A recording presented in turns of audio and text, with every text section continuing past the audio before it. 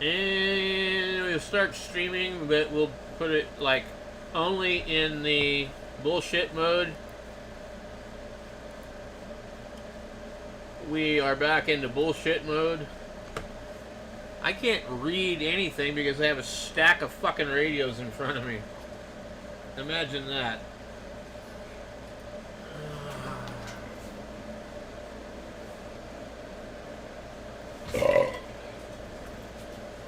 Damn it.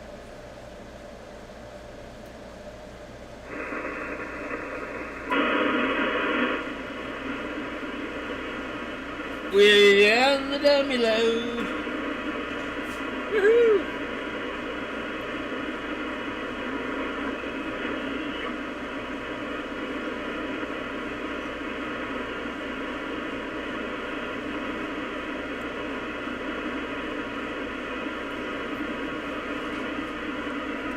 Let me get a different radio. Where's my DX70TH? Is that one HF? HF. It's got a 6-meter connector on the back of it. So, yeah, my hot air rework station is not removing the chip off of the Nintendo. And I have a model 8586, and apparently I don't think it makes enough heat to remove this damn thing. Yeah, I wonder if CB radio is alive. Yesterday, I turned this thing on, and it was like 10 o'clock at night, and all I heard was channel 6. I was like, wow. 10-4 good, buddy. Breaker, breaker.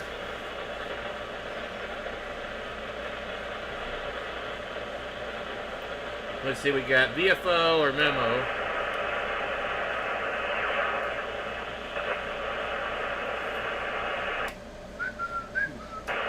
Got a bad match. Yeah. Chinese chicken. Oh. I'm on low power. Oh.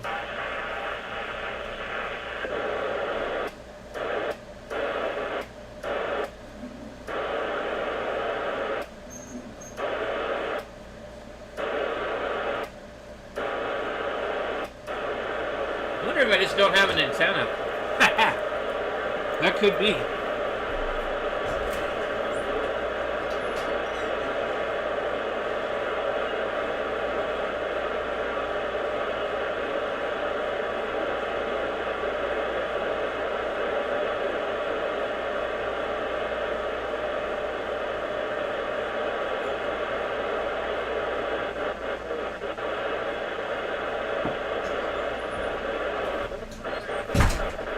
Apparently, I just don't have a fucking antenna.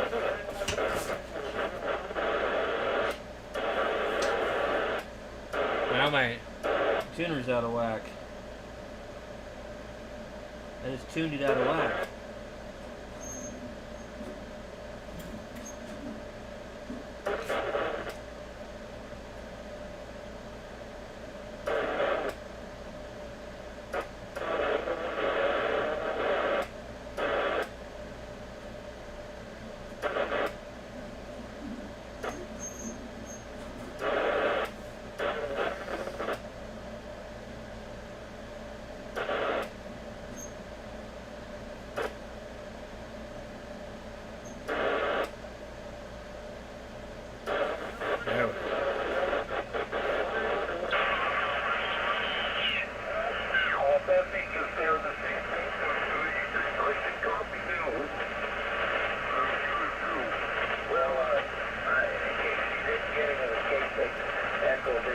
These guys are on some weird made-up frequency. 3857.5. I've been on here a long, long time.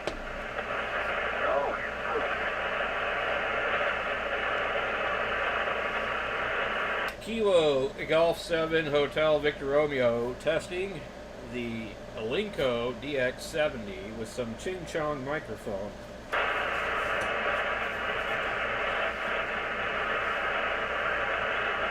Come in, China. Do you got a copy on this Chinese Ching Chong microphone?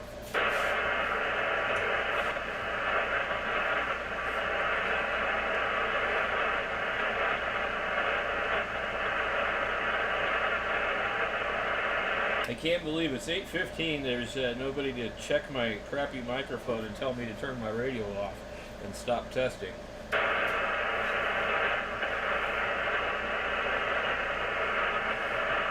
This just really is proof that ham radio is totally shriveling up like a California raisin.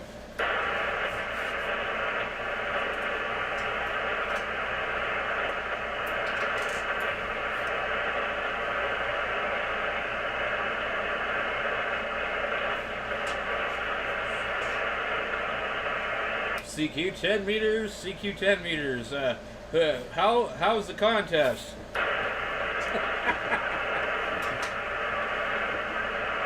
You're 5'9", again? I'm sorry, old man, no copy.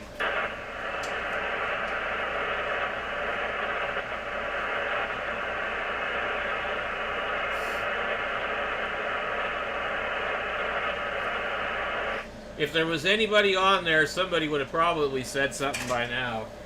I'm on 80 meters on 3853, but it's weird.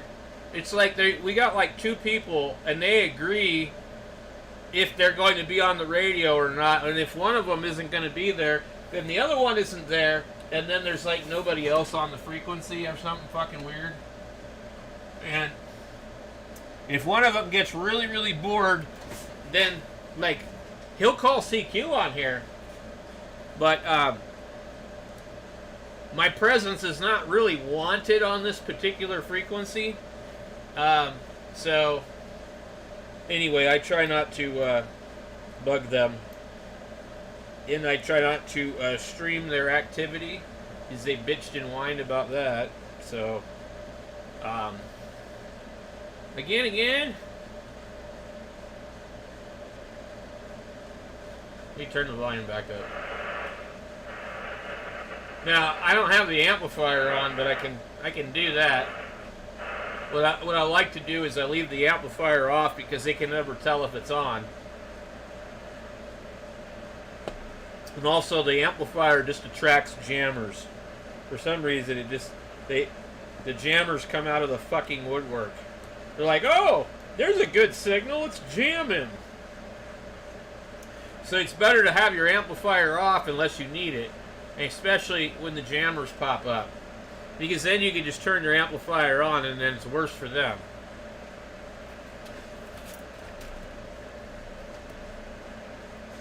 I should be there every day on this frequency, or are you talking about? These guys don't want me on here because I'm not. Well, I'll be quite honest. If I start talking about prison and stuff like that, they get real nervous. And that's why they don't really want me, they don't really want me on there. So, I think there's a couple of hoity-toity people on here that a particular person tries to impress. And so, he doesn't want some ex-convict to be on the frequency while his doctor or pilot buddies get on the good old ham radio. Unfortunately, the world is just not quite like that. And I don't really understand. What is this? Whistleblower reveals the largest mass surveillance. Flock cameras. Well, I already fucking knew that. Yeah, anyway, they don't really want me on there.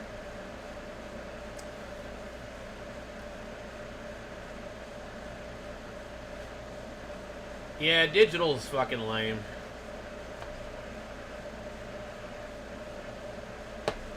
I don't really think they can track FT8 either, though. I mean, wouldn't it be kind of hard? So let me see here. I've got this other radio over here. I can turn it on, and I could go on the dummy load here. And I could go, I could just talk to myself like this and see how I sound. Oh, yeah. And you know, I might possibly bleed over on the dummy load into my massive antenna and accidentally radiate some local douche waffle. Testing 1, 2, 3, 4. I think this thing is probably... It's off. You're off frequency, sir.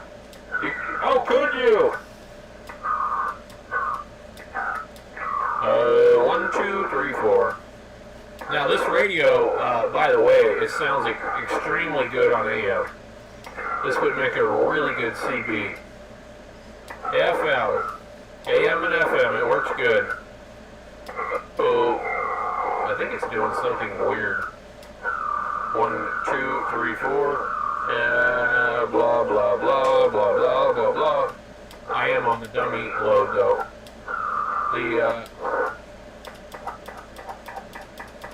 I feel like maybe the mic button is kind of, seemed like it was kind of cutting out.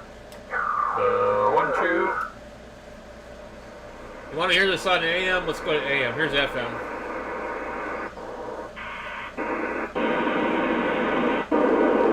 Alright, breaker for FM.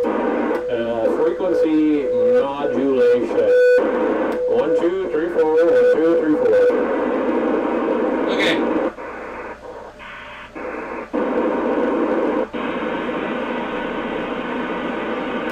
Alright, that was screaming! Let me turn this thing down. Hello, channel 6. Yeah, the Alinco DX70 absolutely fucking screams on AM. I have to turn this thing like way down. So let me put it right where it was at. Okay, you hear how loud that was? When I go back to sideband, it'll just sound pretty normal, not loud, and I'll go to AM and it'll just be screaming.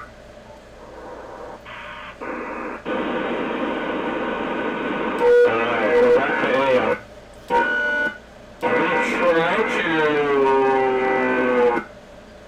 I'm gonna run my attenuator. Okay. I can't get far enough away. It's too loud. I'll put it on low. 1, 2, 3, 4. 1, 2, 3, 4.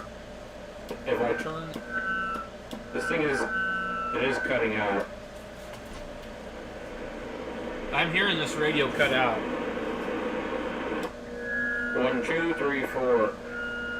I heard it cut out a couple of times. I don't know if this is the switch in the microphone. We're doing 100 watts AM. No, I don't know. No, it's 10 watts. I got it on low. It's doing 10 watts. 1, 2, 3, 4. This radio does not have a microphone gain. You can't turn the gain up or down. It's just, I don't know, I guess it's automatic. 1, 2, 3, 4. Where's Mike at? I'm going to start a new thing. I'm just going to talk from one radio to another radio in the bench. I'll go, hi radio, how are you doing? Well, I'm not actually broadcasting because I'm going into a dummy load. And I don't need to use a call sign because I'm just talking to my other radio on a dummy load. And then I'll answer the other radio into the other dummy load. And then I'll say, I don't have mental health problems.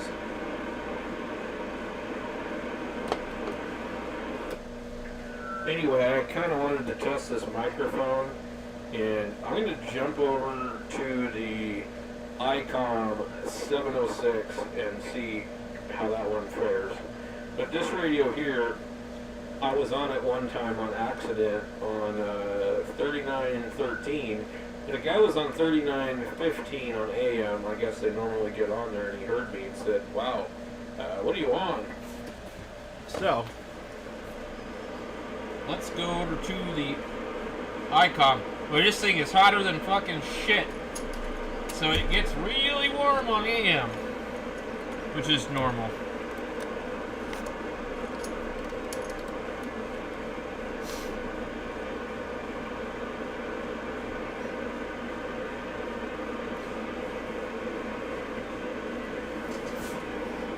Well, why does communication need to be digital in order to surveil it? You don't need digital to surveil. You can surveil analog. Analog's not exempt from being recorded. I don't believe there's an advantage or disadvantage to either one of them for surveillance. They have blanket SDRs that just record all frequencies all times and store it some fucking place in an AI data center.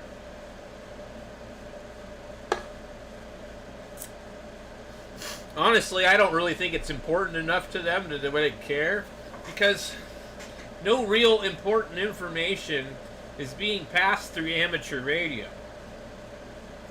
You know, if there is any important information being passed, it's out of the band. It's somewhere else. It's in another country. It's not here. So wherever amateur radio idiots reside, they're not worried about what any of our dumbasses are doing. Oh, well, I don't know. I don't think they give a shit about ham radio, and it's basically nobody's going to be dumb enough to broadcast any special information on amateur radio.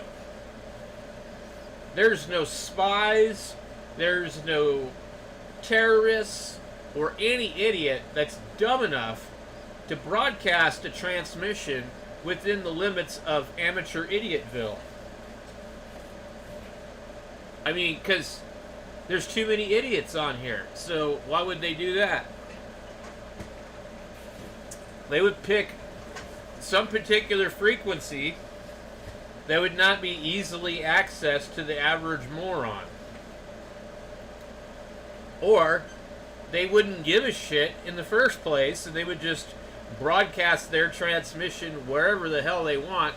Like, the FCC acts like they own the fucking earth and the airwaves. But other countries don't abide by the FCC's rules. All these places in the Middle East, they don't give a shit. They do whatever they want to do. They're like, oh, you have military satellites? Oh, well, we'll use them if we want to. What are you going to do? There's a bunch of military satellites being used by foreign places, and they can't do anything about it because they're open satellites, and they're using them. What do they call it? The AMSAT pirates? Arrgh! Okay, we're on the 706. Let's see what we get. I gotta adjust my tuning step. This one doesn't really step through the bands. 38, 53. Yeah, right there. Alright. Let's make sure I got a dummy load. 1, 2, 3, 4. Woo! 100 watts! Hello! We got a little bit of SWR, which is kind of high for a dummy load.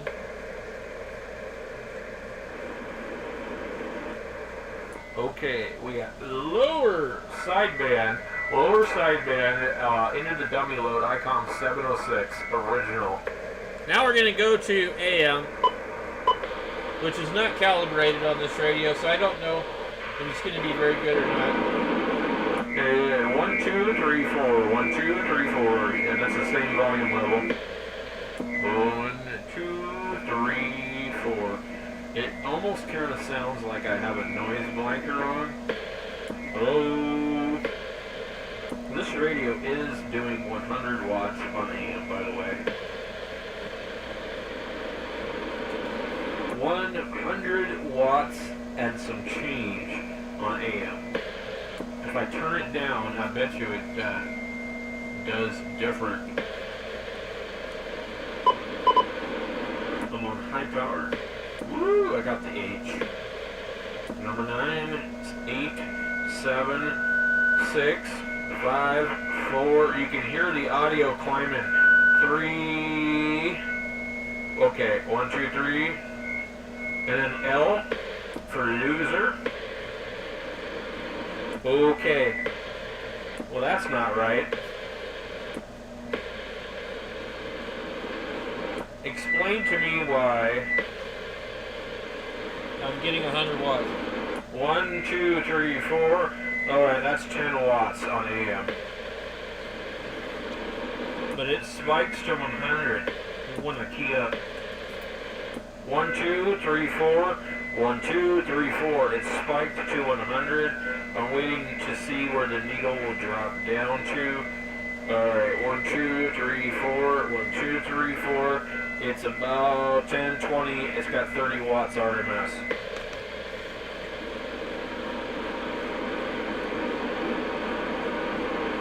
We add a little more attenuation. Whoa, 1, 2, 3, 4. 1, 2, 3, 4.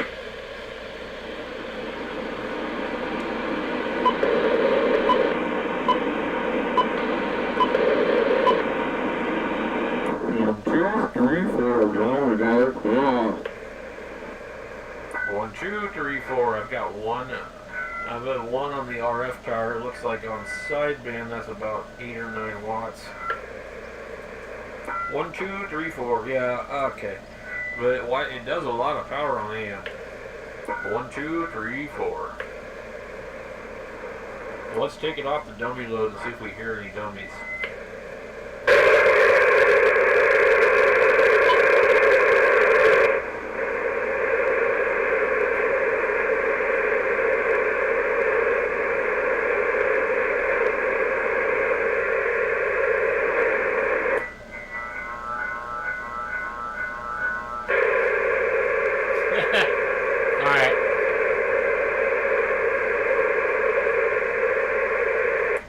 Test 1, 2, 3, 4.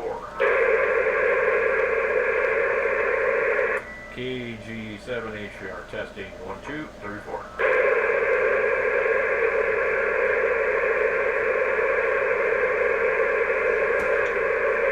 I gotta find a better frequency to test on.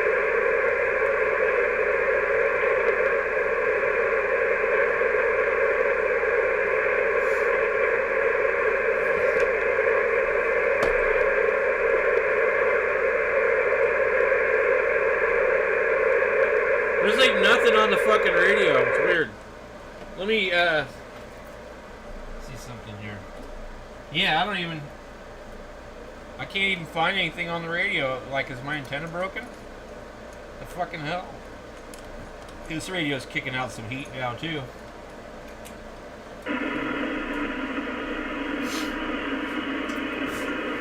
I need an ICOM microphone. Here we go. Let's try the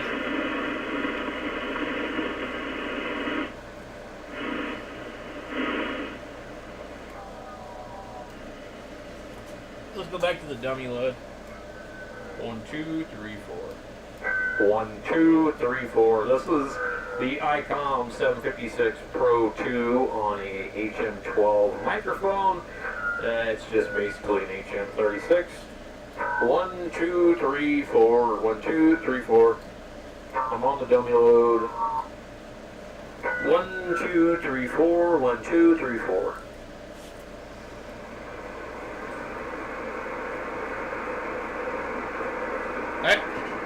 I've got to check my antenna. Hold on a second. Is it bad to put a 50 ohm resistor in between the feed point of my antenna?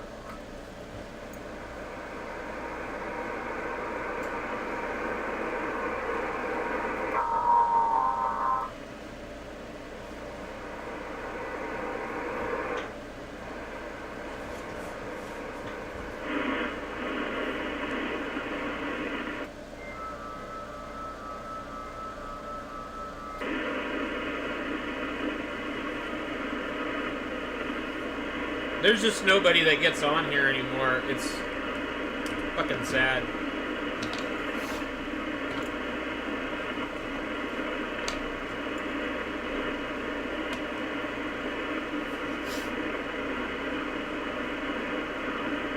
I don't even hear anything.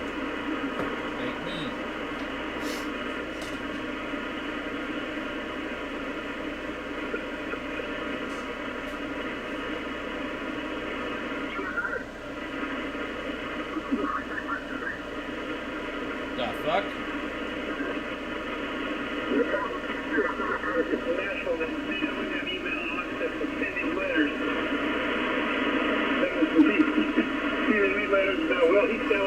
I'm on 3927.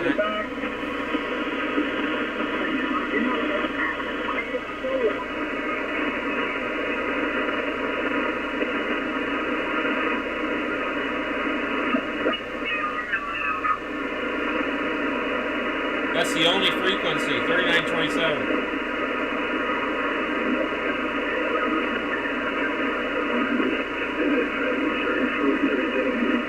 Whoa!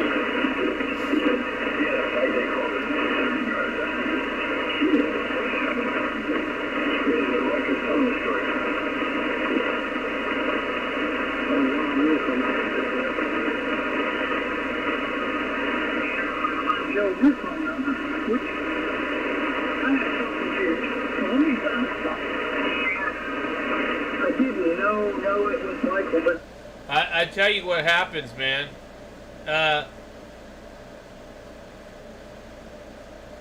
Baby boomers are so prevalent and likely to be hams in this era. Yeah. But what happens is they hear me on that frequency, they just turn their radios off.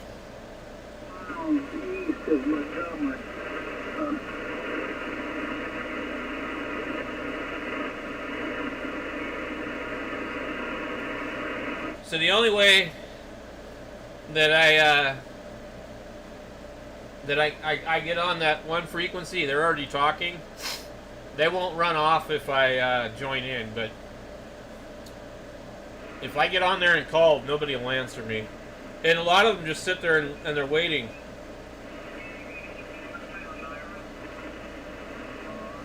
You know, I'm waiting for that W7MBR guy to pop up with his weird ass stories, so I can stream his bullshit. I wonder if he died. You should look him up. W7MBR, Masturbator Radio, Captain Masturbator, W7 Masturbator Radio, QRZ.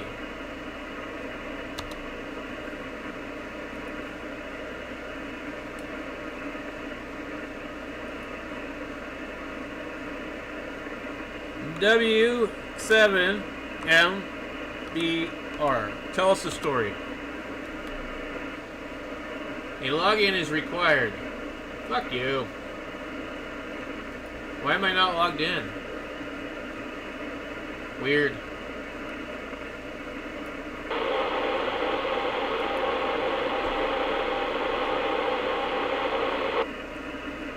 Yeah.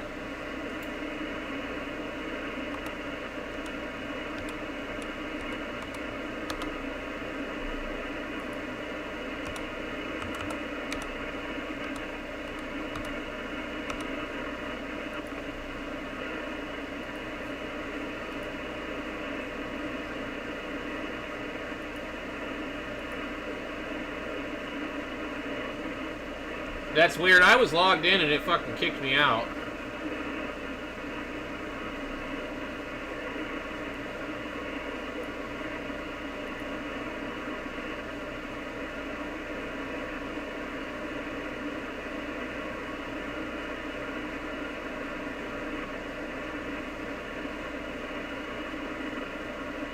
Did he ever change any of his pictures, I wonder?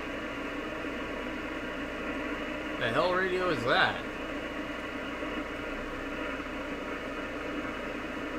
There's some like little toy radio on top of there.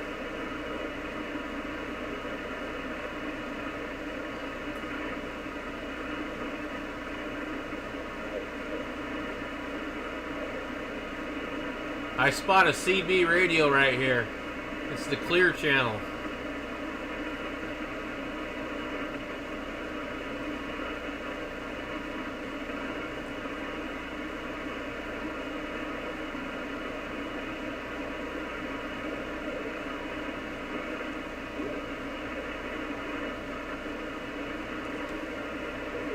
Where the hell is that? That's a new picture.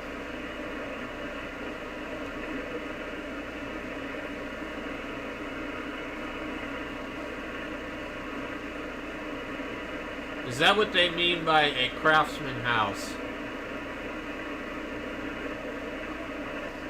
I need a fucking tower up that high. That'd be great. See, that's what Washington looks like. It's all green, you know what I mean?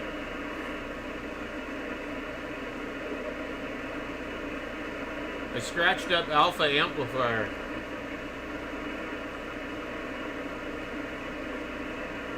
Oh, that's an illegal fucking amp right there, buddy. 3 tubes. Yep.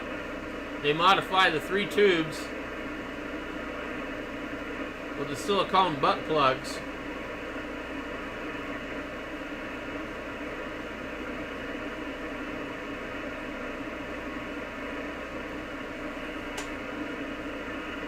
Start chunking the repeater. What in the hell is all this shit? I don't ever remember seeing any of this stuff on this, the SDR operating position. How is that the SDR? Oh, I see. See, I need some tables like this with a fake brick wall in the back.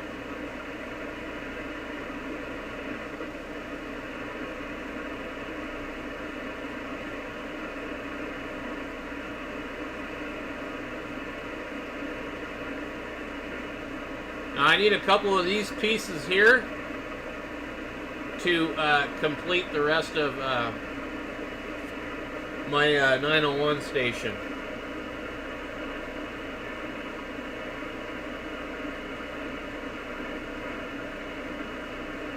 That guy's got a lot of fucking radios. You know, that's really strange that somebody would have that many Kenwood twins. There's a Kenwood twin. Well, these two are the same, maybe.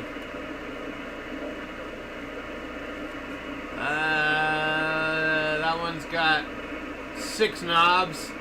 That one does not. That one does. That one does. I don't know. They could be all receivers. Hey, it's a Palomar Skipper.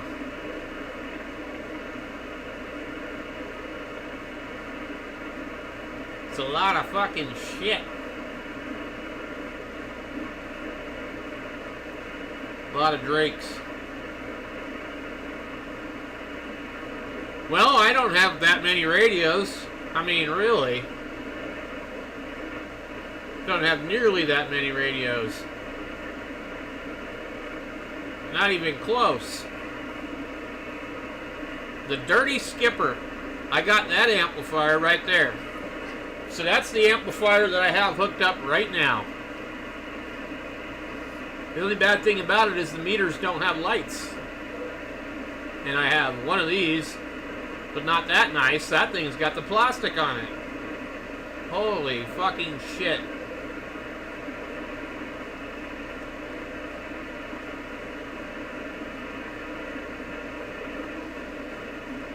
But it is quite the deal there.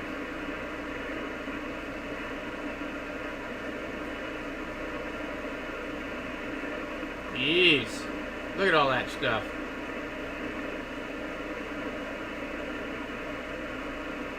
Oh my God. Collins and Collins and Collins. Drake and Drake. More Collins. Holy shit.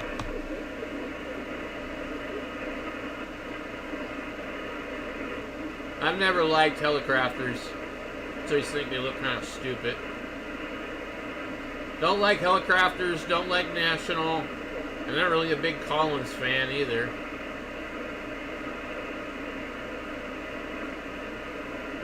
Interesting vintage room with ugly dolls on the wall.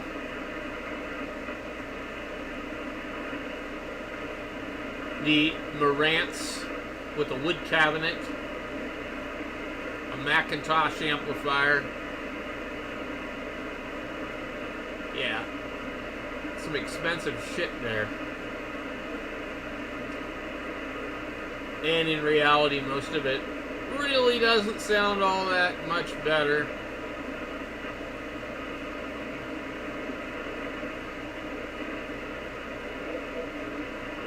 The famous high gain, high tower, vertical. Interesting.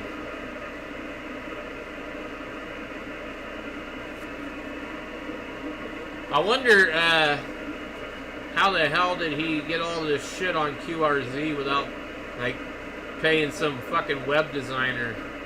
It's a lot of work to do this with QRZ.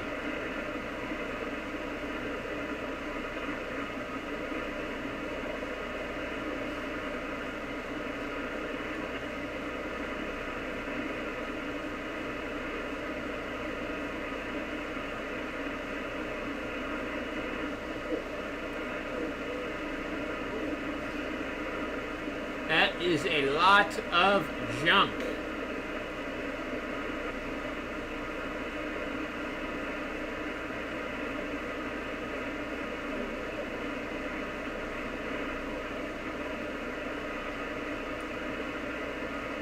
I haven't heard him on the air in a long time, though.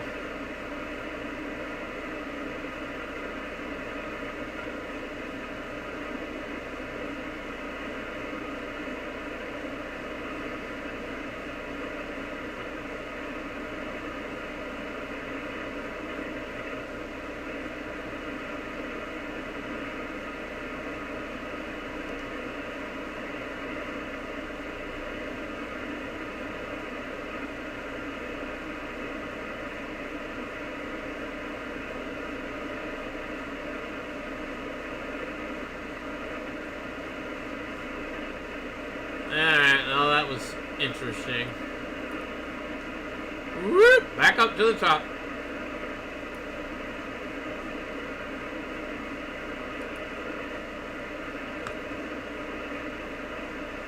Born 1946, which makes him like what?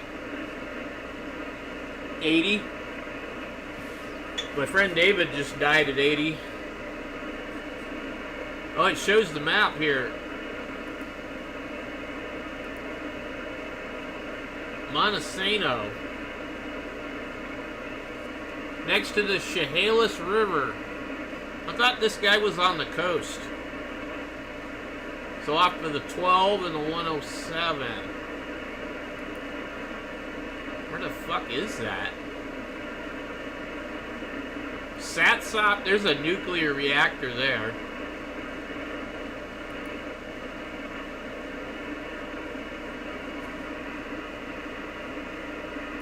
Let's see.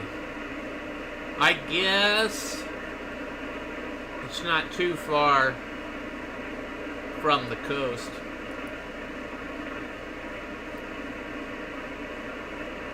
Tokeland, Bay Center, Ocean Park, Long Beach. Why was I thinking the guy was way up near the top? So he's outside of Aberdeen.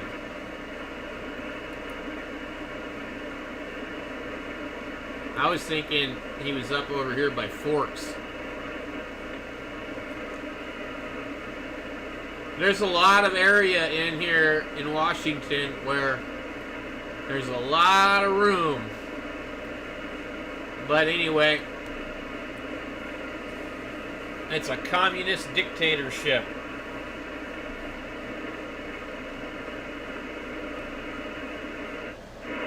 Let's see if we can find something on the radio.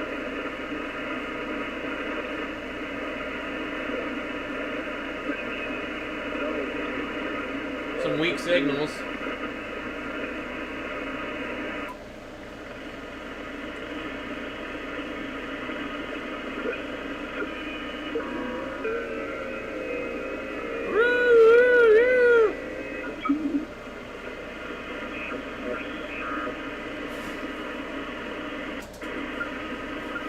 am I going to do with all these radios, Eric?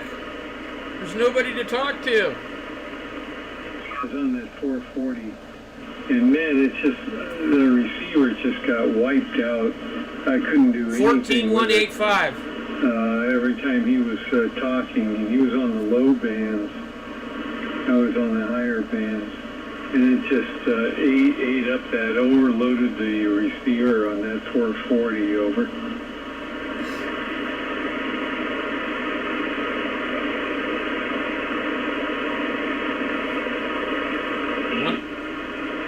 I wonder where that guy's at.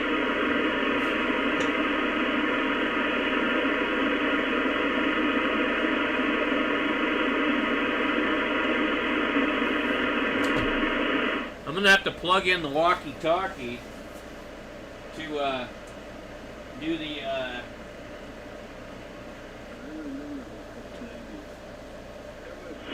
Later on, something, a 450 or something, Kenwood. I was never impressed with any of those compared to the 830.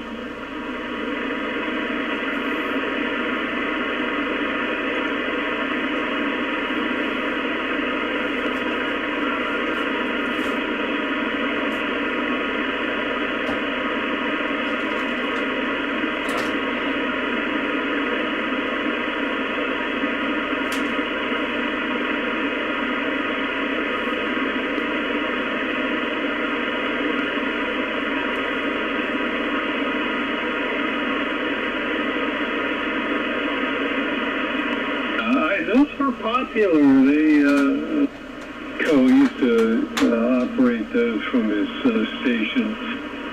And, you know, having the 440, you'd think it'd be a little more advanced, but actually I never cared for it. It was okay radio, but it wasn't. Then I went and I ended up with two Alinco DX70s. I wasn't all that impressed with those, Bill.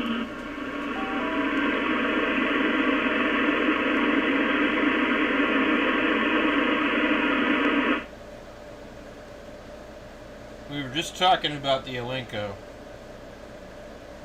13. Kerchunk!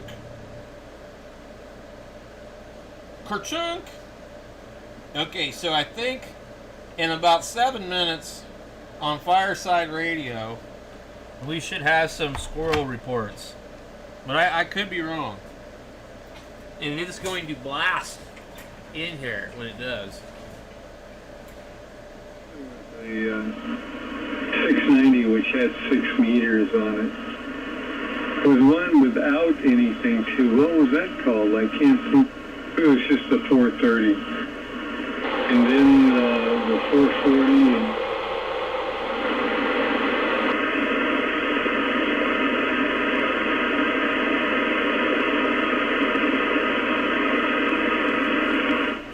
well, I just don't think there's that many people on EHF anymore, and I think the East Coast is definitely more active, but yeah, I don't think it's the same as it used to be.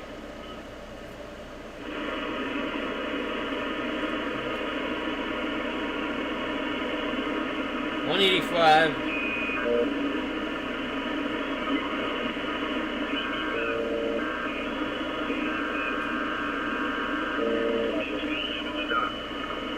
We got somebody on 14235.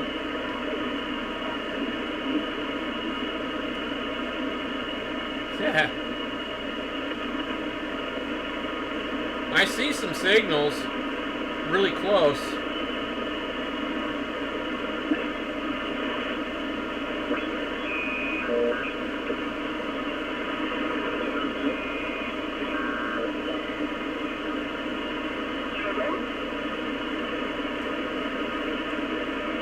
Meters is not real alive. Yo, 5-9, yo, 5-9, over.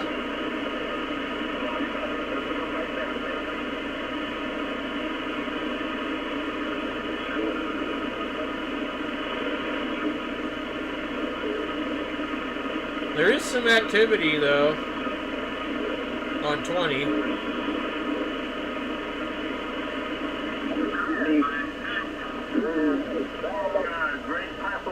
to Australia here at about this time every night. So, fantastic. And thanks for 5'9". You're about a 5'5". Central Texas. Go ahead. He sounds drunk.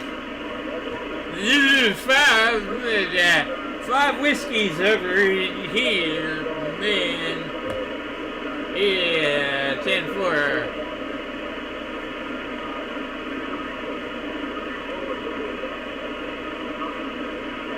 Coda, co-founder, reveals what's next from Queer 5, your local gay YouTube channel on Queer RZ. Q5, Q5, Q5. You're Q5, you queer. Hey, Roger, Roger. I guess you might say I'm a little salty with QRZ. Queer RZ. What do we got here? A 1000 MP.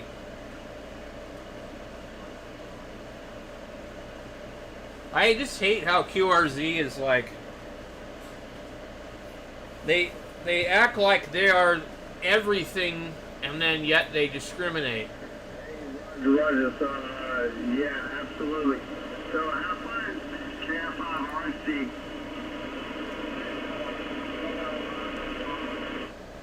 A 1000 MP for $625. I think that's... I sold mine for $650. This is probably an early one, though. Yeah, this is an early one. It's not a field. This is a 100-watt early MP. I really like these radios, but they are not that great. They're just cool because you can plug them in.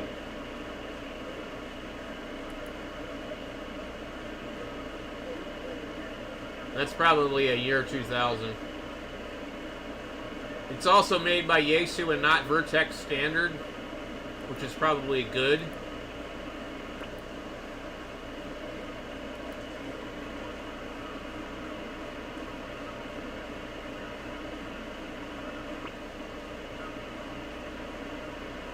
DMR Rhoda.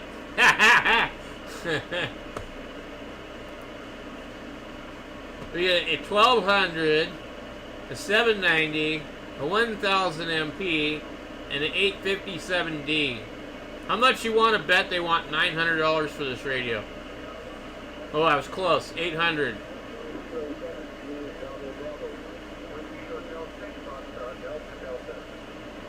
The last one I saw on here was $900, and it said it had a bad display. There's a TS2000. It's going to be $900. Maybe even more. $1,200 fucking dollars for a TS2000. $1,200. Holy shit. The Zygo G90 with extras. Hot spots in the park.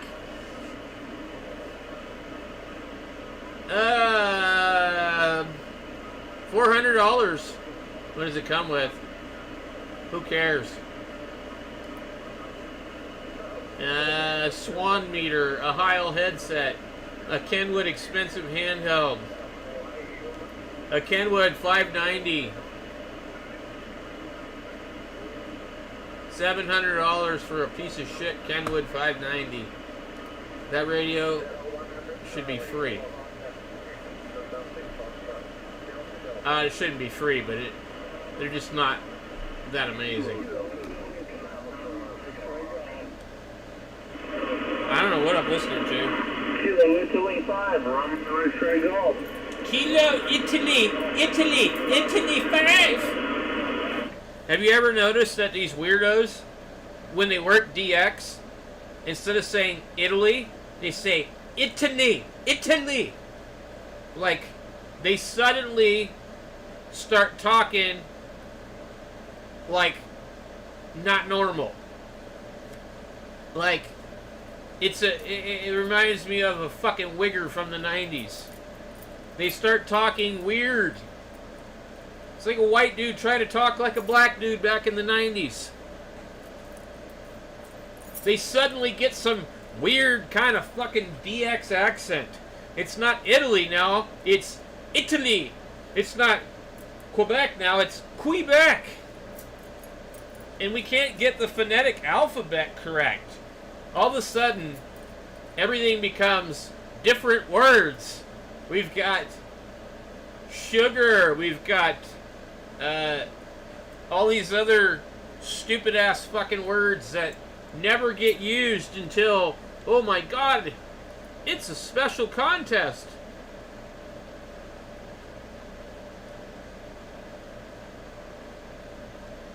What do we got? 950 on the 991A. Italy, Italy.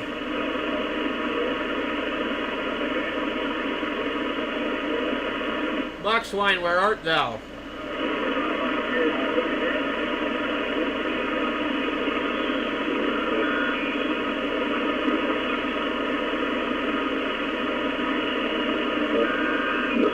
I'm using my backup antenna because my Yagi's out of commission because we had some high winds here a few months back that, My Yagi! knocked my Hey, Yagi! Mr. Miyagi! Mr. Yagi! 2-year-old Sapphire Yagi is off the air for now. Oh my god, your Yagi's off the air. I'm running What are we going to do? a Flex Radio SDR 5000, the older Flex Radio. Oh my Two god! amplifiers that run about a kilowatt. How could you do that? Wire, a very much compromised antenna. QSL. My antenna is compromised like my brain. Yeah, well, that's good. I'm glad it is. I'm glad it is. We got good conditions right now. The band has been terrible all day, and all of a sudden we're getting some openings.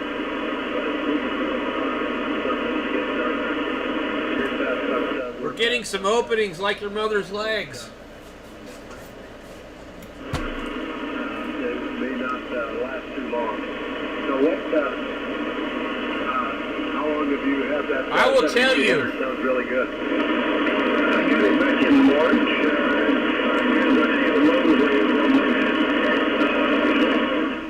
Too hard to hear.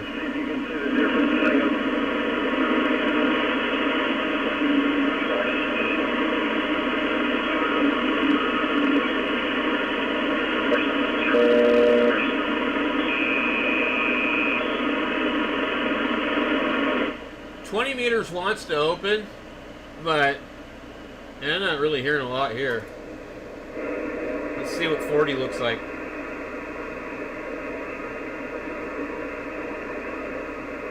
Papa 4 Romeo, I didn't get the full call.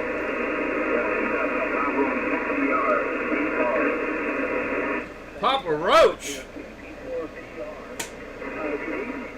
Papa Roach 4 Kilo Tango. Located in Idaho, state of Idaho. 4 VR, property 6 Korea, over.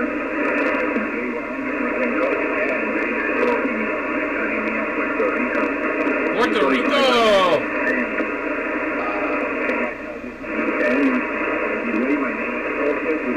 Puerto Rico on 40.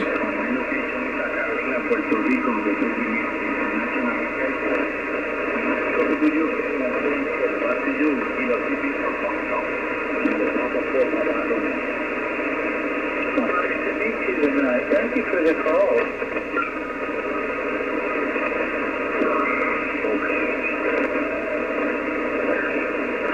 What's the 590 plate, California? Thank you, Kathy. Line number 6.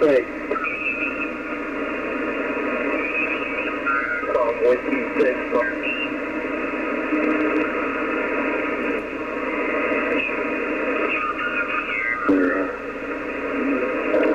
Yeah, 7200.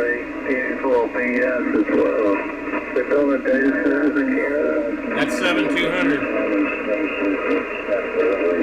Yeah, I don't think they are. I think if they were, easy wouldn't have been home with everything. But not only that, you got a lot of Let me just put it on the damn actual thing. We got, I wonder actually it might even already be up.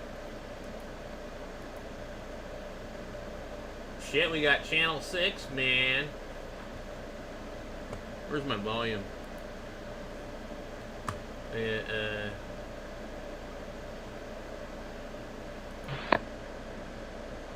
Where's the sound? 2232. Okay, what am I good for? And what's happening right now is just that I do believe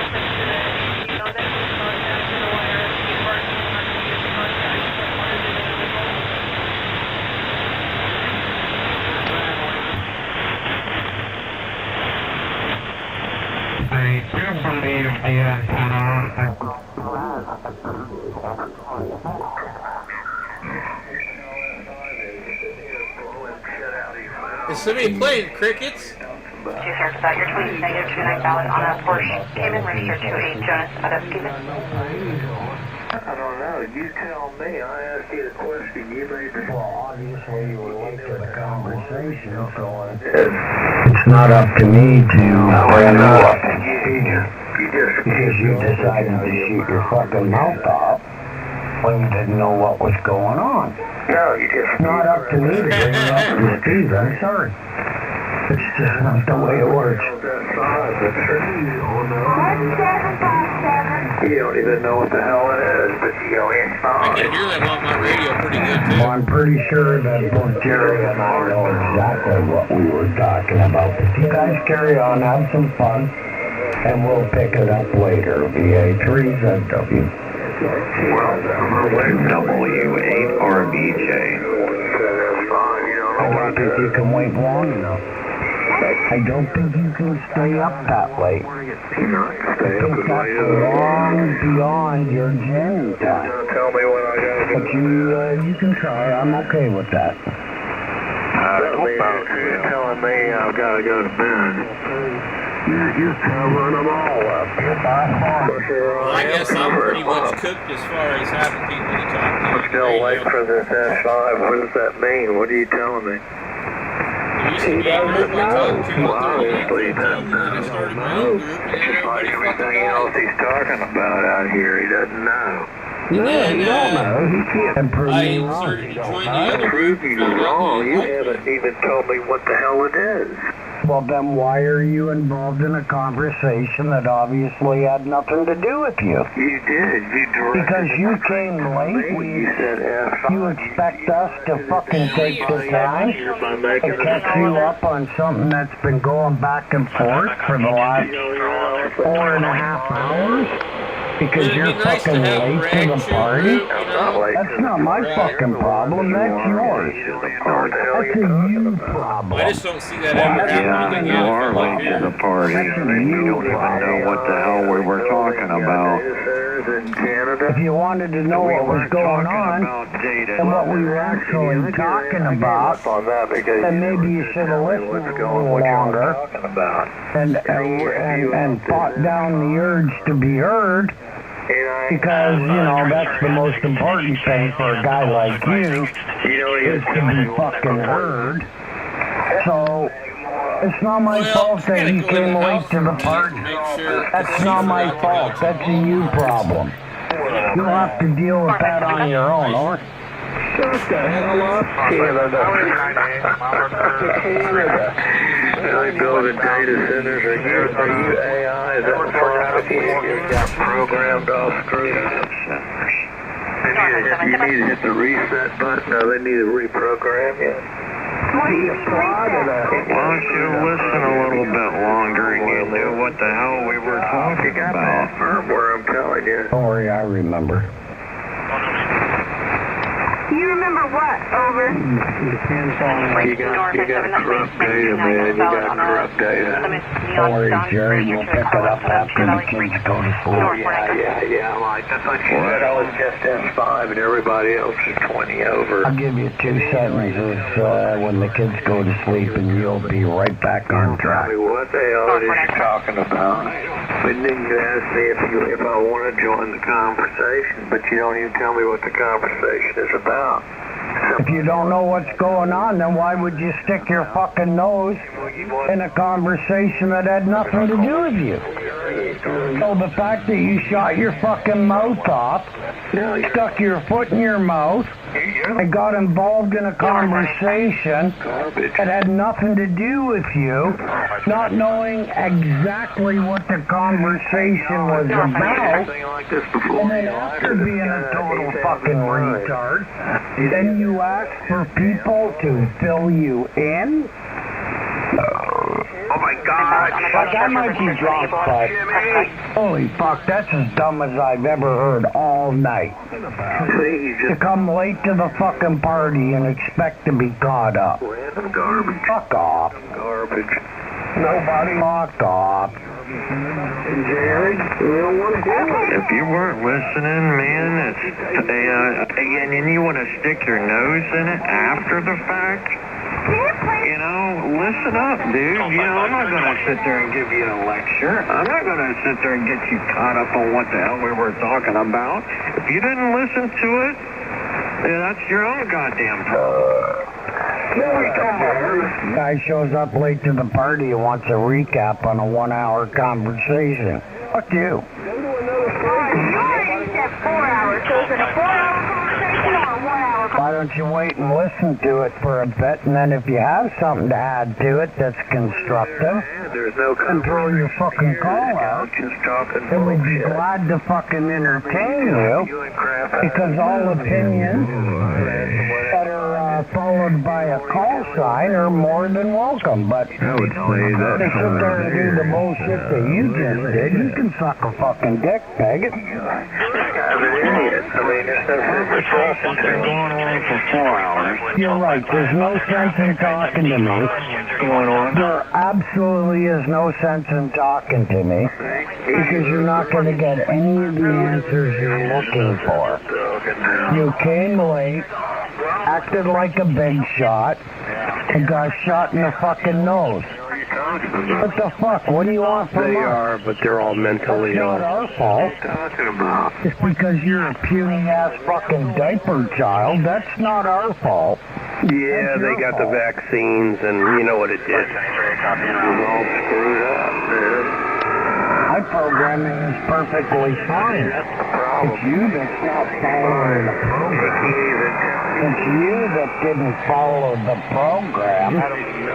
Obviously, must be a Republican. Or, pardon me, a Rape-Publican.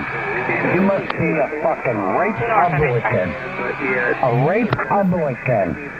You must be, you must be, you must be, you must be.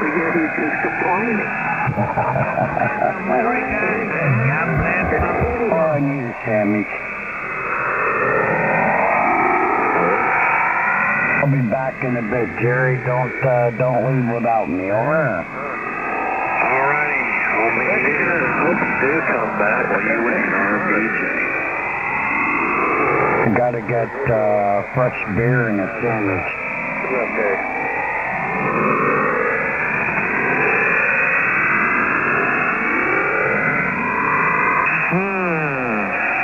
4K, huh?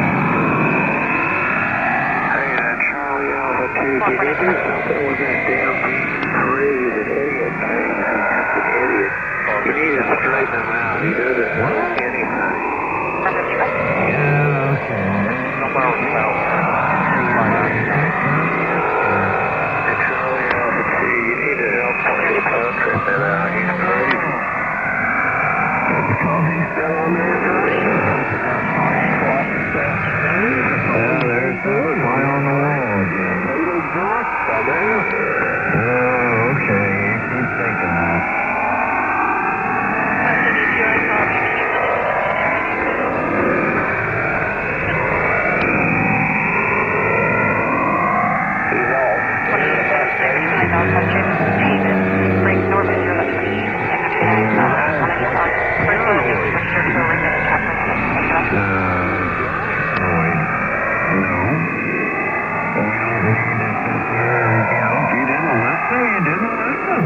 It's that simple.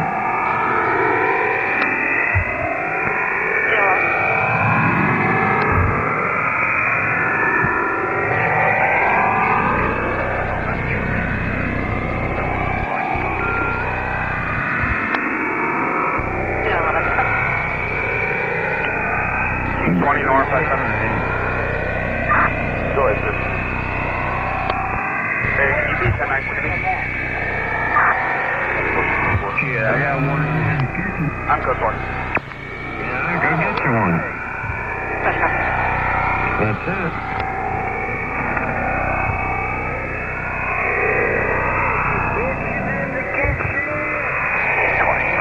No, not right now. As long as you see her every day, she's alright.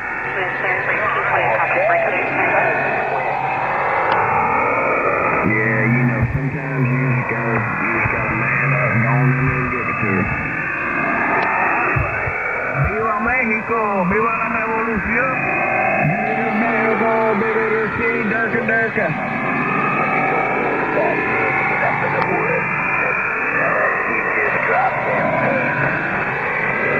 Oh, yikes. Uh-oh.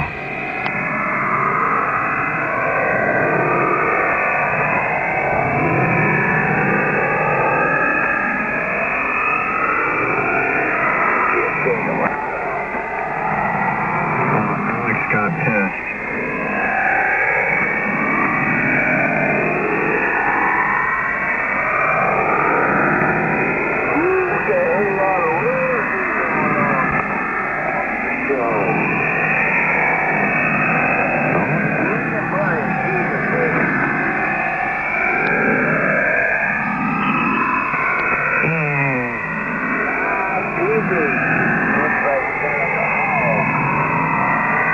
Well, at least we know she ain't gonna run for it there. Let's put a big old prophylactic over her. Ain't a Magnum XL. Magnum XL. That's all you need.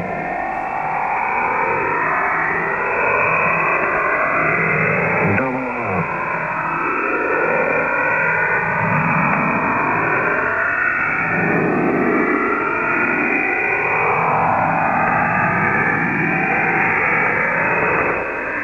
Yeah. Oh, look at that. Mm-hmm.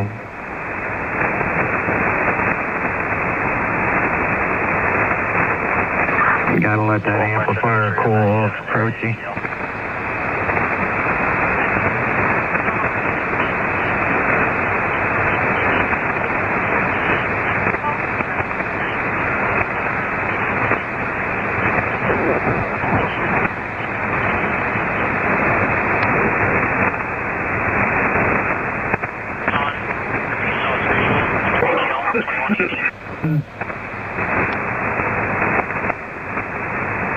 Jerry.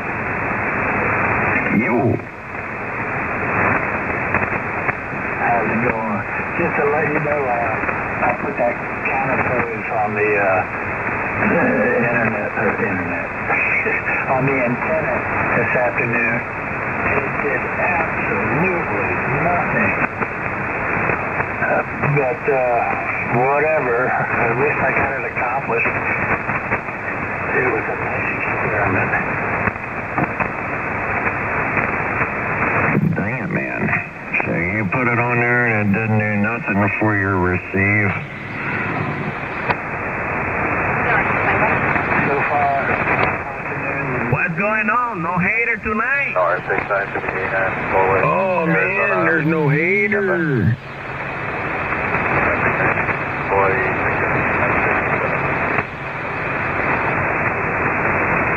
25 over here tonight. Oh, gracias, appreciate it. Very big signal down here in Birmingham. Right interest.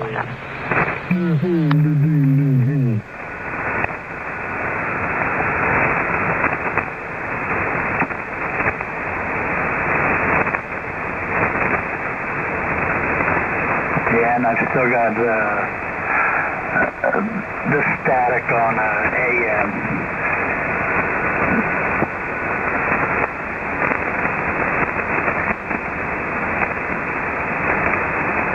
I can learn to deal with it. I'm 97 at Canyon.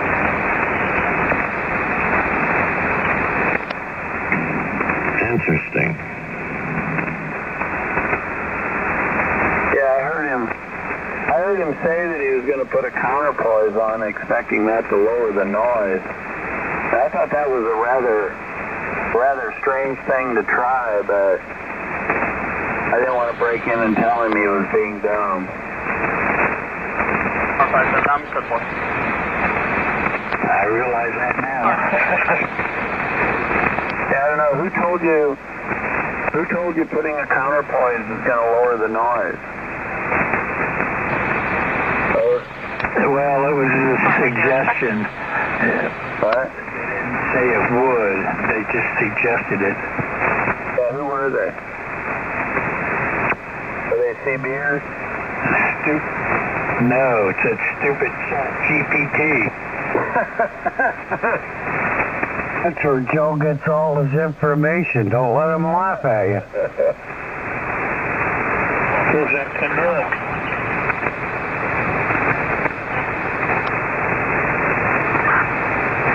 I don't know. I've never. It was just one suggestion there. I've never heard of anybody try to lower noise by putting in a counterpoise. I've never heard of that, but I don't know. Maybe there's some case where it might work. Is it a local noise source? Yeah, it comes from your station. Solar. Damn goofy ass Canadian on there, Joe. The goofy ass Canadian here of Joe. Smoking pot. Yeah, he's Do you hear the goofy ass Canadian Joe? Do you hear him? Can you hear the goofy ass Canadian Joe? Can you hear him over? Canada, because they've blown his mind. Well, that would take a small breeze to blow his mind. You mean a leaf blower might do it? Well, you know, I see too much in this world. It doesn't take, there's not much that fucking phases me, but carry on. He's back. Yeah, he's totally. We were talking about him, and he was saying something about his everything. Is that like common? That helps your transmit. What are you talking about? Everybody always thinks they know better, right? They don't know a guy other than his persona on the radio, but they think they know everything. The only thing he reads is a magazine. Well, that would probably be too intellectual for him. Dumb it down. He's just a goofball, and he thinks he's like goofball with an IQ of 139, but I'm a goofball. Okay, special. Right. Yeah, I can tell. Okay with that. Yeah, I sense that. That's what makes you feel better, Joe. I'm okay with that. Are y'all building AI centers? Y'all have data centers there in Canada? He doesn't. No, we don't have any of that fucking stupid shit up here wasting our water. Wasting your water? We're not like the Americans where we gotta have that shit. Be left behind. Y'all be like, y'all kind of. We don't need that shit. And the Moroccans, I don't know, they might be built. We have a few data centers over here. I mean, that's obvious, but we have way stricter regulations for them, so we don't have a bunch of them in a small congregated area like you do, state through state through state, but we have a different outlook on resources like water and so on and so forth. VA3 Yeah, if you crash your plane over there, they might eat you. They might eat you, you know, if you crash your plane. Is that what they do in Kansas? Because y'all ain't got no data centers? You're making no sense at all. If you want to have an intelligent conversation, I'll entertain it. But if you're just going to be a fucking idiot like that asshole Joe that you're talking to, then just continue talking to Joe and get him out of it. Because you're not quite smart enough to carry on. Hey, it said he had a signal sitting on the table there from where he was last night. He's got his priorities. Or any other night to how he's propagating this evening. It's not a pound. It's not a pound, Joe. I gave you the exact amount of how much weed was sitting on my desk earlier. So you decided to take that and multiply it by 6. That's okay. Do the math. Do the math. Do the math, Joe. Can you do the math with a calculator? I think they're doubling. You took what I said earlier, the amount of pot I had sitting on my desk, and you multiplied it by 6. No, I didn't. So what do I have on my desk, Joe? No, you said you had a half a pound of pot. That's not what I said, Joe. That's exactly That's not what I said, Joe. Yeah, I heard you. That's not... I don't care what you heard. You heard it wrong. That's not what I said. It was inaccurate. That's not what I said, but I'm not going to argue with a fucking retard like you. Maybe you're illegal. Okay. Now I understand. You're wrong, Joe, but as always, you'll just carry on like you're right. And you do that with everybody. Now, maybe you're drunk and because you cannot admit you're wrong. But that's okay, Joe. Carry on. Joe, the half... Talk to the retard that you were talking to. VA3ZW going for a sandwich and another beer. Food now because you've just been drinking beer. How many beers have you consumed? None of your business. I'm going for another one. How's that? Sounds like all of them. No, that is true because he had somebody else count for him the other day, so he probably doesn't know how to count. Well, you know what? The fucking beer counter the other day dropped out at somewhere between 14 and 17 because they couldn't stay up and keep up with me, so that's not my problem that the beer counter fucking failed. Well, you don't know. Typical American fucking ingenuity, you know? The beer counter was an American and he still couldn't keep up. What's that say? Fuck. He doesn't know how much... At least of RBJ had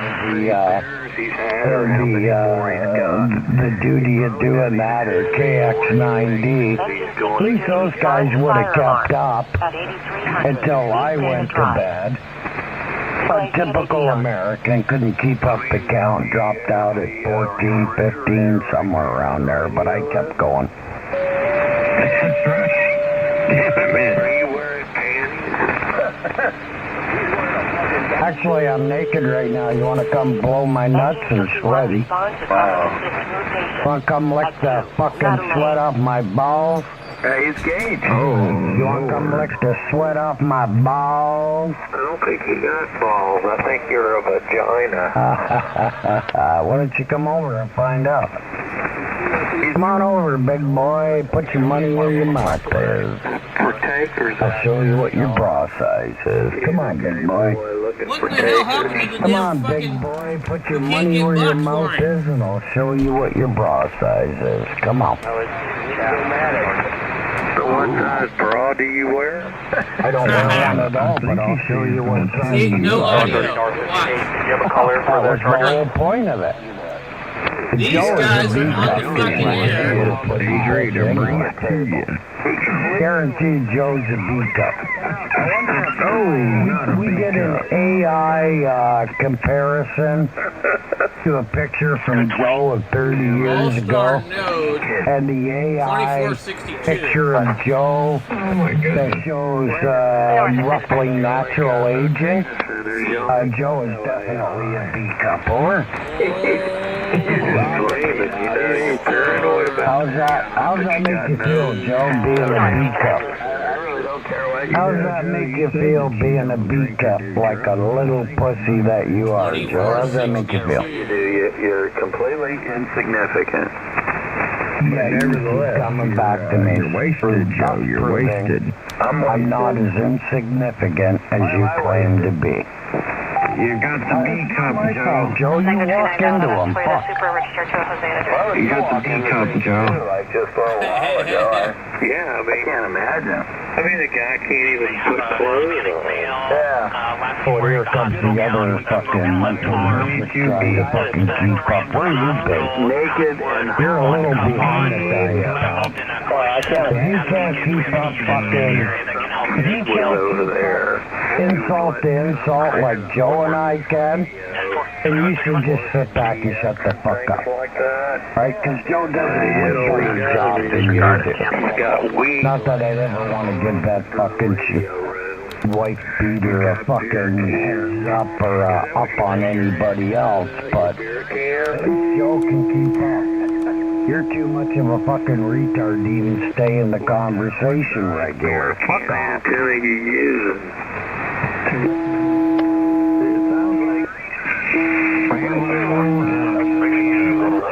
But you know, you're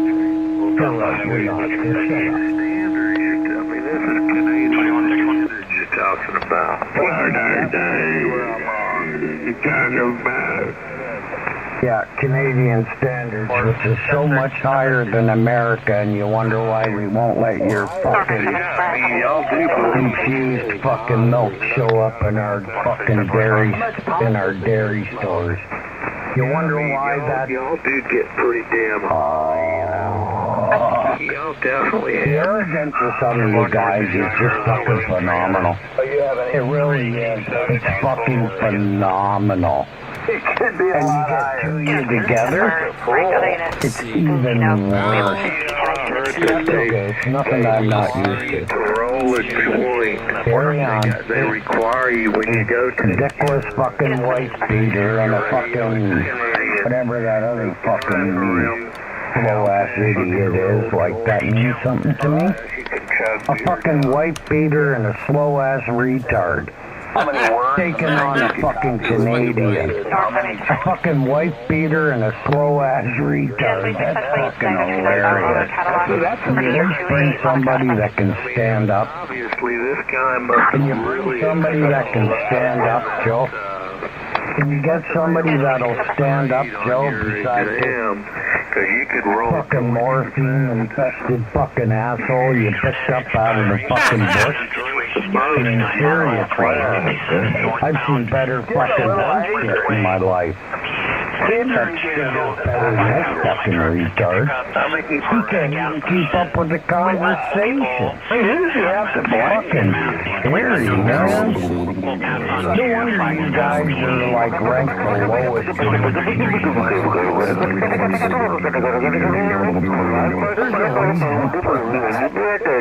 I think you should. School? Did you go to school? No, I drove my ass to school. That's the only thing you I drove my ass to school. I drove my ass to high school. I drove my ass to college. I drove my ass to 3 years of university. What more do you fucking want? You would know a lot about the cleaning service. I didn't need a fucking school bus. I fucking drove. You drove the school bus. I never took a fucking school bus in my life. When I was younger, I walked to public school. When I went to high school, I was fucking driving. I was driving at 16. I was driving at 16. He's really smoking weed. You guys were pretty sad, man. They were singing that. I was driving muscle cars when I was 16. What were you doing? Oh, great story. let's get driving a Droid Star. 78 Trans Am. Droid Star, I was building Mustangs and on the 72. I was building fucking Chargers and satellites and shit when I was 16. What were you doing? What were you doing? That's amazing. Walking to school. I was 16 driving my 78 Trans Am. He's for space. He's for space. Space cadet. Funny how Joe's got some fucking partnerships, so he came back out of the woodwork. He disappeared there for a while. He didn't have any backup, so he disappeared for a while, and now he seems like he's got a little backup till he's back. It's funny. No, you weren't busy. You couldn't handle the fucking heat, so you went and did something else until you heard somebody else come on to me and attack me, and then you decided to come back in and carry on. Your bullshit doesn't fly with me, Joe. I know you too well. I probably know you better than most of the fucking assholes out here. Over. He's another narcissist. In this country, and now there are so many niggers here that they are taking over, and we white people need to do something about these niggers, motherfuckers. Oh, God, here we go with the fucking racist shit. You can't be a narcissist. Bullshit. I guess being a narcissist is what your family wanted you to be. Doing the right thing. It's time to send these motherfuckers niggers back to Africa. And if they don't want to go, then we hang their fucking black ass, or have the police hang these stupid niggers, motherfuckers. Now you motherfuckers heard this fucking asshole, so let's hang these fucking All these guys ever do is play this bullshit. white motherfuckers. There was another fucking nigger trying to kill Donald Trump, our president. These fucking niggers like to commit crimes in this country. What can happen? They can poison around the whole family, you know. Damn, I guess Trump ain't gonna go after I'm gonna have to fucking mute this stream because they're gonna get me kicked off of fucking YouTube. The hell? Damn motherfuckers. Holy shit. They don't have any limits, do they? Okay, I'm trying to find this Droid Star for fucking Windows.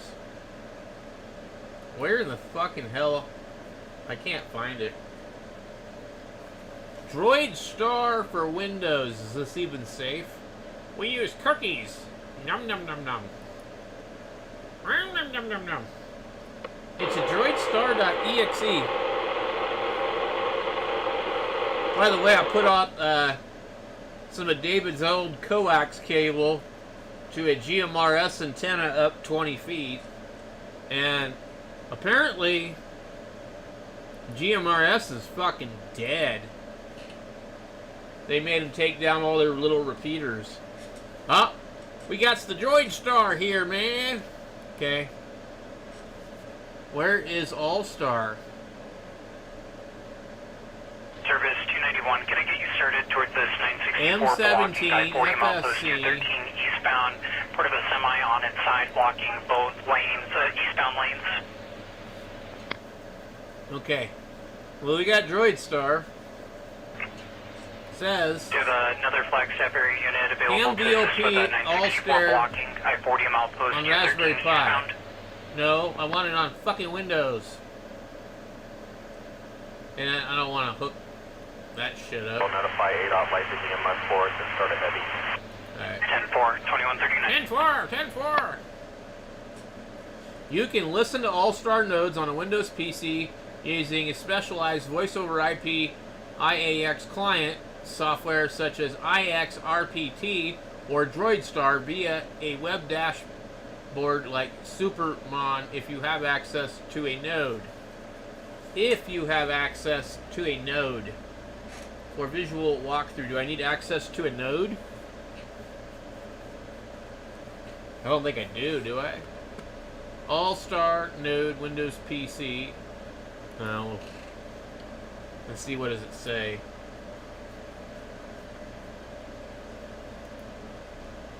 MCA FX Blue.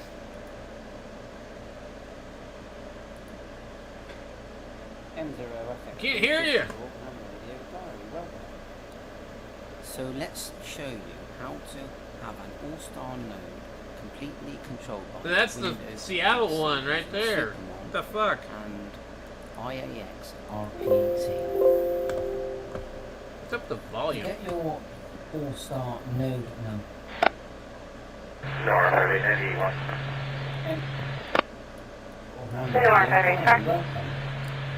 So let's show you how to have an all-star node completely controlled by your Windows PC using Supermon and IAX RPT.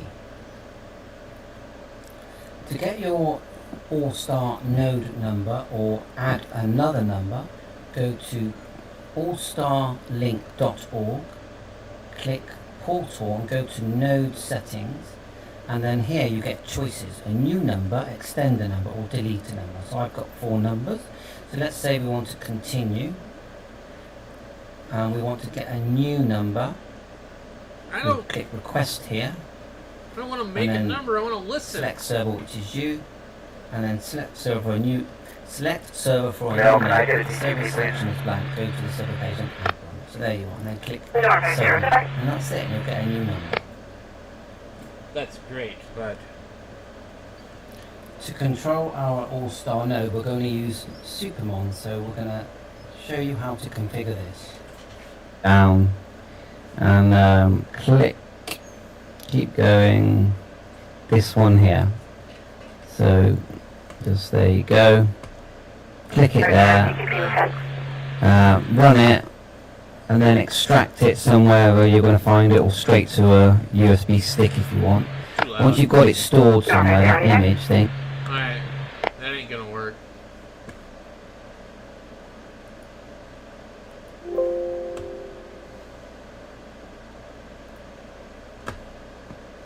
They never did come across Fireside Radio. Juliet India 3, India Bravo Kilo. This is Victor Uniform 36 Delta Romeo. Matra from Japan. Good evening guys, for you right now. And this is Satish from Chennai, India.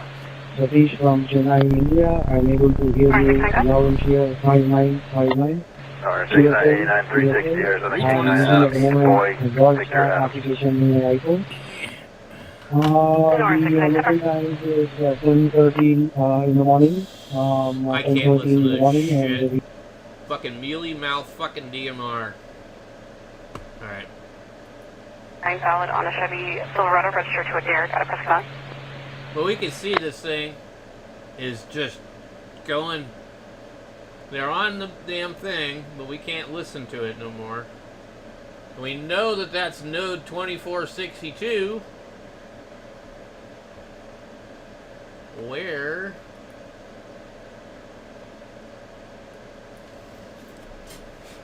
how to listen to All Star on PC.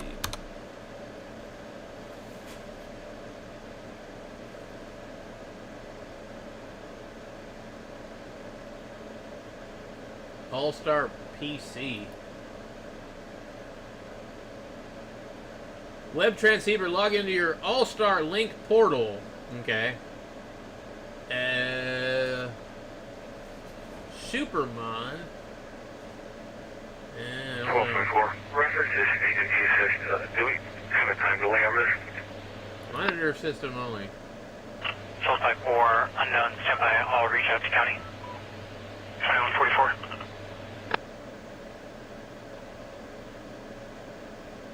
It's going to be a Hispanic male. It's going to have a handcuff on his right wrist, wearing a gown, and a broken arm, and nose left or right. 1250, 10-4, 1254 is asking if we are aware of any time delay reporting. I don't have that. 10-4, I'm calling for an update. Stand by. 2144.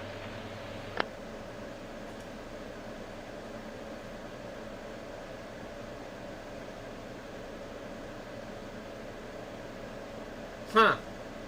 Interesting. Why do they make it so fucking complicated?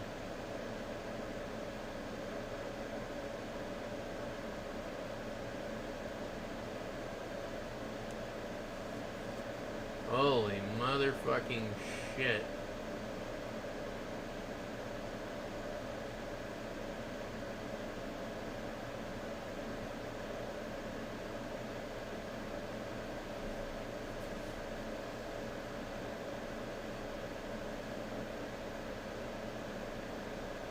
Broadcastify works.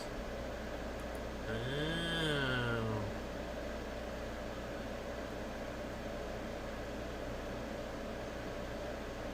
It has been returned. North 50, close 500. Code 4, 95. North 50, sorry. All-Star Link account. 57322, 572, copy check. Interesting. 12573, go ahead.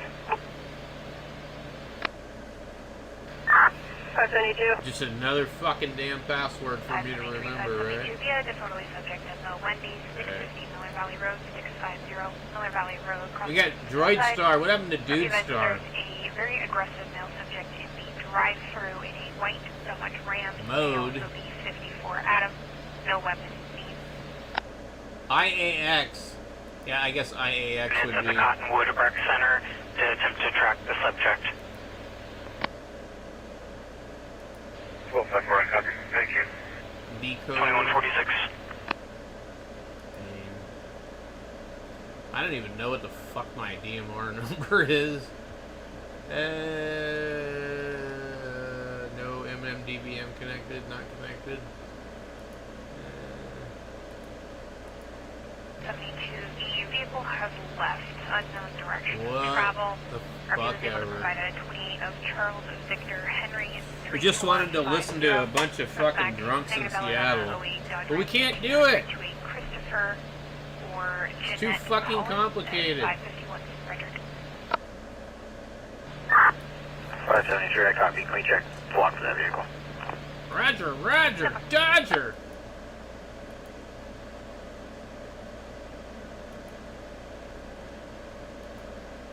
Good.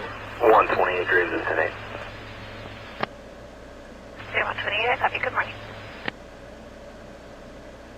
What is Supermon? And let's Check 12 Flag Area Unit. Stand by for 961 US 89 milepost 428 southbound. Silver Chevy sedan versus a silver Mitsubishi Outrider. Vehicles top right, no injuries. We'll hold for available unit and call involved to offer an online report. 2148.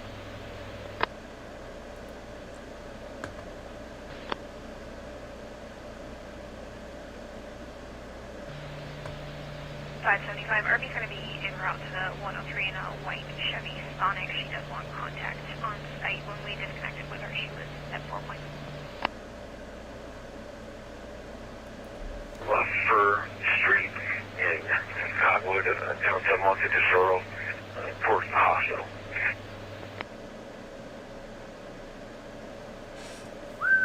For Street, can you 10-9 the other cross street towards the hospital? 1254, it's going to be Monte Tesoro. the Copy, Monte fucking Tesoro, hell. 2149.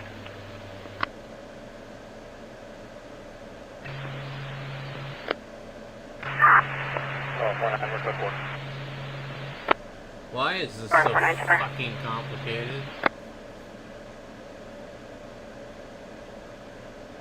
Notified. I wonder if we can access that from their page. 40, I'm 10-8. 480.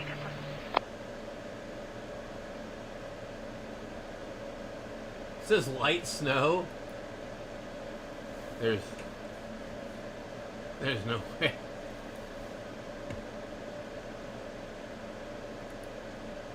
Last flock hit for the truck was at 2130 hours. Okay, can we 573, I copy. 22, 24, 62 full duplex?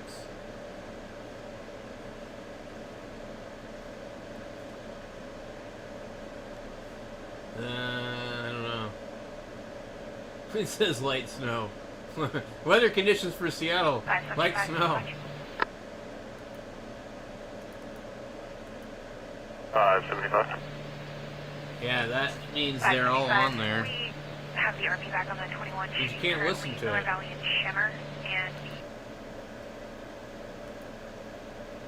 I have that one open.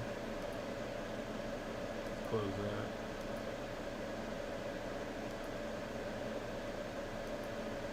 We need Dude Star.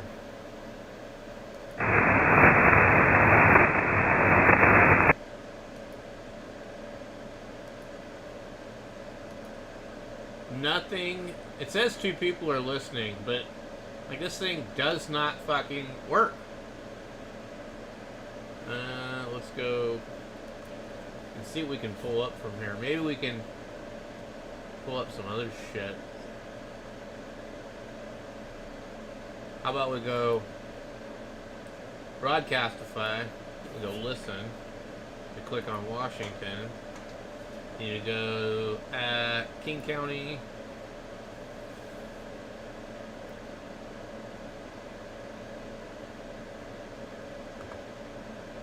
or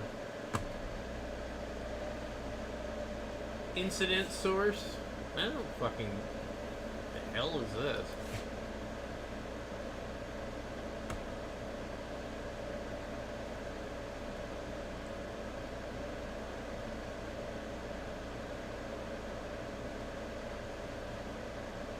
It's not even listed on here. That's interesting. Public safety. Let's go amateur radio. Okay. Browse by county. Top feeds. It says it's right here. We have the Lake Chelan Amateur Radio Club. We have the All-Star Clear Node in Spokompton.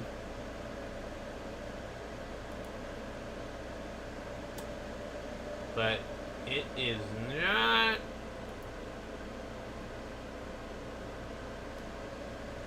They must have done something that pissed them off, where they've just disconnected their thing from there. How in the hell can I listen to the All-Star node on the computer? Because they're not broadcasting it on Fireside Network. Now this voter scope is the net. And it's on node 2462, but I can't find any easy way with All-Star Link to run it on the computer without creating an account and maybe even having access to an actual local node connected radio.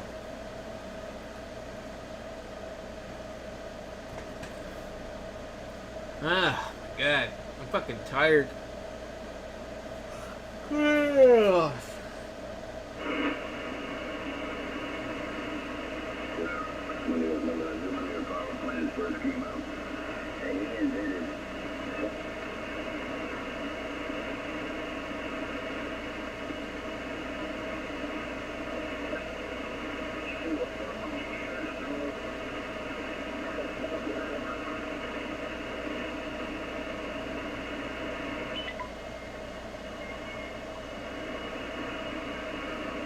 I swear, I'm gonna have to start getting rid of fucking radios, man.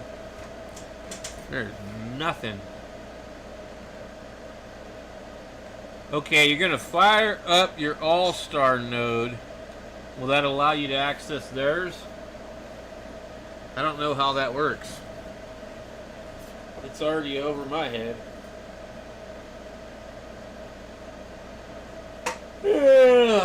This thing said if I downloaded Droid Start and I used the IAX, but I don't know. The problem is I don't have an account. And I'm sure that they wouldn't approve it right away.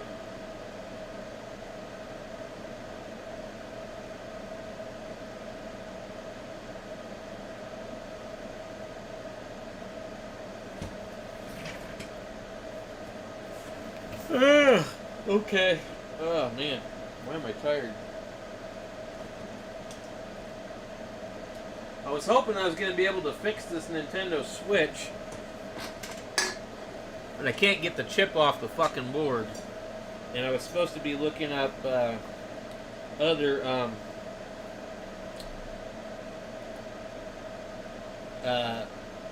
hot air rework stations. 73 with Victor Uniform 36 Delta Romeo, Alpha Stop Foxtrot 4, Julie Charlie 73. I would say maybe unless it's a small component and or it's using leaded solder to fix it to the board. Because there's times where... Okay, let's open this.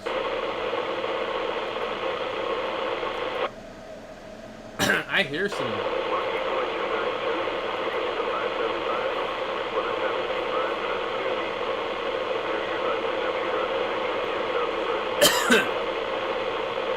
I hear some GMRS. Real weak.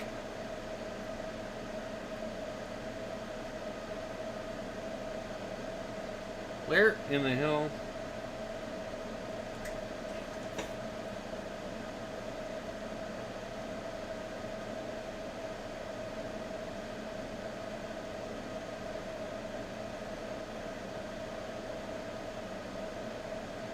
Okay, if I'm watching this video on here, I should be able to find it on here. Where is...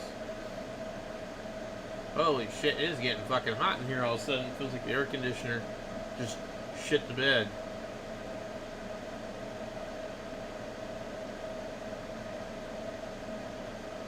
What in the hell is this?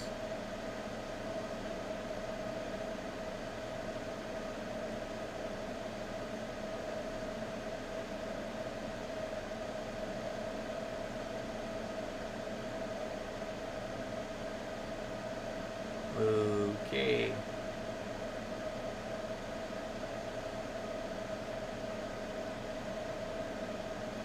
The new TikTok challenge is destroying AI flock cameras. Awesome. USDX SSB transceiver. You know, I'd like to get one of these. That looks pretty fucking cool.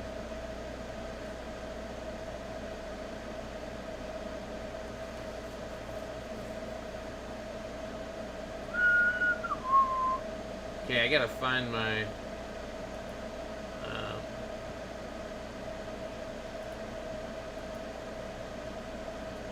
my history.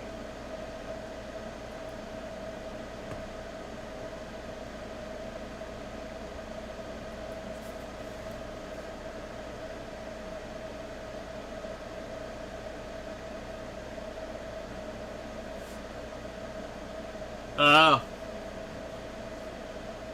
No worries.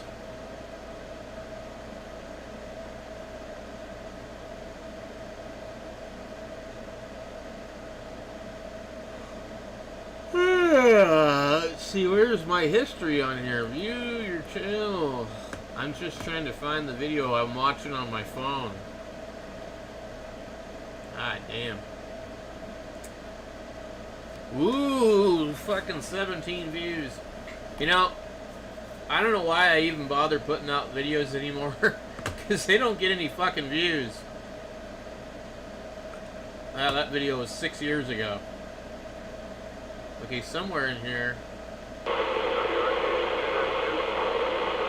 should be history.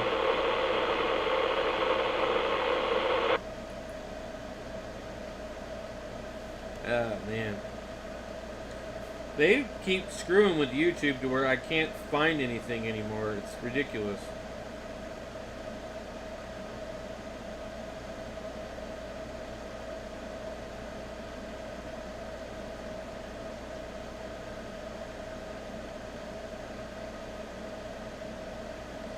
Alright, we get the save to watch later playlist. Let's see. Can't find it.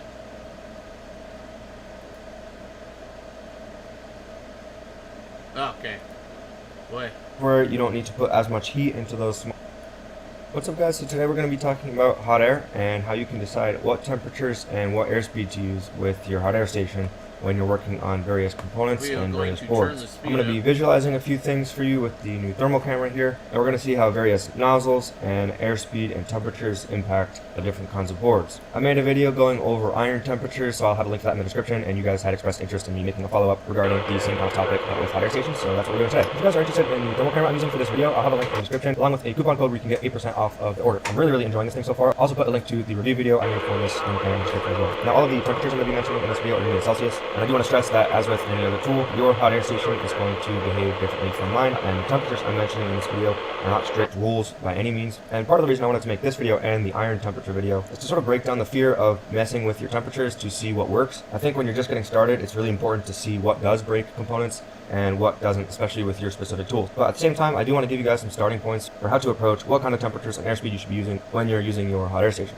Now, I know there's only generally 2 knobs on the hot air station. There's airspeed and temperature, but there's actually like 5 different variables you need to be thinking about with your hot air station. So obviously temperature and airspeed are 2 of them. You also have the size of nozzle you're using or lack of nozzle, and you have the distance from the board, and then you have the angle at which you're holding the hot air. And these are all really important factors for how that hot air is going to impact the board and the components that you're heating up. So let's start with the decision of temperature. Generally speaking, I'll use anywhere from 100 to like 200 degrees Celsius in order to liquefy flux and help me clean boards. Hot air can be a really useful tool for cleaning and things like that. Or if you're trying to remove adhesives, from 200 to about 350 degrees Celsius are like my preheating temperatures. This is usually what I'll use to preheat boards, especially if you have a large board like this. You definitely don't want to preheat the board before you actually begin to turn the temperature up and try to liquefy the solder. I would say maybe unless it's a small component and or it's using leaded solder to fix it to the board, because there's times where you don't need to put as much heat into those smaller components or components with leaded solder on them. But no matter what, I always recommend preheating things. You can use your hot air station to preheat. You don't always need like a dedicated preheater. Preheaters are really nice if you're removing multiple components or if you're removing a very large component. For example, if I were to be removing the SoC here, I would definitely want to preheat a large portion of the board so you don't start warping the board and delaminating the board when you go to start using those higher temperatures that you need to get this large BGA chip off that has unleaded solder balls underneath it. Board size and thickness is not the only consideration you need to take into account when deciding temperature. You also need to think about whether or not the component has leaded or unleaded solder on it. Leaded solder has a lower melting temperature than unleaded solder, and it melts at around 183 to 190 degrees Celsius. Then you have unleaded solder, and that melts at anywhere between like 217 and 227 degrees Celsius. So generally speaking, it's about a 30 degrees Celsius difference between the unleaded and leaded solder, and while that doesn't sound like much, that 30 degrees Celsius difference really makes a huge difference when you're going to try to remove components off of a board that has a lot of thermal mass. So all that being said, generally speaking, I'll use anywhere from like 350 degrees Celsius to about 400 degrees Celsius for leaded solder, because it has that lower melting temperature. And for unleaded solder, which melts at the higher temperature, I will generally use anywhere from 375 degrees Celsius to 450 degrees Celsius. So these are just some good starting ranges depending on what you're working with. Again, this is going to depend on your specific hot air station and how it gets heat into the board. And it's also going to rely on lots of other factors, like for example, your airspeed. So airspeed is actually a really important decision when you are working with hot air. The reason for this is the airspeed you choose is going to dictate how fast that 350 degrees Celsius, for example, is going to make its way into the board. Let me demonstrate that for a second. I have 350 degrees Celsius set on my hot air station, and right now I have it at the lowest possible airspeed. Now let's take a look at what it's going to take to actually get this heat into the board. So you can see it's starting to heat up, but honestly, it's not really spreading out that much. And if I take my hot air away, you can see it only got up to about 82 degrees Celsius in the red spot there in the middle, and now it's already going down. Now let's see what happens if I boost my airspeed to 100%. So you can see the heat spot grows significantly faster than it did when I was using the lower airspeed. And I'm going to take the hot air station away now, and you can see it's already at 100 plus degrees Celsius compared to before. So I did not change the temperature of my hot air station at all. I just changed the airspeed. You can see how quickly the heat spread throughout the board. And you can also see that it got to a higher temperature than the lower airspeed did. So now we're just going to cool off the board. You can see how nicely this thing cools the board off. It's already like cold. You can see with the thermal camera as well that the heat just disappeared. I love this thing for being able to test boards right after having solder on them. Definitely recommend this thing. I'll put a link in the description for it. One of the things I want to point out with SMD components, especially VGA chips and things like these, where the solder balls are actually underneath the components themselves, is that there's a significant difference between the component temperature, the board temperature, and the temperature that's actually going into the solder balls themselves. This is one of the main reasons why preheating is really important when you're doing VGA rework, and this is because you're not trying to heat the component, you're trying to melt the solder underneath the component.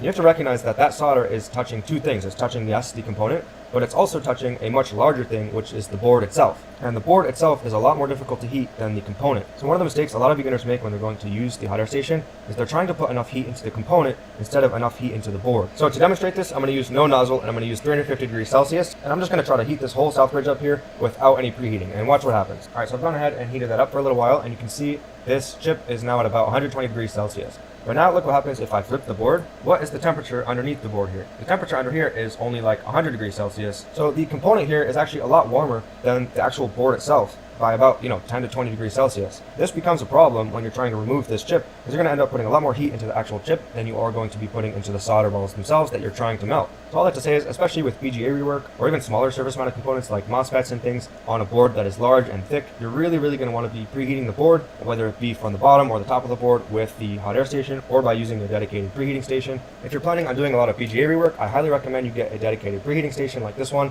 that is going to help you preheat the entire board or a large area of the board, so that you can more easily remove chips like this south bridge here without having to heat the south bridge up like way too much and killing it. You have to understand that when you're working with hot air versus a soldering iron, you're going to be putting a lot more heat into the components and the board, and prolonged heat at higher temperatures can really damage chips very quickly, and can also do things like popcorn or delaminate the board. So you also have to take into account how long you are subjecting the components and the board to that heat, because going ahead and just blasting the south bridge with 450 degrees Celsius without preheating the board is a really great path to holding that heat for way too long on that component, and very likely killing the component and or delaminating the board. It's pretty amazing what preheating the board to about 100 degrees Celsius will do for how long you have to use the hot air. You're going to have to use your hot air for a lot less time to get this thing off when you preheat this board, even just to 100 degrees Celsius. And on top of that, I would preheat the top of the board here as well with the hot air by not going as close to the board at first, and then sort of working my way in, and finally hitting the chip with that really hot air for a short period of time. So I really want to stress this point of component temperature versus board temperature, and how important it is when you're working with the hot air station. And the same thing goes here as far as board size and thickness goes. As I explained with the soldering iron, you're going to have a harder time getting enough heat into a larger board like this than you are going to with a smaller one like this. So just to stress this point, I've put my nozzle back on the hot air station here. Let me show you with the thermal camera. If I just heat the south bridge up right here with the nozzle on it, what's going to happen on this board versus the similarly sized SoC on the switchboard. Alright, so I've heated this for about 20 seconds, and you can see the majority of the heat is just in the component itself, and the board itself is basically not preheated at all. So now if I heat the similarly sized SoC on the switchboard, which is smaller and thinner than this Xbox One board here, watch what is going to happen. So check this out. I just did the exact same amount of time on the SoC here, and you can see this whole entire board is essentially preheated except for this little area down here. So this whole area around the SoC, even though I only heated the SoC itself, the entire board got preheated from just those 20 seconds versus over here where it was really just that component that got warm and a little bit around the component. Not nearly as much of the board got warm. So board size and thickness is also a really important thing to consider when you're deciding what kind of temperatures and airspeed to use, and how close to put the hot air, as well as what kind of nozzle sizes to use. So the next thing to take into account is the size of the nozzle you're using, and this interacts very closely with airspeed, because if you use a smaller nozzle, it's going to restrict that airflow, and it's going to be a lot more intense, that same airspeed coming out of the nozzle, than it is when you have a larger nozzle or no nozzle. The other thing to note with the nozzle size is that it's going to heat a larger area if you have a larger nozzle than it is with the smaller nozzles. So this impacts both the area that it's going to heat and how much airspeed is coming out at that same airspeed setting on your hot air station. You also have to keep in mind that some of the nozzles are shorter than other ones. For example, these two are kind of a similar size, but you can see the length of the bent nozzle here is much longer. It's almost twice as long as the straight nozzle. This is something to take into account, because this means that the hot air coming out of the nozzle here is twice as far away from the heating element as the hot air coming out of the nozzle here. So the length of the nozzle really can make a difference as well, and if you're ever having trouble getting something off with a bent nozzle, I actually recommend trying to switch to the same sized straight nozzle, and preferably one that's like a little shorter like this. That can really help sometimes get enough heat into the board versus your bent nozzle. So let's do another quick demonstration of how a larger nozzle will impact things versus a smaller one. So let's start with a smaller one like this, for example, and I'm going to keep my hot air station at 350 degrees Celsius and keep it at 50% airspeed for the whole test here. So we're going to turn it on. I'm going to let it get up to temperature here. Alright, so let's start heating the same area here with the small nozzle. Cool, and you can see that got up to about 90 degrees Celsius with the smaller nozzle. And let's cool the board down again. So let's try using the hot air station with no nozzle now. And I'm not going to hold this as close, because like we talked about, this nozzle puts distance between the heating element and the board. So I'm going to mimic the same distance with the hot air station by holding it a little bit higher up. And let's see how this impacts the board. So you can see it's taking longer to heat the board, but it is going to heat a wider area as it gets up to temperature. And this is because the airspeed is reduced even at the same airspeed settings when you have no nozzle versus when you have one. But you can see it is heating a much wider area than the nozzle was. And now if we take this away, you can see it's at like,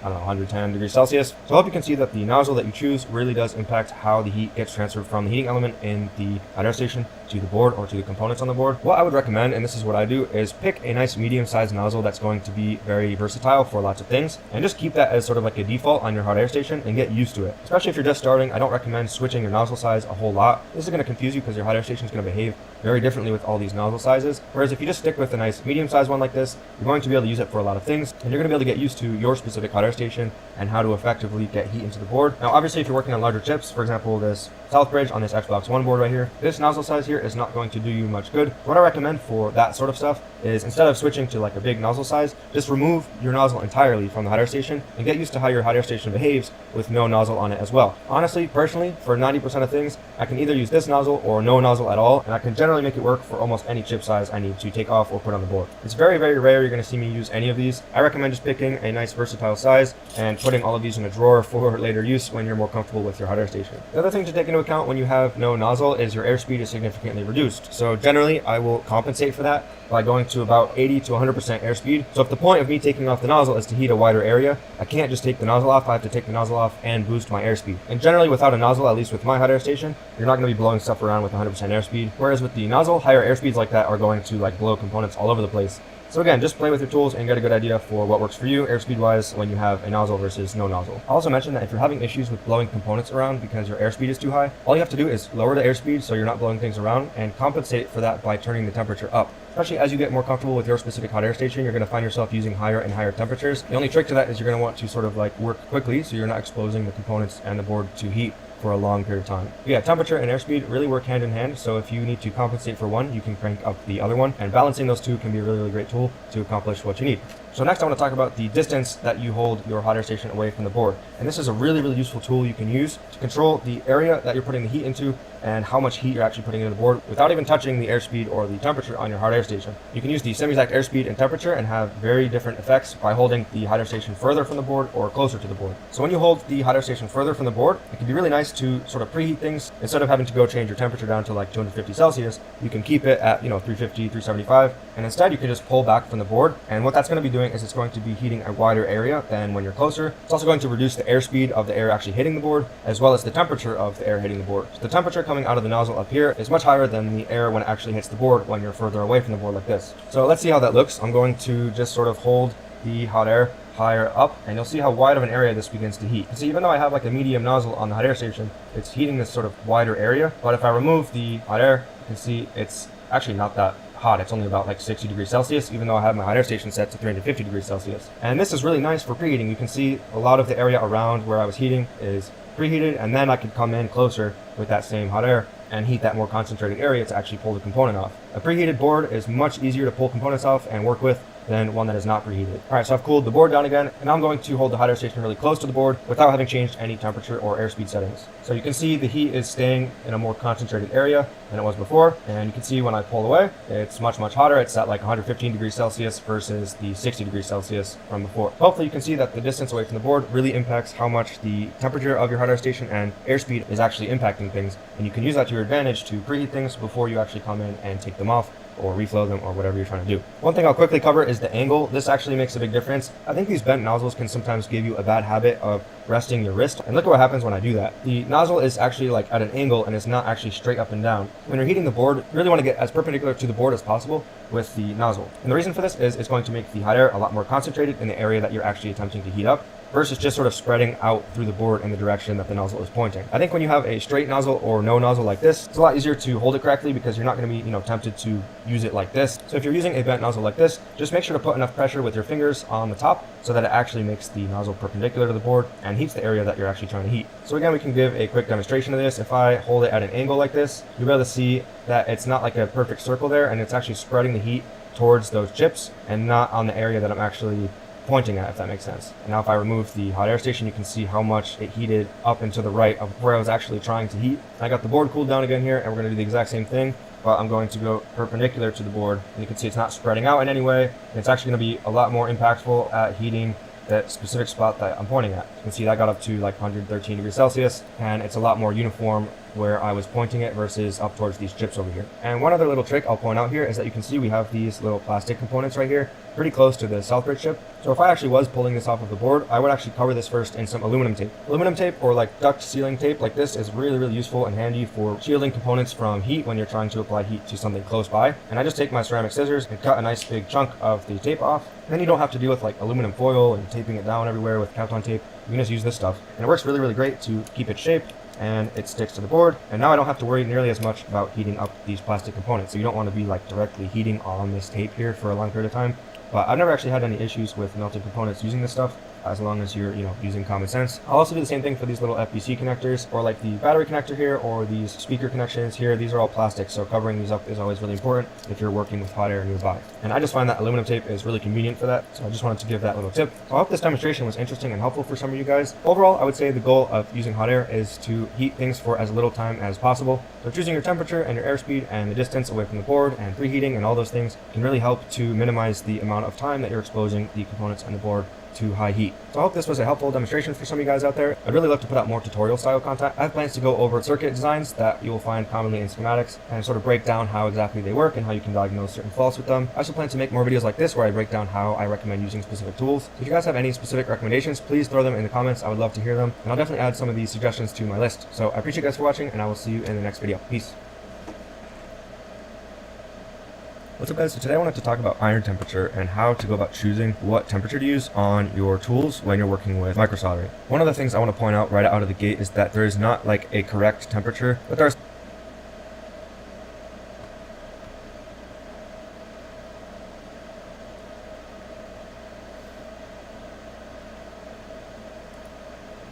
Buenos nachos and welcome back to the channel. On today's episode we're going to be working on the Skeletor Xbox, and the customer has indicated that they'd like to have the Stellar HD Plus installed, 128 MB RAM, and the 1.4 GHz CPU. But before we can progress with that, they've indicated that the clock capacitor did start leaking. There may or may not be some corrosion that needs to be taken care of, and some trace repair. But before we do that, let's go ahead and power on the console and see what it's doing.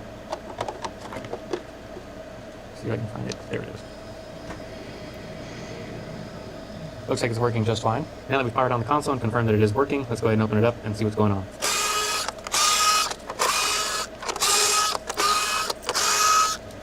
Doesn't get any easier than that. I was wondering where that screw flew off to, or rolled off to in this case. Alright, I get the feeling that there might be a large hard drive in here. These Japanese Skeletor consoles are not that easy to open. What do you think? Stock hard drive or no stock hard drive? I already know the answer, but do you? Stock hard drive. Looks quite clean inside, if I may say so myself. Customer has taken very good care of their console.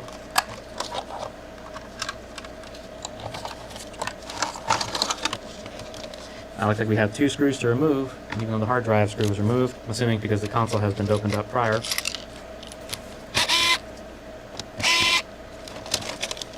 Tell you, this console's in better shape than the Skeletor console I opened up prior.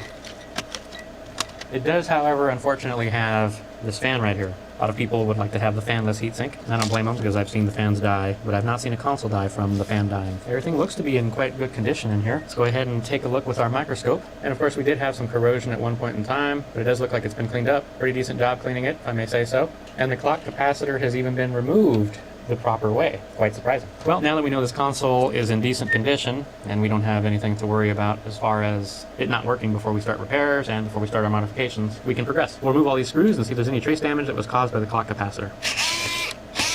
And that looks like that's all of them. In case you're wondering why I did that, it's to discharge the power supply of any residual juice. And now the momentous of truth.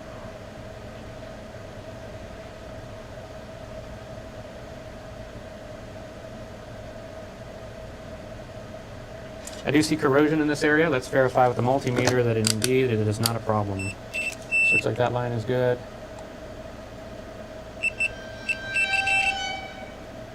So this line needs a little bit of work. So the 2 bottom lines probably will need a little touch up. Let's go ahead and scratch off the coating.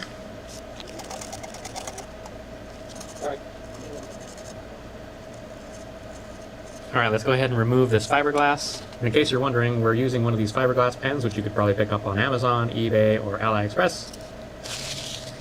Now that we've removed the coating on the board, you can clearly see where the damage is going. We do have a little bit more to remove on this side.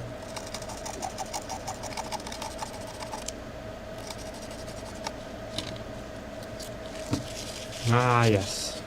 Yeah, we definitely had a break in the line. We're going to start by rebuilding the bottom trace here. And I, of course, will be using some thin wire. Alright, we'll go ahead and line this thing up with some flux. And that'll just make it easier for this wire to adhere to the area that we're working in. And we're going to be using a T15-BC1 soldering iron tip. We'll, of course, lower this thing down to 350, which probably is a little too much still, but that's okay. Looks like we're going to need a little bit of solder. You already know what's going to happen. It's going to end up being too much.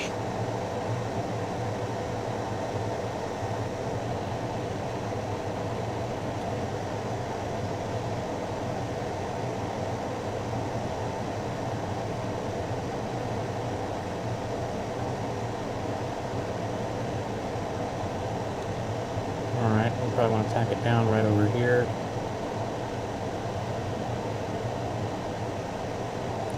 Yeah, it looks pretty good. And we'll use an X-Acto blade to cut this thing off. Gotta grab the X-Acto blade though, not the fiberglass pen. And you want to be careful when you do this because you can cut other traces and we don't want to do that. So we'll leave our discarded piece of wire right there. We're probably going to need it here in a second to finish up the remainder of the fixing. So we'll fix this second line right here. Of course, these tweezers being messed up like they are do not help either.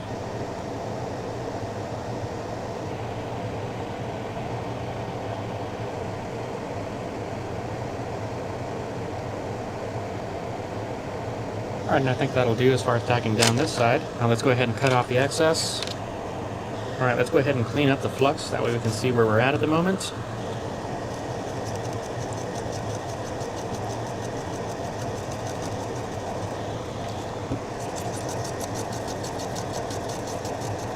So if you do have something moving over here, that could just be a part that did not get solder on it. So that'll just need to be trimmed. Well, I'd say that looks pretty good. Let's go ahead and use the multimeter and confirm that we have continuity. I do believe we still have one break in the line for the bottom. So that's good. And of course we don't have any continuity between the top and the bottom, which is good.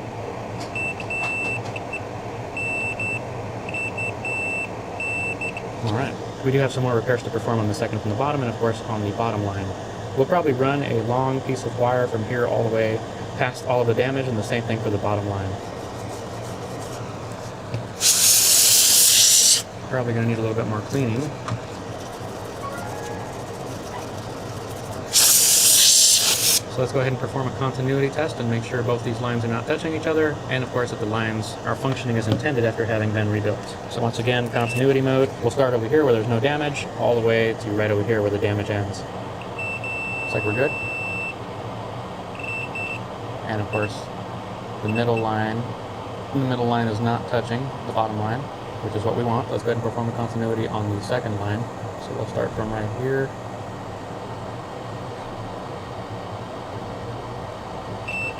And we do have continuity. The second line closest to the center is of course not bridged with the third line or second line from the bottom. So we're all good there. And the eject button works just like it should. Of course it did prior. And power works. Next on the agenda is to remove the CPU, that way we can install the 1.4 gigahertz CPU. Before we can make our way to the rework machine, we must first take off the heatsink and of course the retention clasps, that way we can prep this board for the CPU removal process. So let's go ahead and do that now. When it comes to removing these heatsinks, I find heat is the best way to do it. So let's go ahead and melt the hell out of this fan. No, just kidding, let's go ahead and unscrew the fan first. I buy myself new screwdrivers almost every week. I'd use hot air on this fan, but well, we don't want to melt the fan. So it is not loose.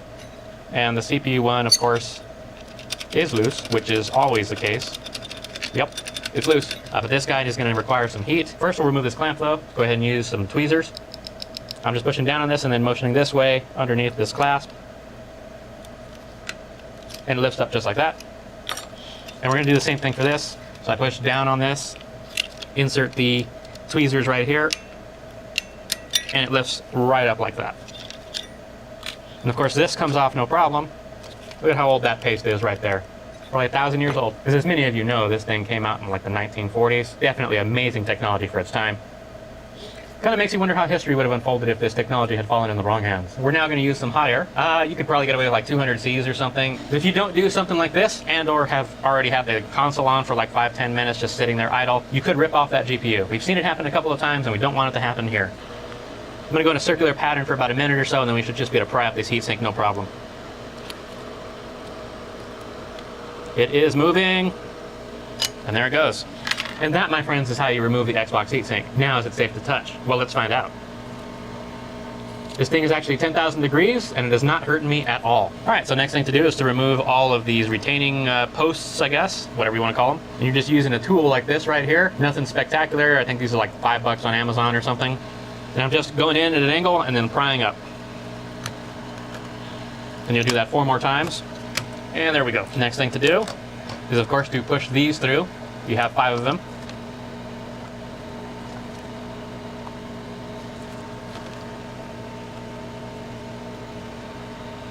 And make sure you're careful. You don't want to smack around some traces or knock off some capacitors or resistors. And they just push right through, and there you have it. As far as cleaning up the old, encrusted, 1 million year old thermal paste, we're going to go ahead and use a chemical that I haven't shown you yet. That chemical, you ask? Why is this right here? A good old-fashioned bottle of piss. Is this thing ever going to turn off? Now, it's not any piss, mind you. This is a combination of bear and deer piss mixed with gorilla piss, so you know it's going to be strong. So I'll go ahead and apply some to the GPU. Some may say I'm using too much. Now, of course, in case you're wondering what this stuff really is, I believe it's Glugon, or that orange stuff. Works wonders. I wouldn't recommend buying a ginormous bottle for this unless you're going to be removing a lot of heat sinks and cleaning them. So there you have it. We're going to let this bottle of piss do its thing for a couple of minutes, and then we'll be back. One interesting thing to note down about using this particular chemical is if you don't clean it off, it will cause popcorning with the board. I've seen this stuff cause popcorning for the Xbox 360 GPU and CPU, so you definitely want to clean this stuff off with a couple of rounds of alcohol. All right, so now that you've allowed the bottle of piss to do its thing for a couple of minutes, it would be, of course, worthwhile to use one of these spatula tools right here. If you don't have one of those, you can use an X-Acto blade, maybe a butter knife or something, so whatever you have in your vicinity. Now I'm just using this on the top to scratch off the tough stuff. Cleaning off the heatsink is going to be the same process. I probably would recommend using the metal tool on this instead of using it on the GPU, CPU. And I'll show you what to use on the CPU, GPU in one moment. We're of course using our good old-fashioned Kimtech wipes, which you can purchase using the Amazon affiliate link down below. That'll allow me to earn probably a fraction of a penny, and we all know that keeps the lights going around here. All right, so now you have your CPU and GPU heatsink clean. Not that I'm going to be reusing this one, and you'll see why in the future. For now, we'll set those to the side. Next thing is to, of course, clean off the CPU and GPU. We're going to do a deep clean on that, and I'll show you what I'm going to use here in a moment. And now I've rolled on back. I recommend you use a brush like this. Not one of those toothbrushes, but an actual brush. You could probably purchase these off of Amazon or Home Depot. They're pretty much plumber's brushes used for sweating copper pipe to apply the flux. So we're gonna go ahead and use this brush, and I find it's best to just really scrub this stuff down. That way you don't damage the GPU using a metal tool. You're using a brush, which is a little bit safer. This stuff is on there like gum, so it may take a couple of passes to remove this. I've seen some people use some WD-40 to clean this stuff off. You could also use Cheeto grease if you choose to do so, though I do not recommend that method. Oh yeah, that just slid right off.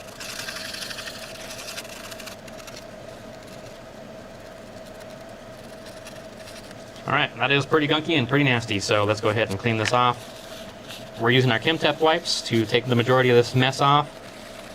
Definitely quite a bit of grime on here, as you can see. Alright, now the next thing to do is to spray this down with alcohol. We're probably going to do about 2-3 rounds of this stuff, just because I don't want to take this board over to the ultrasonic tank at the moment.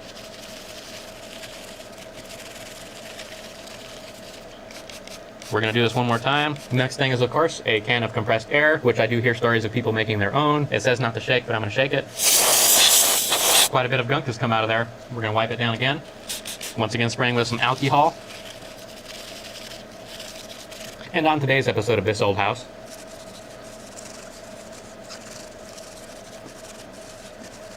Alright, one more time with some alcohol.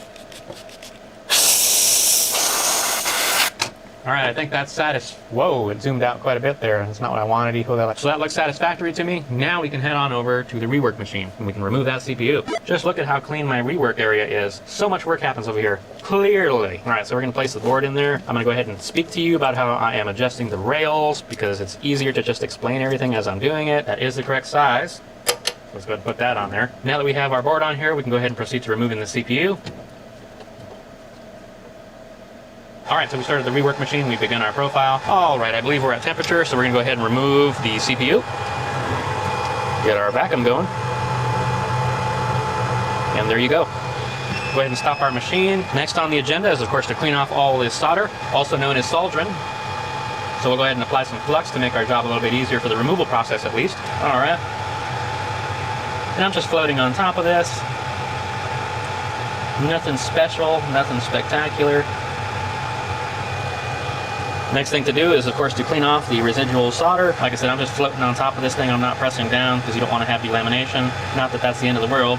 The less work we have to do on this, the better. All right, so let's go ahead and wipe off this flux. Go ahead and spray it down with some good old-fashioned alcohol. Clean it off again. And I'm going to do it one more time, but I'm using a can of air.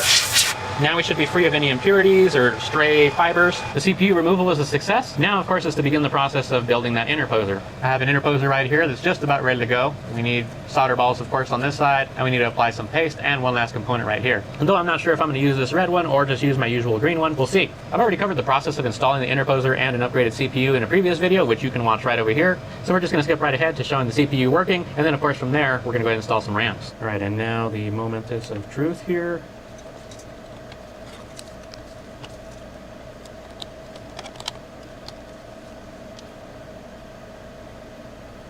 And we have picture. All right, of course, the next thing to do is to adjust the voltage. At this point in time, we'll have to perform a voltage adjustment. We'll be doing this, of course, based off of a balance of temperature and stability. You may find that you may have to go lower than the 1.4 volts. And this is, of course, going by the guide, which has been provided to us. I do want to thank Ace Mods and Computer Booter and anyone else that has provided us the valuable information in order to perform these 1.4 gigahertz mods. And you, of course, can check out the GitHub and view the voltage modifications yourself for all of the version Xbox consoles from 1.0 all the way through 1.6.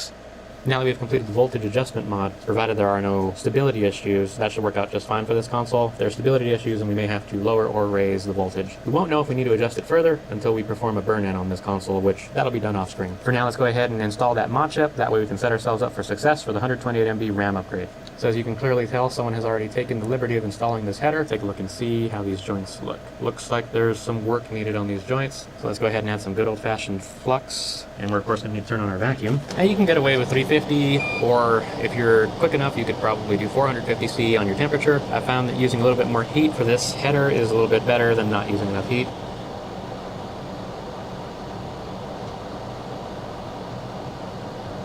I just don't know if that's residue or if we actually have some poor looking solder joints over here.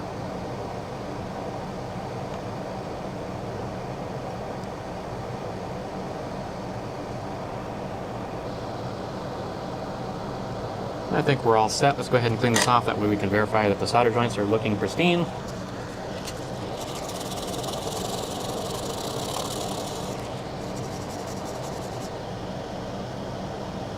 Of course, Mr. Megahertz has provided a DO point for us, an easy DO PCB. That's about where we're going to sit.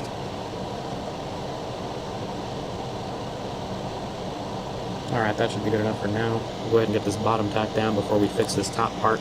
And of course we'll knock ourselves back down to 350C, because that's a little too high.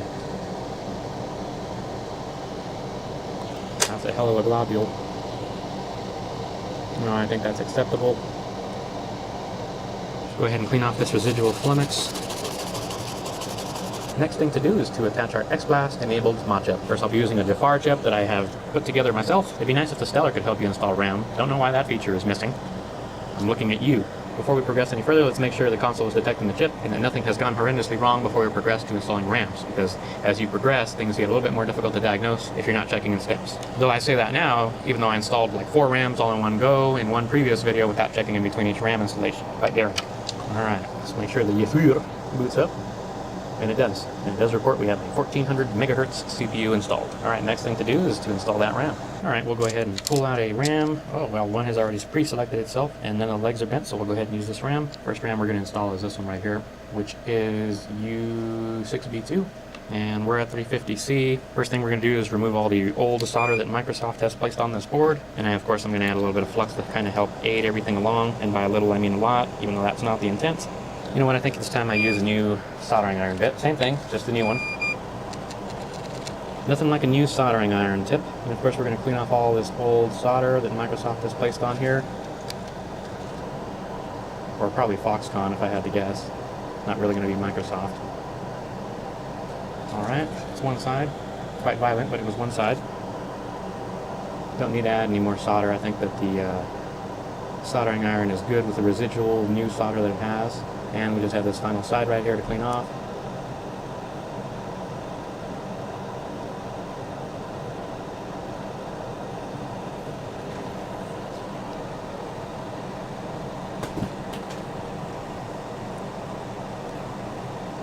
I think that'll be good enough. Now that we have the pads cleaned, we can go ahead and place our RAM chip on here, or as many people would call it, the RAM brick. And while U6B2 is not on the same side as the white dot, it is down.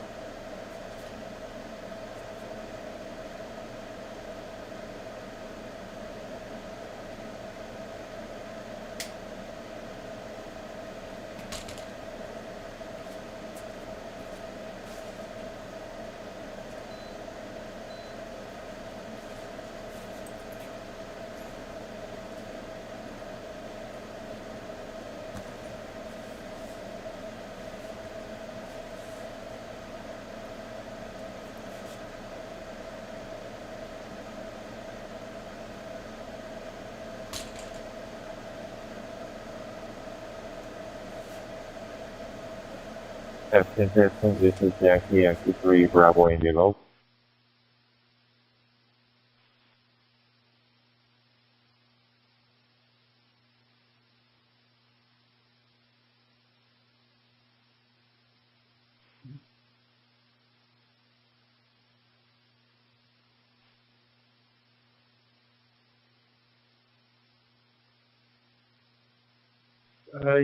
Yankee 3 Bravo India Golf. This is 2 Juliet 0 Charlie Mike Bravo. I'm reading you 5 and 9. You're from the island of Jersey.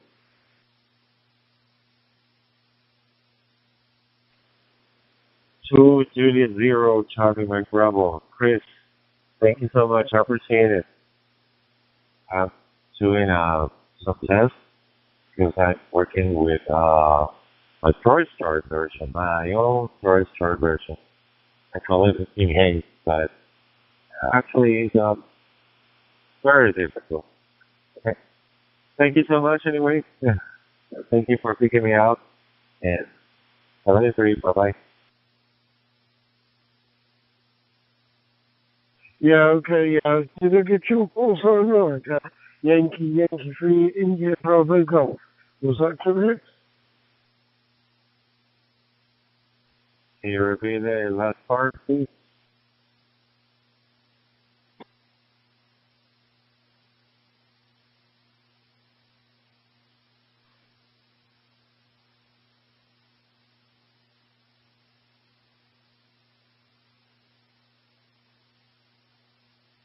Uh, 2 Juliet 0 Charlie Mike Bravo.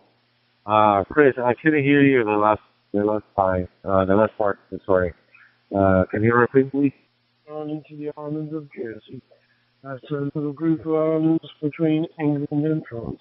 Yeah, the name here is Chris, and I'm using a little handheld Elenco model numbers for HD1.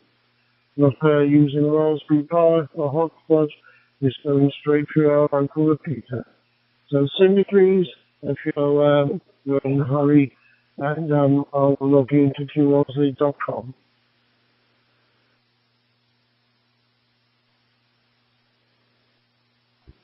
All right. 2 Juliet 0 Charlie Mike Bravo. All right, no problem.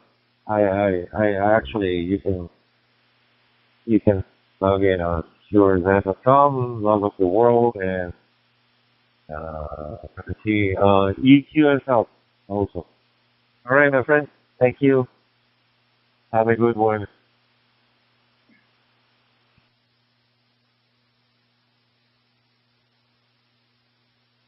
Thank you very much. I will do that. I've got a lot to do at the moment, but you will get confirmation, I promise you that. So please have a good one too. Best wishes to you and your family, and I'll catch up with you further down the line.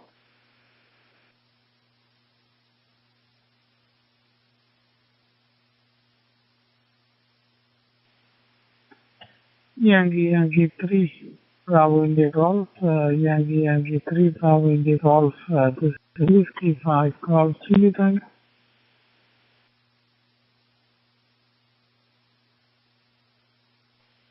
Alright, Whiskey 5, Gold, Judy Tango 16. This is Judy from Venezuela, Yankee 3, Bravo India Golf. 519 over here. Just in an app, okay? I'm using a short Spotify Mac OS and testing this version. And it's working pretty well actually. I'm doing a tiny bit for using external logger, and you can press just one button and it works with your favorite logger and works with your Z or Log of the World, whatever you want. Okay. Back to you, my friend. Whiskey 5, Golf, Juliet Tango, Yankee 3, Bravo Indigo. Yankee 3, Bravo India Golf. This is Whiskey 5, Golf Chili Tango. Thank you, Yuri, for taking my call. Name here is Gene, call Chico Number. ETH is Dallas, Texas.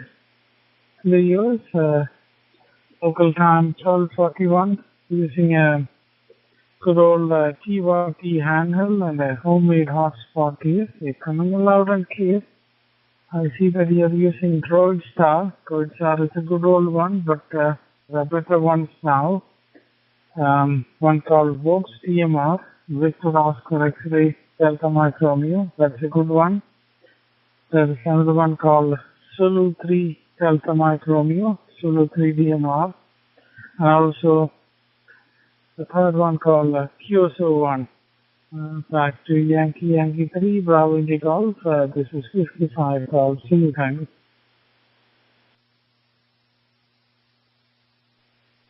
Whiskey 5, Golf, Juliet Tango, Yankee 3, Bravo India Golf. Well, actually, this is currently Frankenstein.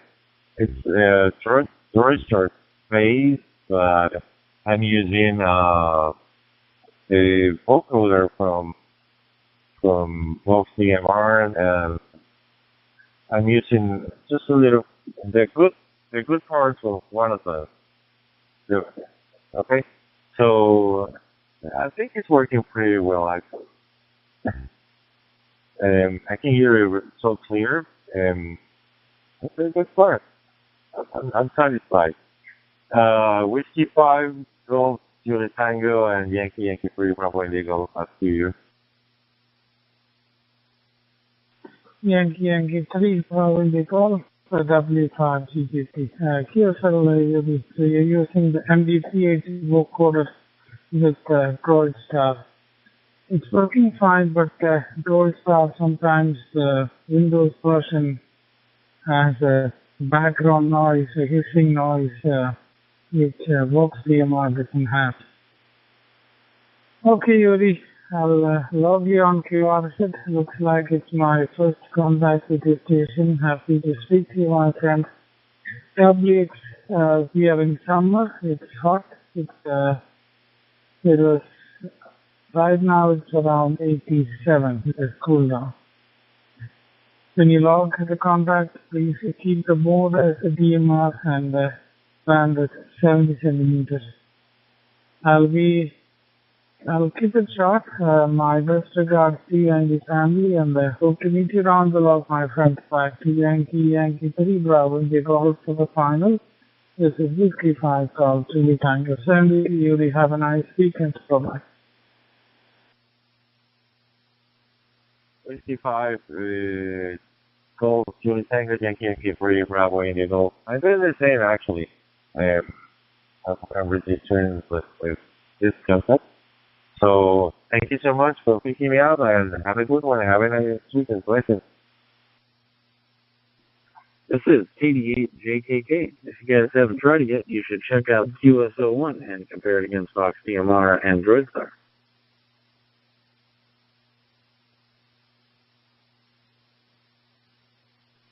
Kilo Delta Italy 8, Juliet Kilo Francisco. This is Yankee 3 Bravo Indigo. The sound is very good, okay? Yankee 3, DIG, this is Kilo Delta 8, Juliet Kilo. Yeah, heard you guys talking about DroidStar and Fox DMR and stuff and the vocoders and all that. If you want a really clean UI and good audio experience as well, check out QSO1 and let me know what you think. Yeah, I'm really using both CMR and DroidStar, and I'm testing all of them. Actually, there's another one called Z3 or something. There's a Facebook group with CMR, and a very interesting group actually. So if you have a chance, log on Facebook and check for this group. It's so good actually. Kilo Delta A Juliet Kilo. This is Yankee 3 Bravo Indigo. This is KDJKK. Yeah, I will definitely look around for that Facebook group. I might be a part of it already. I'm in a lot of the ham Facebook groups just because I am the developer for QSO1. I like to keep everybody updated on what's going on. I will definitely head over there. But if you get a chance to check it out, let me know what you think. This is KDJKK. Oh, great.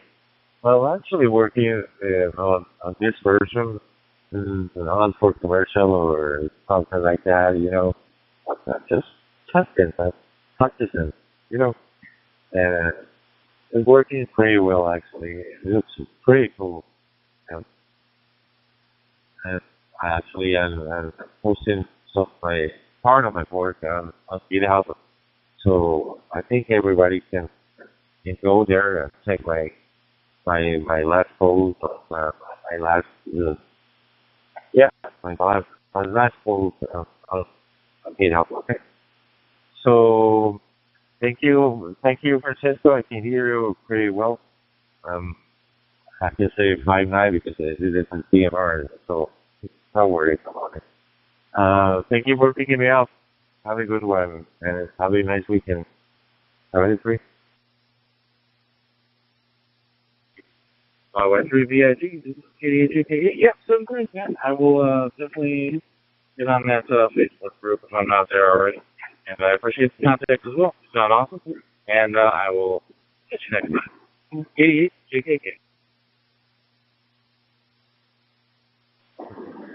Yankee 3 Bravo India Golf. Yankee 3 Bravo India Golf.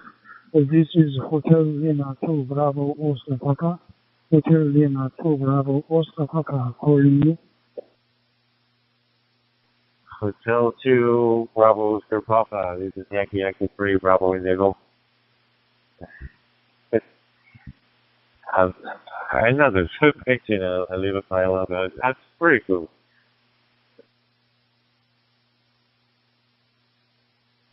Yankee 3 Bravo India Golf. This is Hotel Lima 2 Bravo Oscar Papa returning. Thank you very much. Kindly to my call. Yashina is 5/9 here in Korea.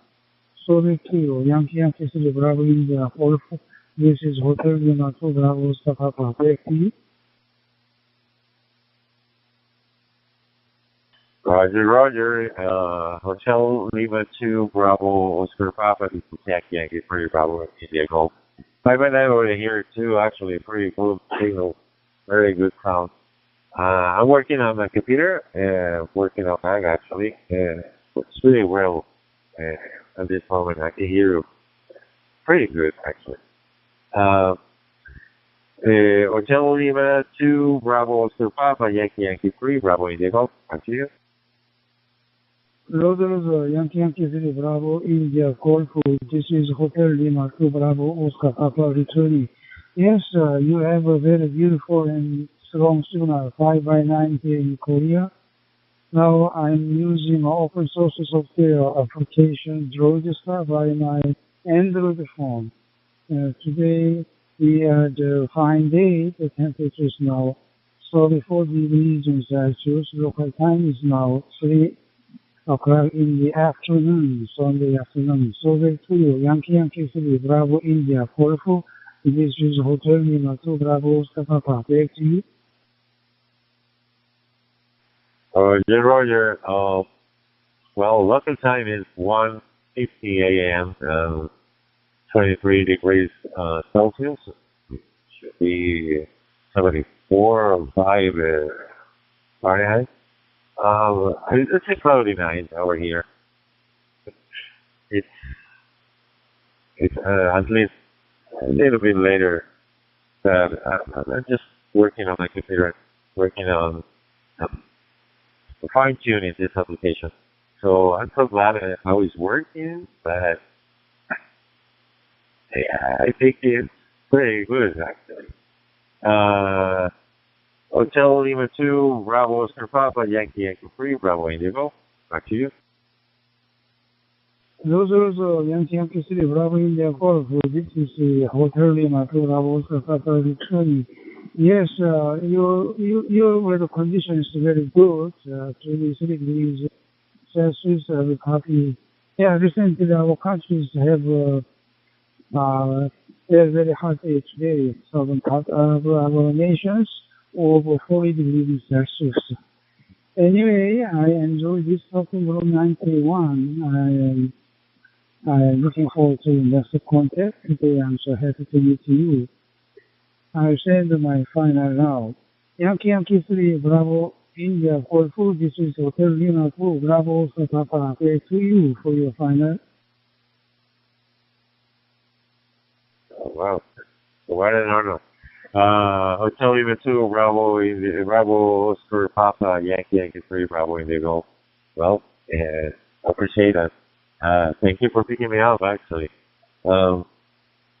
To be honest, I've never had a chance to speak with somebody from South Korea in the past.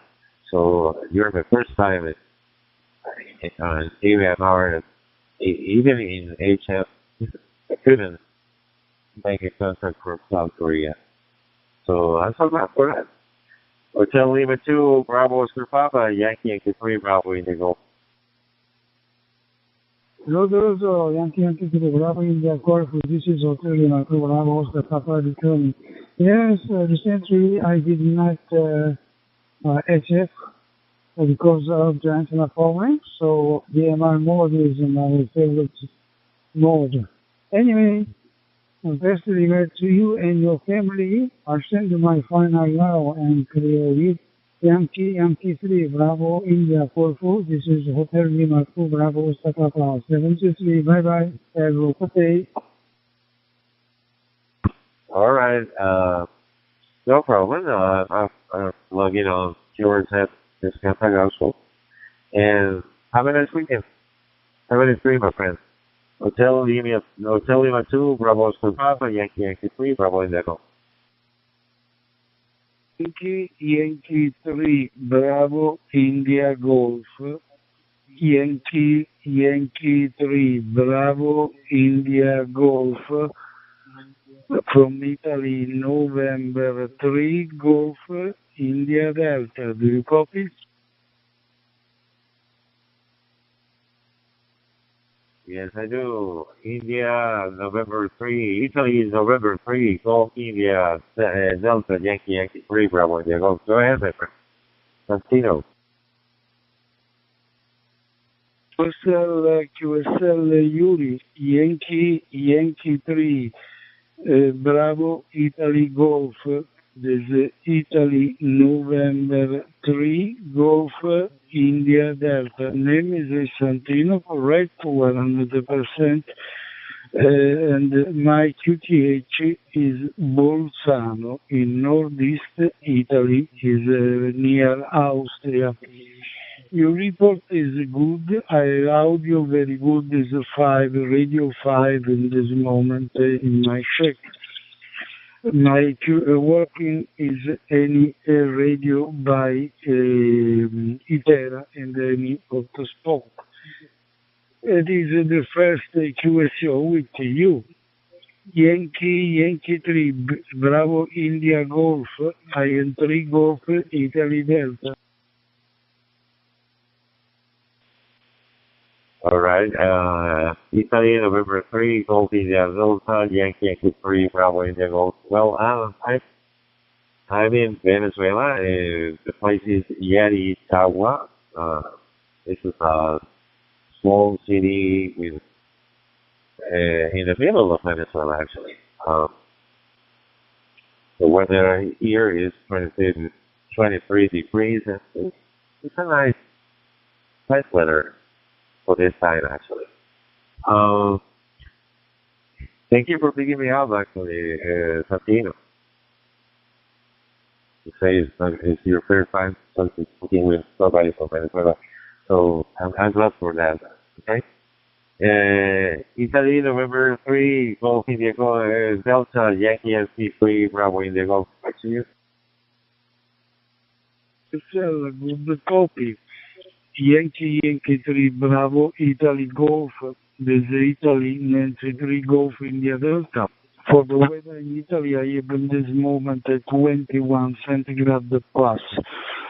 In the morning, the local time is 07:56, 07:56 in the morning in this moment. Thank you for the first QSO with you. Is it possible confirm this contact in QRZ log? I send you now requesting 70 centimeter and DMR mode, and then also my digital QSL is now in your email, in your QRZ email in this moment. 73 Yuri, good Sunday and good weekend. Yankee 3, Bravo Italy Golf, Italy Nancy 3, Golf, Italy David. KM4 UZQ, anybody monitoring? Copy, David. Italy, November 3, Golf India Delta, Yankee 3, Bravo India Golf. Yes, no problem. Actually, I can do the same. I'm working on that at the moment. So, let me know the consultation and sure. I promise.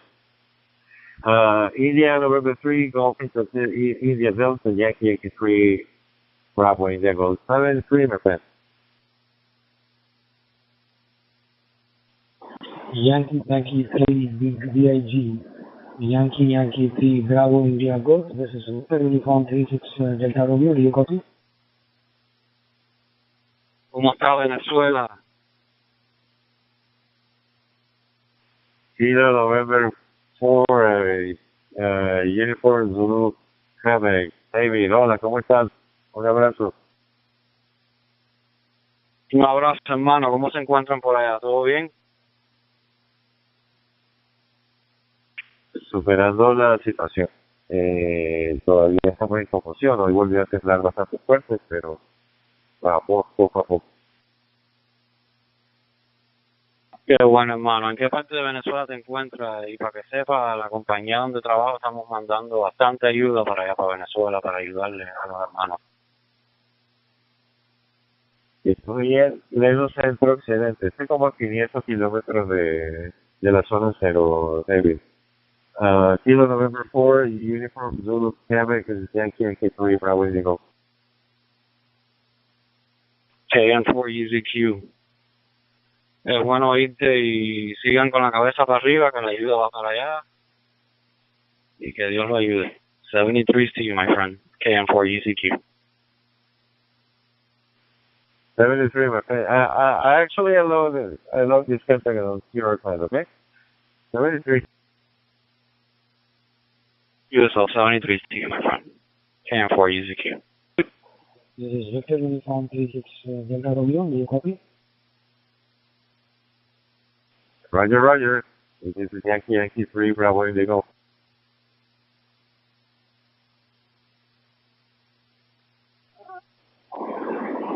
Yankee 3, Bravo, India Golf. You are my first contact from the country of Venezuela. Thank you, my name is Satish, and my QTH is Chennai, India. And I'm able to hear you 5959 QSL, and the local time here is 11:30 a.m. in the morning. And cheers from India to you, my friend Yuri, and thank you. I can hear you, your call sign. Can you repeat, please? Well, over here it's 23 degrees. It's 2 a.m. in the morning. So, it's a little bit late for me here. Can you repeat your call sign, please? This is Victor Uniform number 3, number 6, Delta Romeo. I repeat, Victor Uniform number 3, number 6, Delta Romeo. Back to you.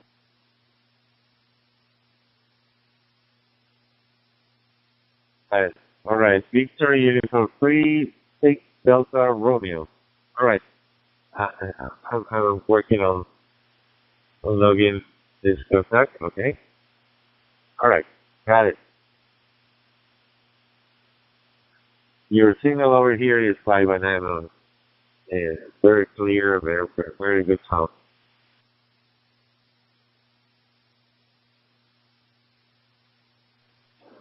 Yankee 3, Bravo, India Golf. Thank you, my friend Yuri. Final bye from Chennai, India, from Satish. See you around in the north. I'll make an entry in the QRV notebook. 73 and cheers. All right. Thank you for the contact. Victor Uniform 3, 6, Delta Romeo, reaching to Yankee 3, Bravo, Indigo. 73, my friend.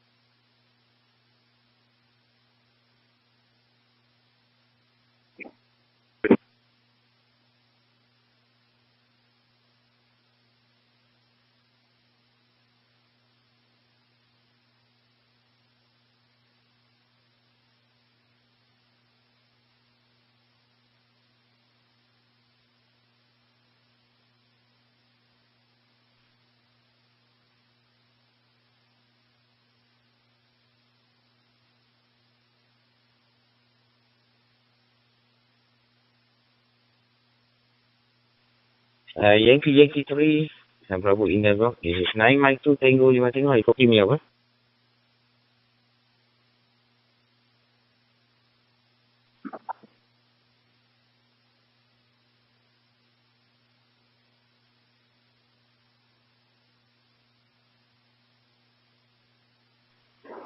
LX2JV, this is Victor Uniform 36, Delta Romeo, do you copy?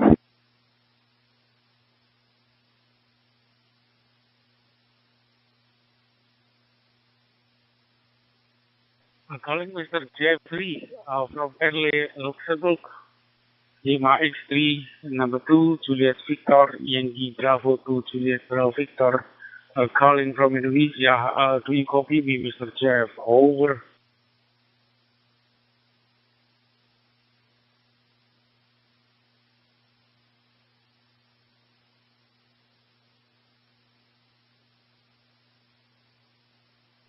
He's still in the top group. Yankee 3, Bravo India Golf. Yankee 3, Bravo India Golf. YY3 BIG. This is 9 Mike 2 Tango 5 Tango 992 DLT.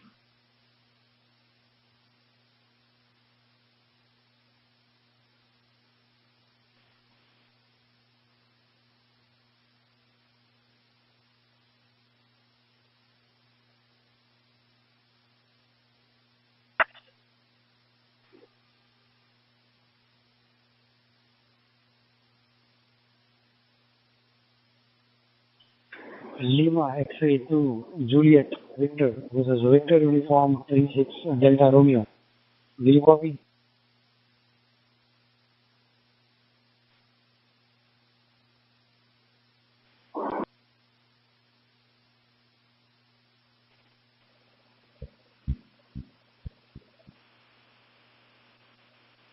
Selamat siang, di sini Yankee Delta 5 Quebec 2510. Ada rekan yang bisa monitor? Ganti-ganti.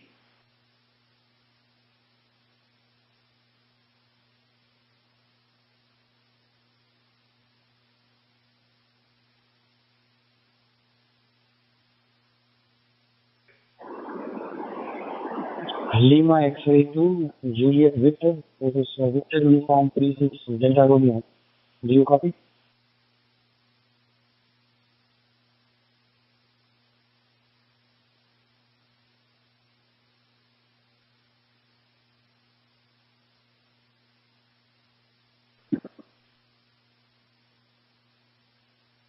Zulu Sierra 6, Eco Romeo Bravo, Italy Uniform 0, Victor India Zoo.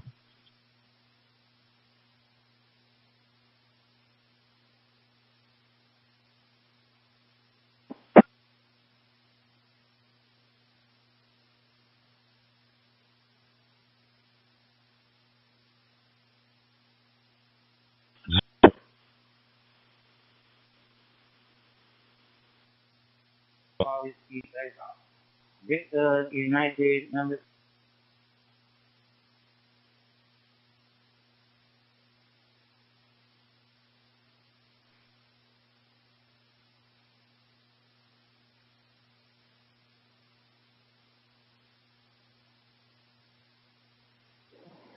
Lima X-ray 2 Juliet Victor, station from Luxembourg.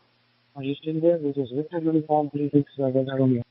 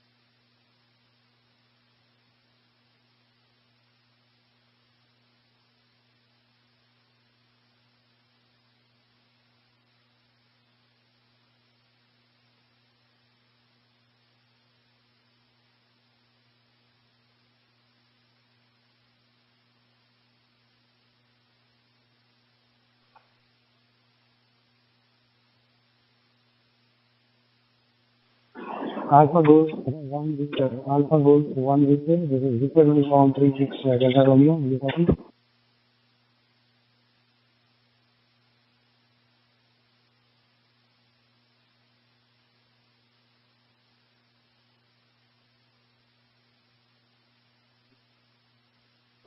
Thank you. Anything.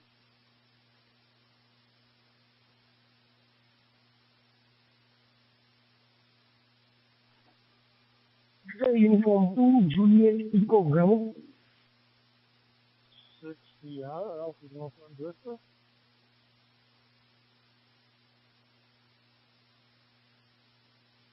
Victor United 2, Juliet Echo Bravo, Victor United 2, Juliet Echo Bravo, from Italy 93 Golf India Delta.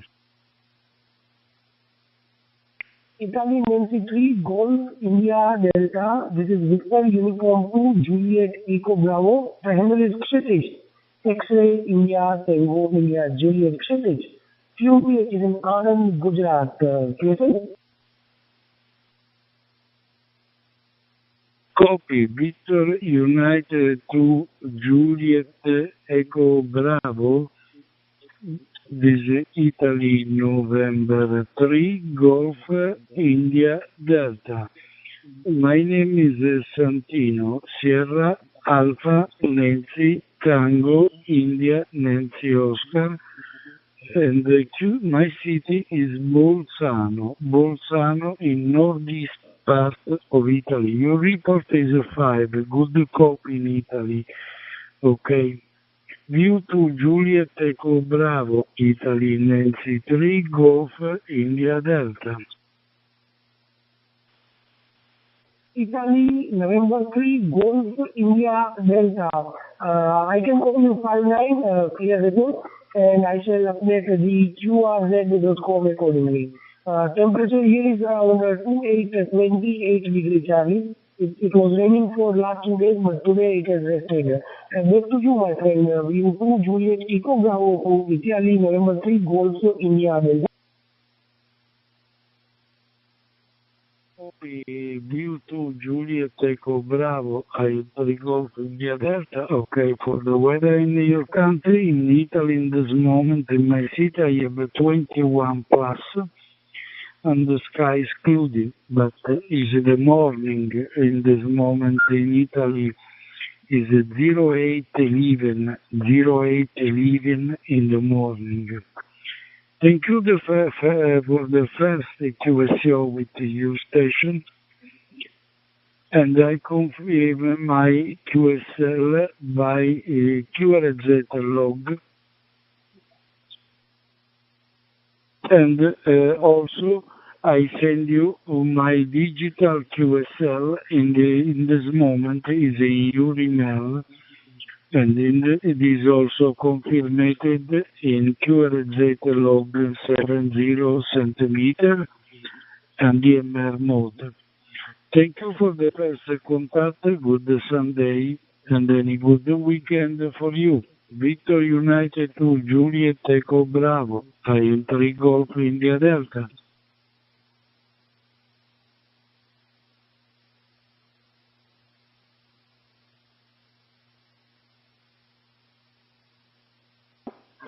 Coming back to Alpha Golf 1 Victor. This is Victor from 36 Delta Romeo. Please come in. You should also do the same. And then 73, goodbye. 7-3 for you again, and good luck. 7-3.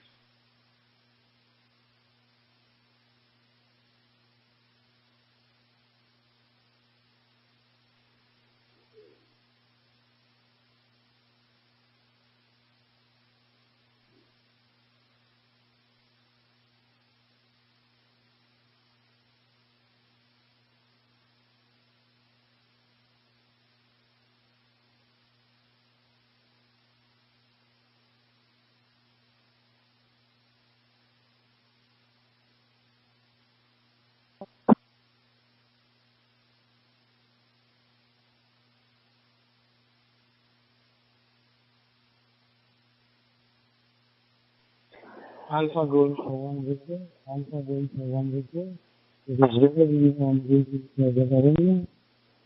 You copy? Victor Uniform 36 Delta Romeo Alpha Golf 1 Victor. Go ahead for this.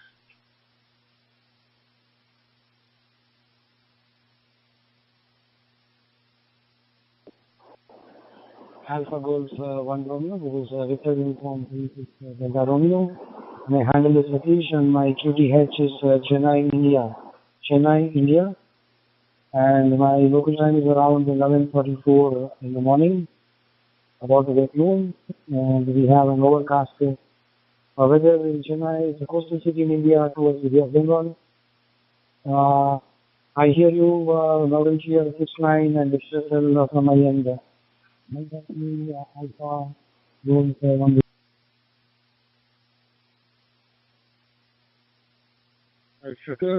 My name is Robert or Bob, Bravo Oscar Bravo. I am about 100 kilometers north of Boston, Massachusetts, about 70 degrees Fahrenheit here at 2:15 in the morning, 2:15 a.m., and I'm coming through a hot spot, and our finder B1 plus Alpha Golf 1 Victor.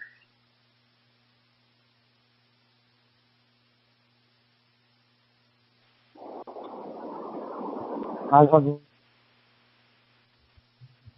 using EcoStar app on my phone to connect to TG91 group. My best wishes to you and your family from Chennai, India. This is final 73 QSL. I would log in QRV. I would appreciate if you could acknowledge as well. Thank you and cheers. 73. I'll be happy to. I believe this was our first contact. I have your, I'm about to log you right now. Well, thank you for the call. Sorry it took so long to get back to you. Victor Uniform 36, Delta Romeo, Alpha Golf 1 Victor. 73.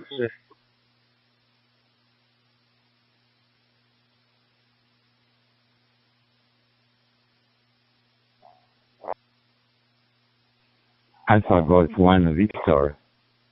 India Uniform 3 Whiskey Foxtrot Delta Daniel Venezia North Italy. Buongiorno.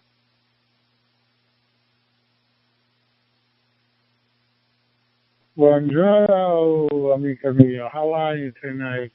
Alpha Golf 1 Victor.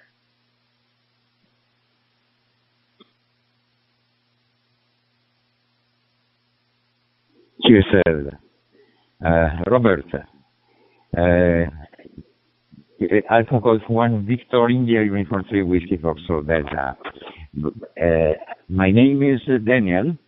The location is in the Murano Island, 2 kilometers north of Venice, in Nation Lagoon, northeast of Italy.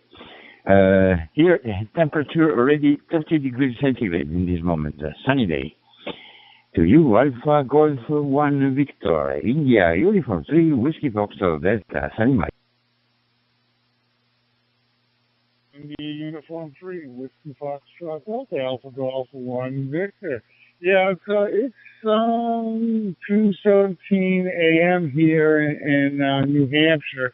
I'm on the seacoast near the beach, about 100 kilometers north of Boston and about 10 kilometers from Hampton Beach.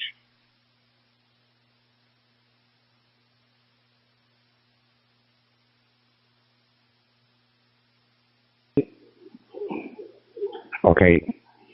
Alpha Golf 1 Victor India Uniform 3 Whiskey Foxtrot Delta. Yes, I am on the beach too anyway. So maybe this is the first contact with New Hampshire. Maybe one of these days I will get the hour, the 50 USA, maybe.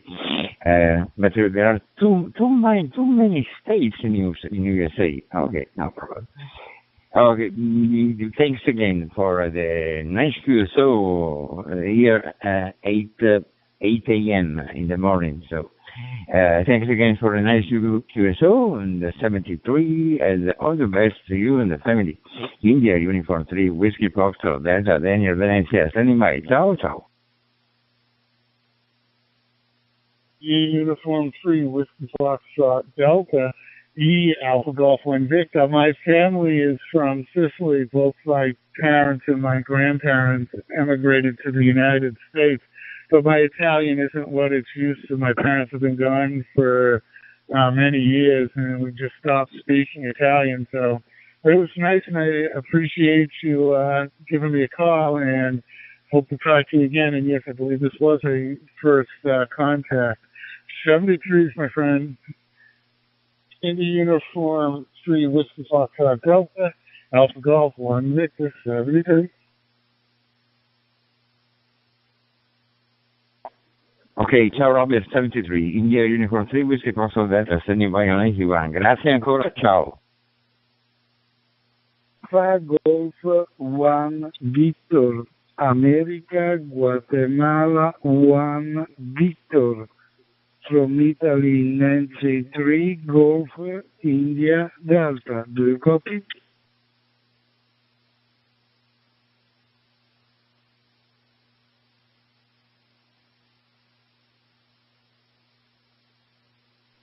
India, November 3, Golf, India, Delta.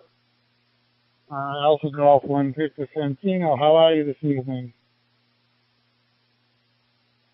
73, and good evening, good night for you. This is Italy, Nancy 3, Golf, India, Delta.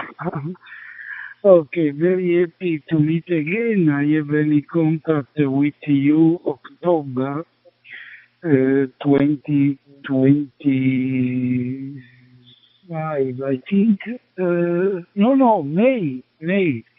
May. 10 May 2026, I am in contact with you. Very happy to meet again. Any friend from Italy here is also by your origin, your family is from Island Sicily, if you remember. Also, my first QTH is in Island Sicily. Robert, I copy you well. Your radio is a 5, audio clear in this moment in my QT, in my check. Alpha Golf 1, Victoria, Robert, I am 3 Golf, India Delta.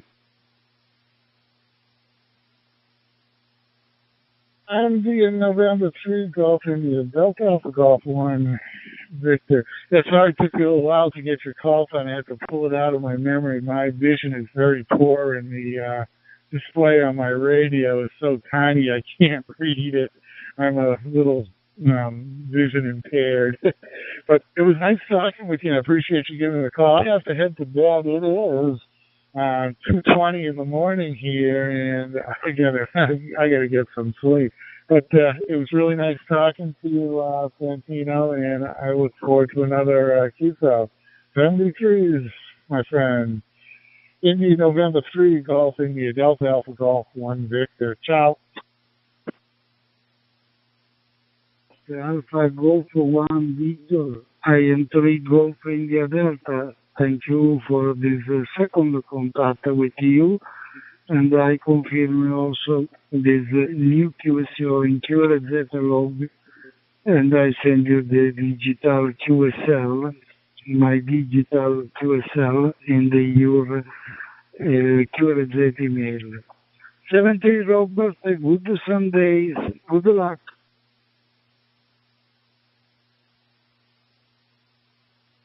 73 Santino. Alpha Golf Victor. Alpha Bravo. Alpha Dogman. Alpha Dogman. Okay. I might tengo mobile. Tengo yo.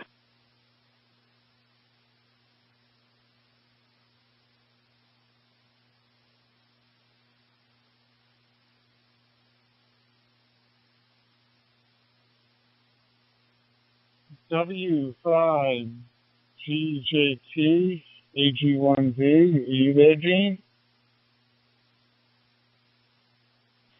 Alpha Golf 1 Victor, W5 GJT. Thank you very much for taking my call. I know you are about to go QRT. Just wanted to say a quick hello to you. Name here is Gene, Golf Echo number 2. QT is Dallas, Texas. Using an old TYT handle in the hotspot here. We're coming in loud and clear, my friend. Local time 1:24 a.m. WX hot and sunny, and right now it's around 87. Okay, Rob, I'll keep it short. I'm logging me on QRZ. I would appreciate if you could confirm it on QRZ, my friend. Back to Alpha Golf 1 Victor. This is Whiskey 5 Golf Kilo Tango.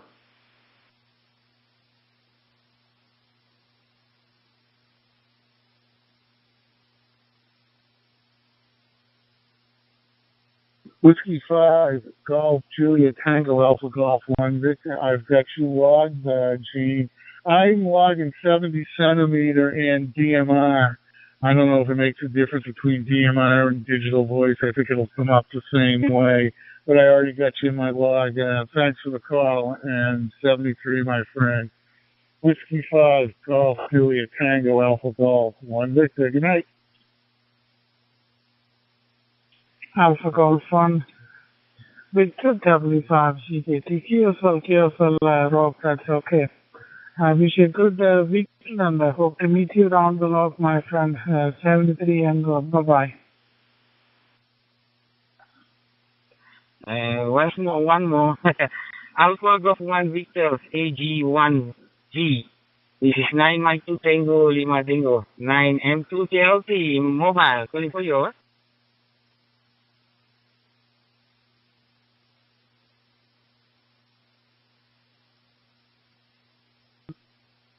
9 Mike 2 Tango Lima Tango Alpha Golf 1 Victor. You got one more.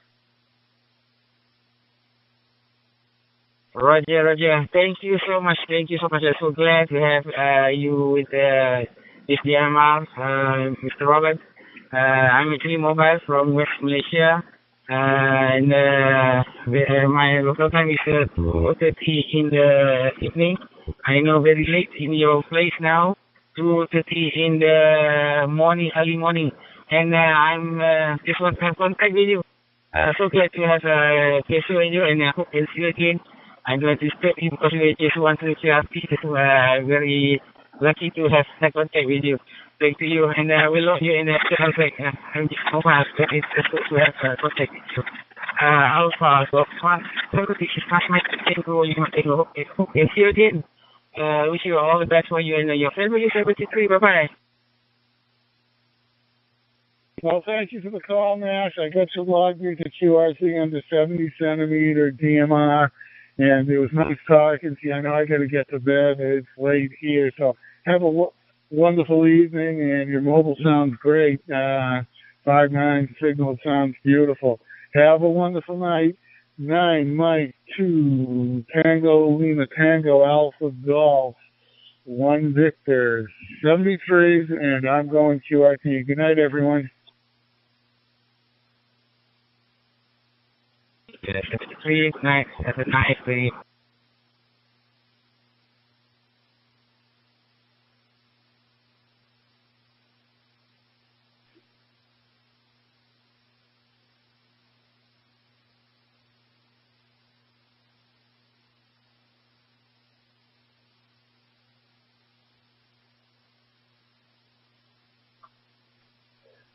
This is Whiskey Bravo 2 Echo Hotel Golf, Brooklyn, New York City.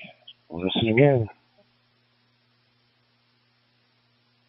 Alpha Foxtrot 4 Juliet Charlie Italy Uniform 0 Victor India Zoo.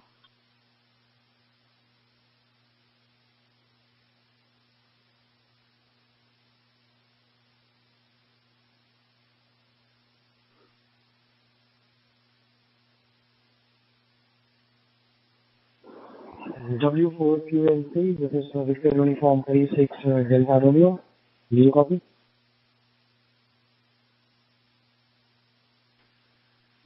Victor Uniform 36 Delta Romeo. This is Whiskey 4 Quebec Lima Charlie. I copy you 5-9 into Middle Tennessee. QSL?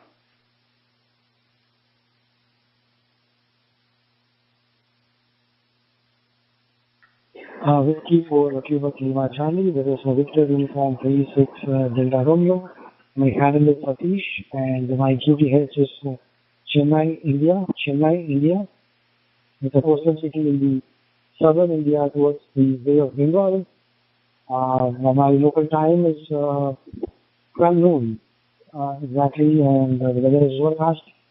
At the moment, I'm using my Android Star application on my phone, and your signal is 5.9, loud and clear. Thank you for the QSO and QSL, my back to you. Roger. Victor Uniform 36 Delta Romeo. This is Whiskey 4 Quebec Lima Charlie returning. Yeah, the name here is Lenny Lima Echo November Yankee, and I'm located here in Murfreesboro, Tennessee, just about 30 miles south of Nashville. And I'm pleased to make your acquaintance. This is my first contact with you, so I'm very happy. You're coming in 5-9, loud and clear. Top current time here is clock here, 1:30 a.m. Alpha Mike, and current temperature here is about 70 degrees Fahrenheit. And my current working conditions is my Anytone 878 Plus going through my 5-star hotspot. And back to you, Victor Uniform 36, Delta Romeo. This is Whiskey 4 Quebec Lima Charlie. Back to you. Whiskey 4 Quebec Lima Charlie. This is a Victor Uniform 36 Delta Romeo. Thanks for the QSO. It's a pleasure running for TG91. And again, my good friend, thank you from Chennai, India. Final 73 from my end. If you could add a log in the QRV logbook, I would highly appreciate it. Thank you.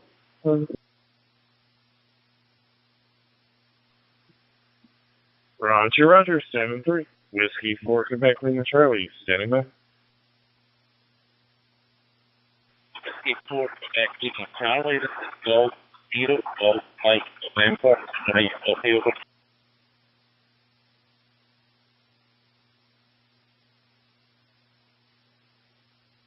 Golf Mike 0, Golf Mike November, I believe. This is Whiskey 4 Quebec Lima Charlie. Returning your call. You're coming in loud and clear. Please go ahead.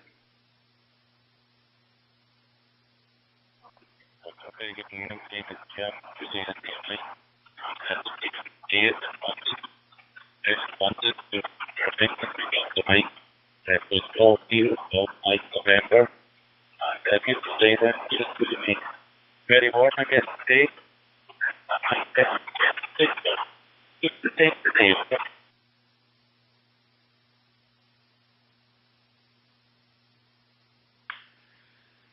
Golf Mike 0, Golf Mike November. This is Whiskey 4 Quebec Lima Charlie returning. I copied you a little bit. You have a little bit of a noise in your signal, but I pretty much copied what you said. Name here is Lenny Lima Echo November Yankee.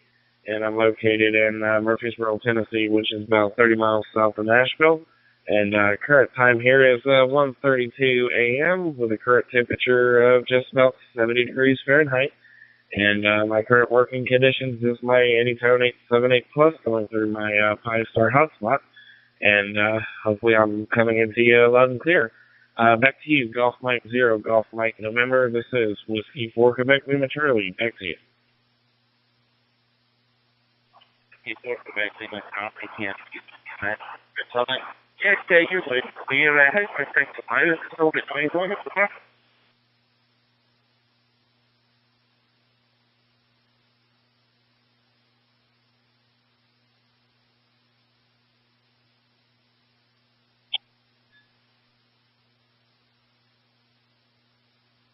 Whiskey 4 Quebec Lima Charlie. Whiskey 4 Quebec Lima Charlie. This is View 2 Eco Hotel Bravo.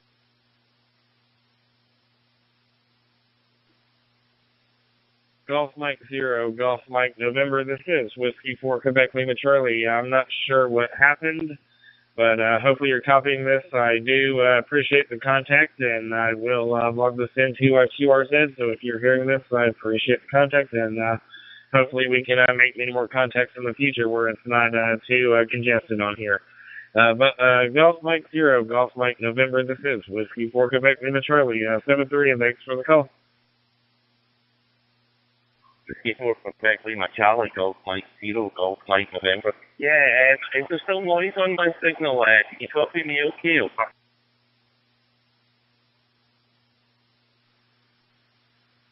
Golf Mike 0, Golf Mike November. This is Whiskey 4 Quebec Lima Charlie returning. That was actually much better than before. Much more improvement. Back to you. Yeah, so something my signal is okay. We have noise.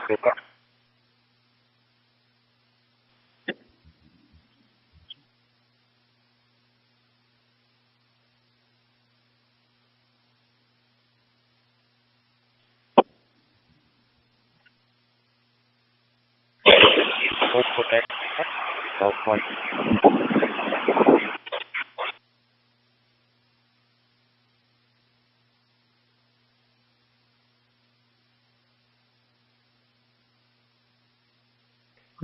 4, Quebec Lima Charlie.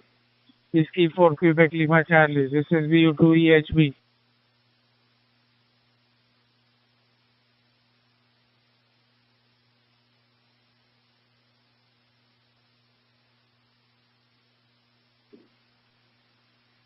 Victor Uniform 2, Echo Hotel Bravo.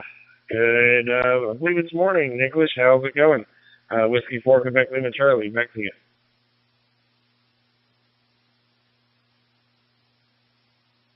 Roger, I will keep BQSO short. Greetings to you and your family from Ahmedabad, India. Glad to meet you again. Good morning, good evening to you, and happy Sunday to you in advance. Temperature over here is just 31 degrees centigrade and time is around 6 minutes past 12 o'clock in the afternoon. Hope to meet you down the log again. 73 is bye-bye and good luck to you. Roger, Roger. Victor Uniform 2, Echo Hotel Bravo. This is Whiskey 4, Quebec Lima Charlie returning. Well, I appreciate the contact as always. Current time here is 1:36 a.m. with a current temperature of 70 degrees Fahrenheit. And you're also coming in 5-9, loud and clear as always. But yeah, Talk Group 91 is pretty busy, but I wish you all the best in 7:30s, and we'll make any more contacts in the future.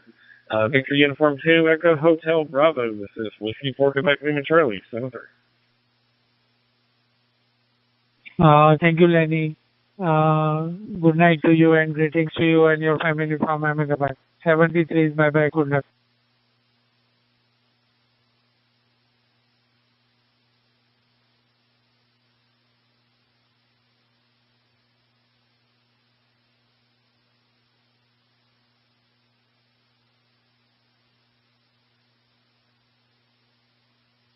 Golf 0, Golf Mike November. Golf 0, Golf Mike November. This is VU2 Eco Hotel Bravo.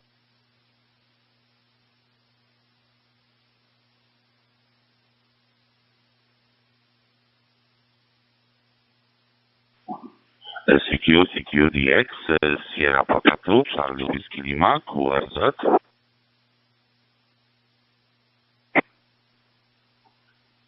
Sierra Papa 2, Charlie Whiskey Lima, Whiskey Bravo 2, Echo Hotel Golf, New York City. Come on back. Yazoo. Whiskey Echo Hotel Golf, Sierra Papa 2, Charlie Whiskey Lima. Hello, Mrs.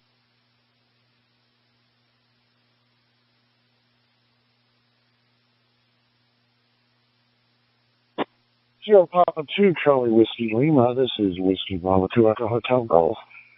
Hello, Merrick. My name is Eric, Echo Romeo India Charlie. I'm in Brooklyn, New York City, in the great state of New York, in a great country of the United States of America. Coming back to you in Poland. Sierra Papa 2, Charlie Whiskey Lima, Whiskey Bravo 2, Echo Hotel Golf.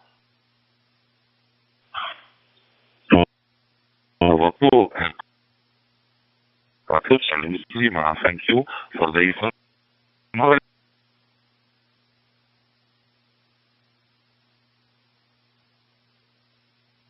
23.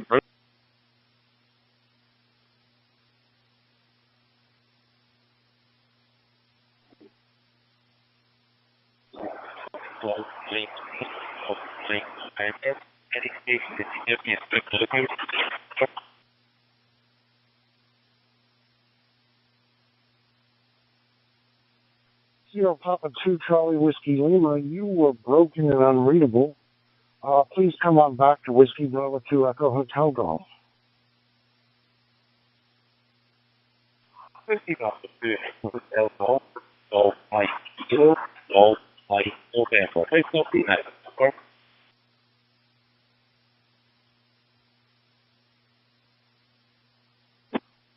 Golf Mike 0, Golf Mike November. This is Whiskey Bravo 2 Echo Hotel Golf. Please stand by. I'm in a QSO with Sierra Papa 2, Charlie Whiskey Lima.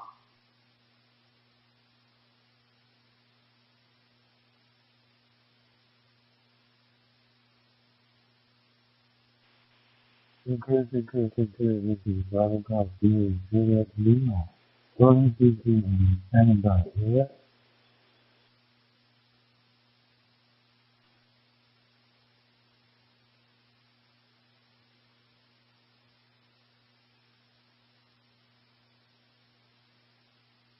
Whiskey Bravo 2, Eco Hotel Golf.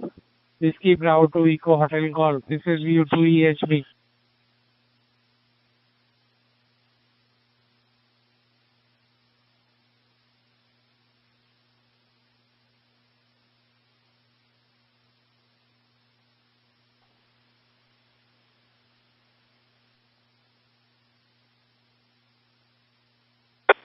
Whiskey Bravo 2, Hotel Golf, Echo Hotel Golf, Kilo India 7, Hotel Uniform Bravo. Your Polish station has developed internet problems and he's completely dropped out. Charlie Whiskey Lima. This is Whiskey Bravo 2, Echo Hotel Golf. Sorry about that. Can you come on back?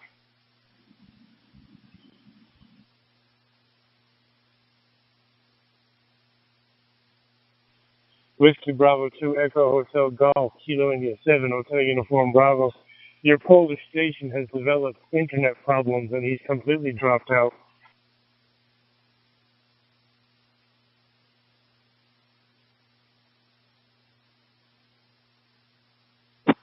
Kilo India 7, Hotel Uniform Bravo. Whiskey Bravo 2, Echo Hotel Golf. Affirmative. Sorry about that. On my end, too. This is Whiskey Bravo 2, Echo Hotel Golf. Standing by.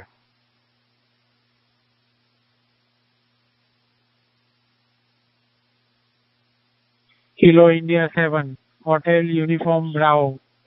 Kilo India 7, Hotel Uniform Bravo. This is U2 Eco Hotel EHB.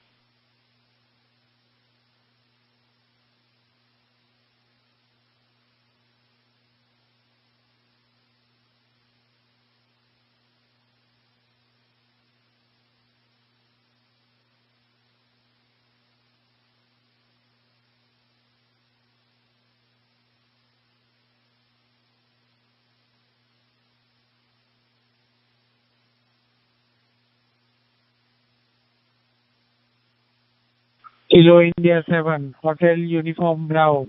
This is Victor Uniform 2 Eco Hotel Bravo.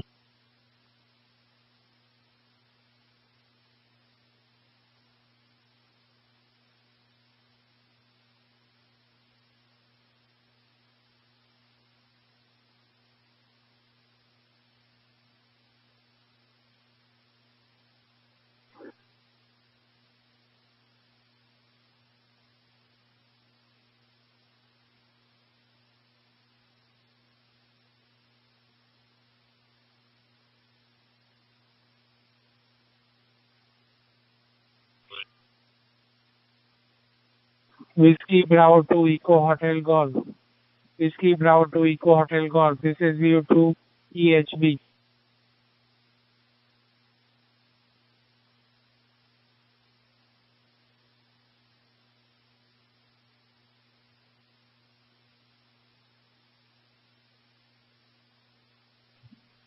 Kilo India 7, Hotel Uniform Bravo, Italy Uniform 0, Victor India Zulu.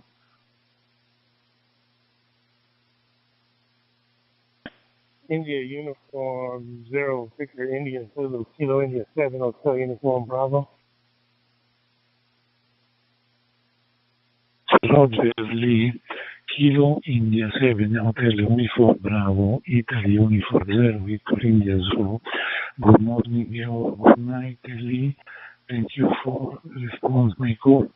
Your signal is 59, OTH is Roma, and the name is Roberto Romeo Oscar Bravo Eco Romeo Tango Oscar. We have a Sunday with 26 degrees now. The mic for you, Lee. Kilo India 7, Hotel Uniform Bravo, Italy Uniform 0, Victor India Zulu. City Uniform 7, Italy Uniform 0, Italy Tango Zulu, Kilo India 7, Hotel Uniform Bravo, Delta Oscar 7, Hotel Uniform Bravo, my German call sign.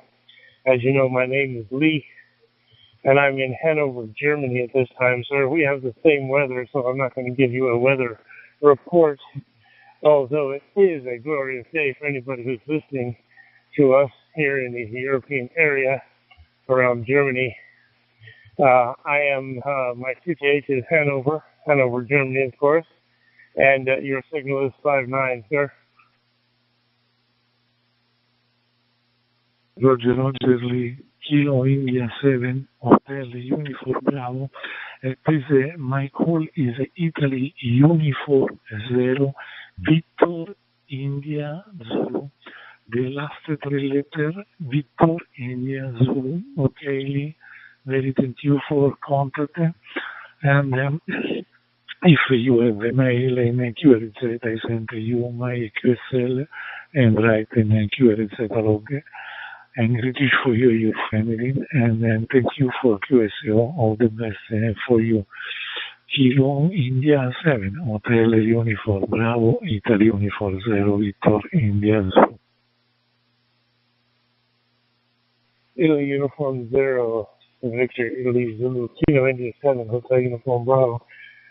I wish you the same, sir. A fine Sunday and a well afternoon for you and your family.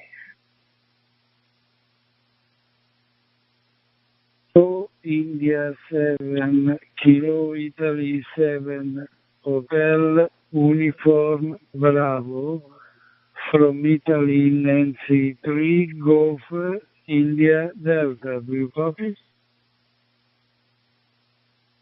Italy Nancy 3, Italy Golf Delta, Kilo India 7, Hotel Uniform Bravo. Kilo Italy 7, Hotel Uniform Bravo, Hotel United Bravo, this is Italy November 3, Golf India Delta. Name is Santino, Sierra Alpha, Nancy Tango, India Nancy Oscar. And my city is Bolzano in northeast Italy. It is the first QSO with you looking in the QRZ log. Your radio, sorry, is good. I have a radio 5 and good quality. My bet to you, Kilo Italy 7, Hotel United Bravo, IM3 Golf, India Delta.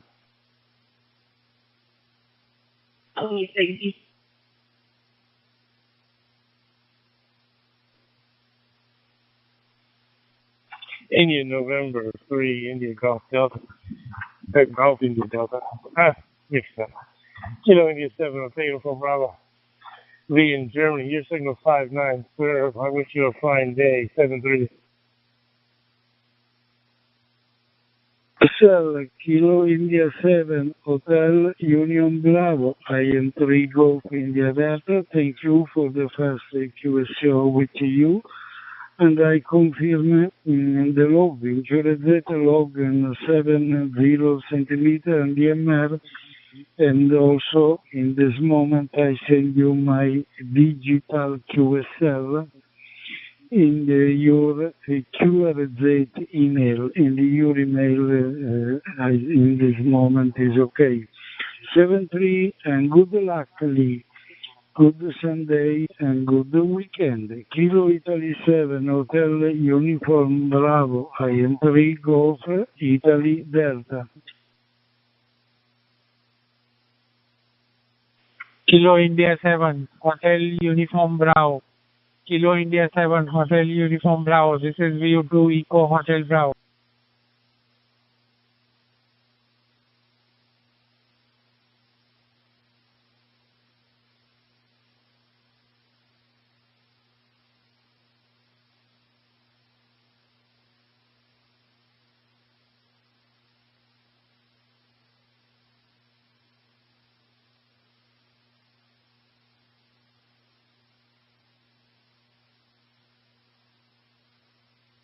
Kilo Delta 9, Whiskey Hotel Golf.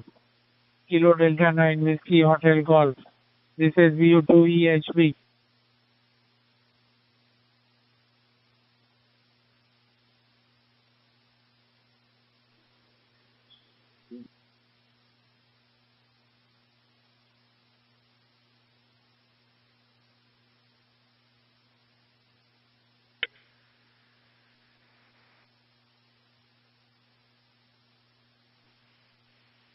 Victor Eco 4, Romeo Yankee Alpha.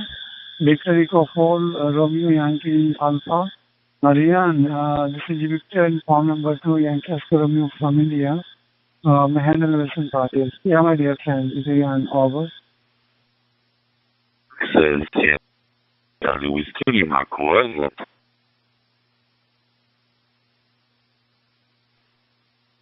Charlie Whiskey Lima. Sierra Papa 2 Charlie Whiskey Lima. This is VU2EHB.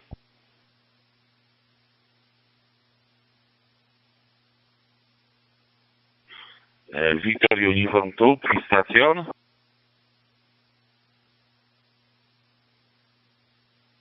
Sierra Papa 2 Charlie Whiskey Lima. This is Victor Uniform 2 Eco Hotel Bravo.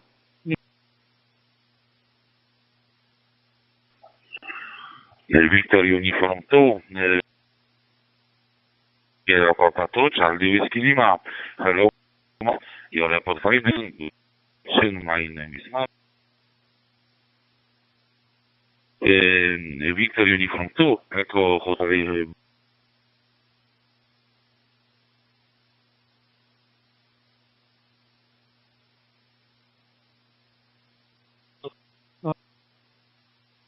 Thank you, Marek. Sierra Papa 2 Charlie Whiskey Lima. Papa 2 Charlie Whiskey Lima. Thank you for answering my QSO. This is VU2 Eco Hotel Bravo. Your 5x9.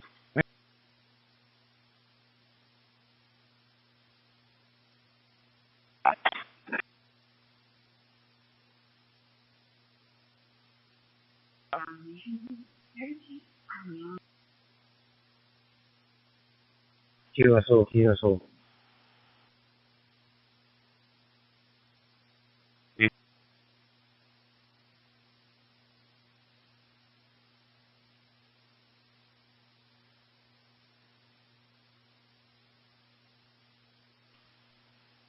Sierra Papa 2 Charlie Whiskey Lima. This is Whiskey Bravo 2 Echo Hotel Golf. Can we pick up where we left off?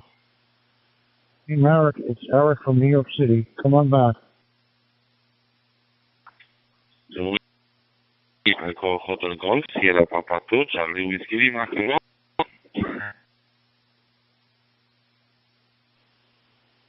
Sierra Papa 2 Charlie Whiskey Lima Whiskey Bravo 2 Echo Hotel Golf. Yeah, I got you a 7-9 now. It's all good.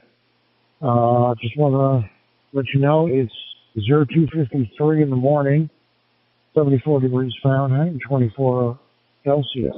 And it's a beautiful weekend here in the Big Apple. Back to you. Whiskey Bravo 2, Echo Hotel Golf, Sierra Papa 2, Charlie Whiskey Lima. Thank you very much for the QSO. Very good day for you and family. Thank you, Seven. Echo Hotel Golf, Sierra Papa 2, Charlie Whiskey Lima. Bye.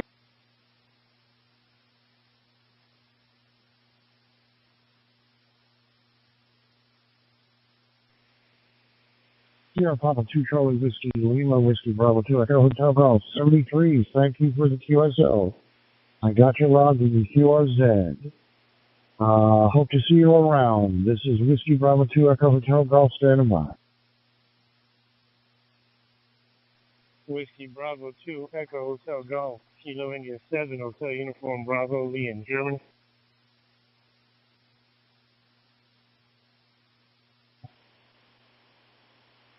You're in the 7 Hotel Uniform Bravo, Whiskey Bravo 2 Echo Hotel Golf. Good evening, lady. How are you out there in Arizona?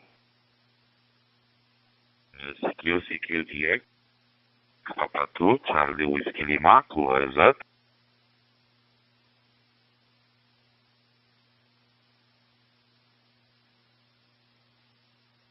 Whiskey Bravo 2 Echo Hotel Golf. Kilo India 7 Hotel Uniform Bravo. Delta Oscar 7 Hotel Uniform Bravo is my German call sign. My name is Lee Lima Echo Echo, and I'm in Hanover, Germany. If you look farther down on that page, you'll see it says maintained by Delta Oscar 7 Hotel Uniform Bravo. So, sir, it is Sunday morning here in Germany. It is probably 5 minutes to 9, and it is a glorious day. I'd like to send some of this weather to you, but I don't think it's going to get there.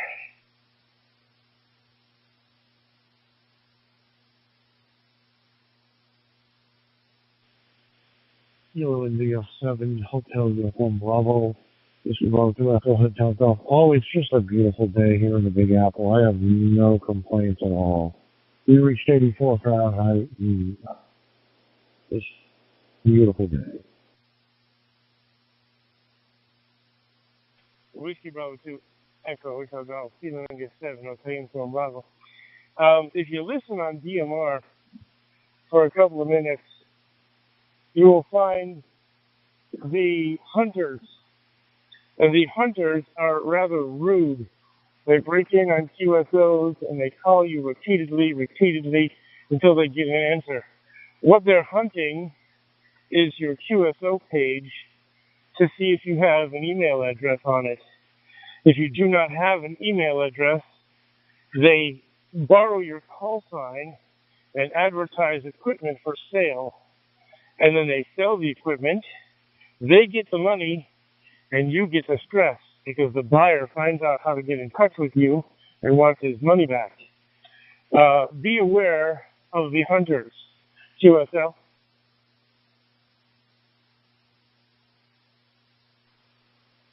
Kilo India 7 Hotel Uniform Bravo, which is Bravo 2 Echo Hotel Golf. QSL, yeah, I understand. I hear you. What you gonna do about it? You know, our call signs are our call signs, and QRZs are a QRZ page. That's what you got. Yes, but the way to protect yourself is to make sure that you have a working email address on your QRZ page. If you don't have a working email address, the buyer, or said buyer, has a difficult time to contact you and has to go through the FCC to get your email address. So if you have an email address on your QRZ page, they don't bother you. They're looking for pages that aren't secured by an email address. QSL? Kilo India 7 Hotel Uniform Bravo, which is Bravo 2 Echo Hotel. QSL? Yeah, my QRZ page is up to date, working email. I use it all the time.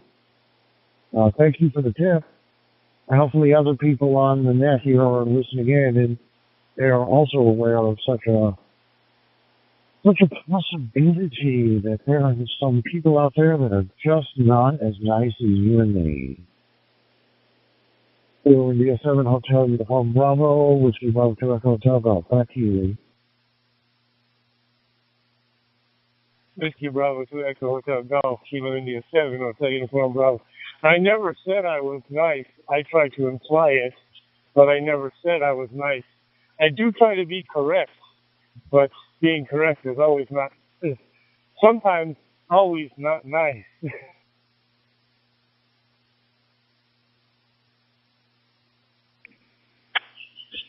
Kilo India 7.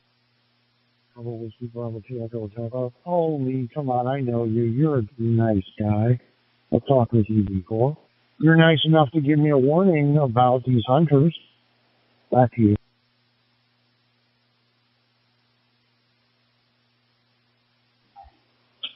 Kilo India 7, Hotel Uniform Bravo, Sierra Papa 2, Charlie Whiskey Lima. And your Polish station just tried to contact me, but he's having a lot of trouble. He keeps dropping out, man. I don't really understand him, so let's see what he has to say. Kilo India 7, Hotel Uniform Bravo. I wish you a fine night, Eric. 7-3. 7, Hotel Uniform Bravo, Sierra Papa 2, Charlie Whiskey Lima.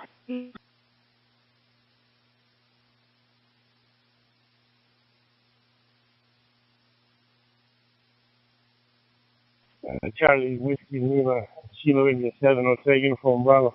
I didn't get the prefix of your call because you keep breaking up.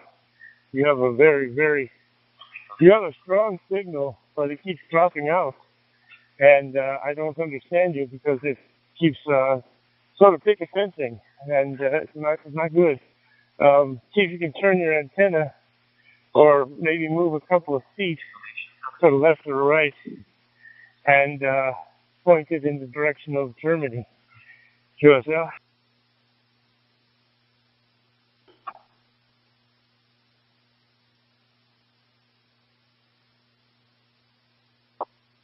QM0FPP. Good morning, Lee, in Germany.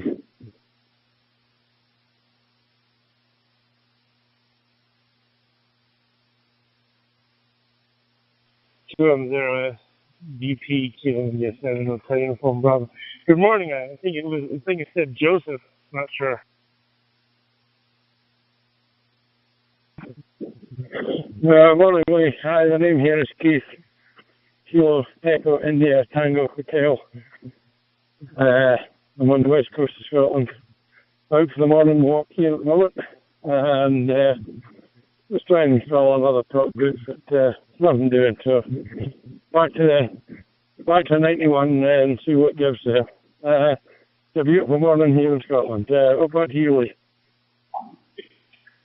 Kilo India 7, Hotel Uniform Bravo, Sierra Papa 2, Charlie Whiskey Lima. Thank you very much for the QSO. Very good day for you and family. Thank you. 73, Kilo India 7, Hotel Uniform Bravo, Sierra Papa 2, Charlie Whiskey Lima. 7.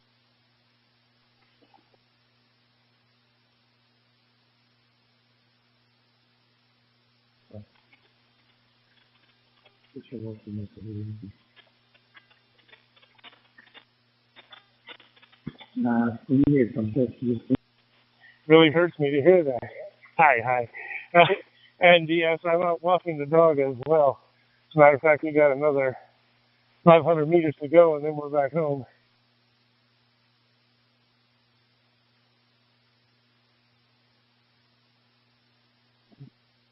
QM0SPP. Hi. Oh, well, that's good. I've got another 3 miles before I'm home, Lee. But yeah, good to hear you on here this morning anyway. And Marek, if you're copying me, your signal is way overdriven. Turn your mic gain down a lot. It's distorted, and it's very hard to make you out. Back to you, Lee.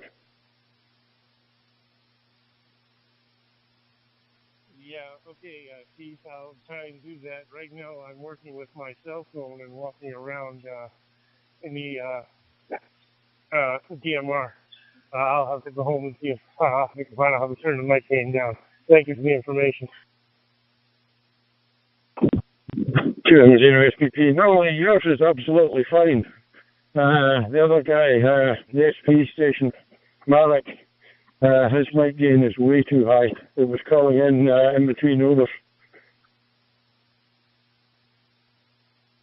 Oh yeah, that's a Polish station. He's been having a lot of trouble. He had some internet trouble a little while ago and dropped out completely. I don't think he understands what he's doing and what's going on. But yeah, he is overdriven. That's why he keeps dropping out. For sure not. I wonder how you're getting into 91. You say you're using your cell phone. I wonder which app you're using on that, Lee. That would be the DroidStar app at this time. DroidStar. You should look up Z3DMR. Z3DMR is a web page where you can download an APK file to an Android phone, and you will get a whole new experience of DMR. It's absolutely brilliant. Keith, when you get a chance, can you send me an email with that information? I'm out walking the dog, and if I take 3 steps, I forget my own name. Zero HPP, yeah, sure, I can look that up, but it's a very, very good app, runs on Android, and DMR is just oh so simple with it, and as I say, it works on any Android phone.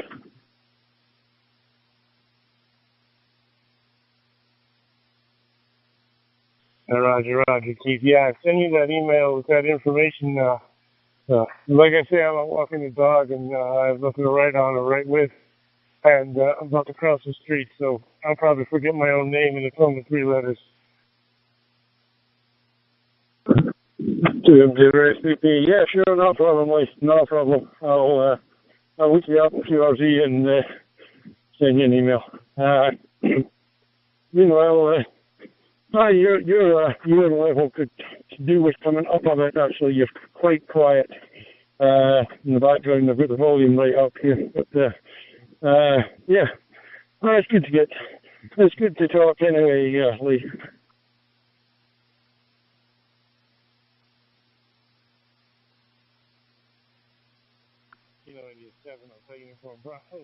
German. Okay, Keith, we've had this up enough, and I'm coming around the corner, so we're going to be going in the house. I wish you a fine day. Catch me a leprechaun if you can, sir. And make sure you get his pot of gold, too. I'll share it with you, but I do need a little bit of it. Kilo Indian 7 or Uniform Bravo.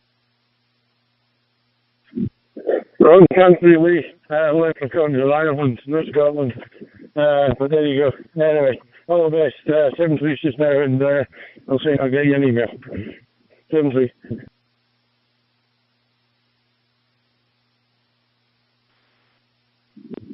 Whiskey Hotel 6, Hotel Charlie Echo from Italy Uniform 0, Victor India Zulu, copy.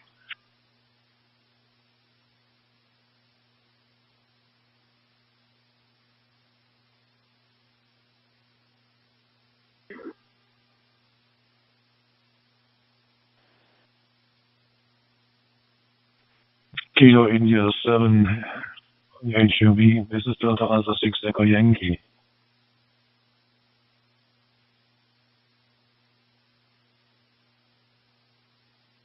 Yankee Delta 7 Kilo Victor Lima. Yankee Delta 7 Kilo Victor Lima. From Italy, Nancy 3 Golf India Delta. Do you copy? India November 3, call of India Delta, Osman Santino, copy. Roger. Thank you, Delta 7, Kilo Victor Lima. What's that? Sorry. Yankee Delta 7 Kilo Victor Lima. Thank you for answer my call. Your report in Italy is Radio 5. I have any radio good, no problem to copy. My name is correct. QTH is Bolzano in northeast Italy. Is any town about 100 kilometers south Austria. My bet to you, Yankee Delta 7, Kilo Victoria, London. I am 3 Golf India Delta. Italia November 3, Golf India Delta, back to Yankee Delta 7, Kilo Victor Lima, Osman Santiano.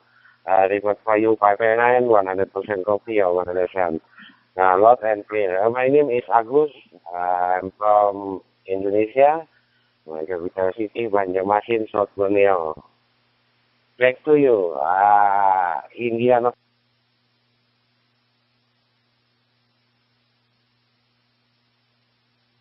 Let's have a good copy, Agus. Yankee Delta 7, Kilo Victor Lima. From Indonesia, the Italy Nancy 3 Golf India Delta. Also, I copy you well. And this moment using any radio by Itera is model 785 Golf and auto stop. For the weather, in this moment, I have 21 centigrade plus. In the morning, in Italy is in this moment 0910. 0910 in the morning in this moment. Thank you for the first QSO with your station. I confirm 100% in QRZ log, but attention, I confirm in 70 centimeter and DMR mode, and also I send you my digital QSL now in your QRZ email. 73 for you, good Sunday, and a very good weekend.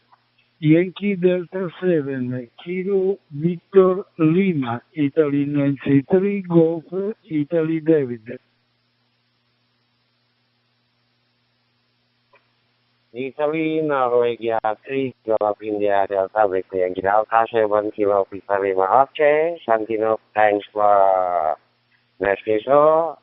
All the best for your family. Be happy, we are happy, you healthy. See you again. Yourself, confirmation to see you again, 73.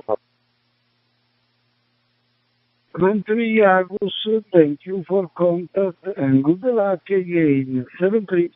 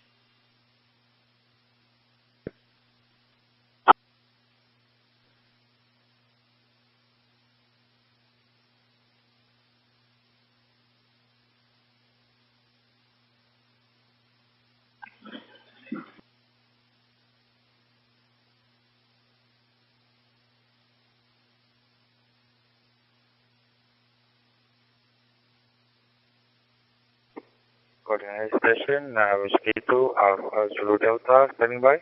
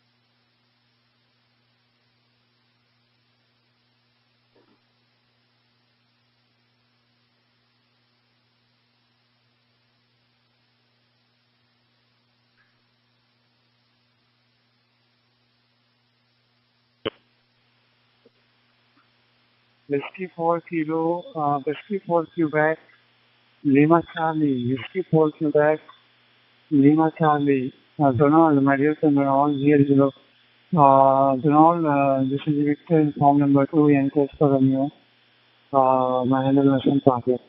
Yeah, my dear son, Donald, over.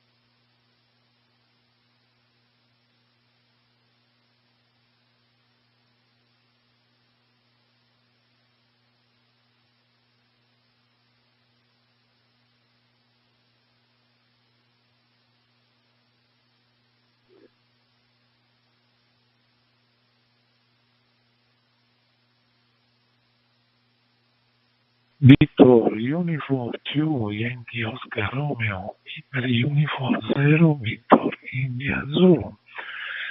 Good morning, just now.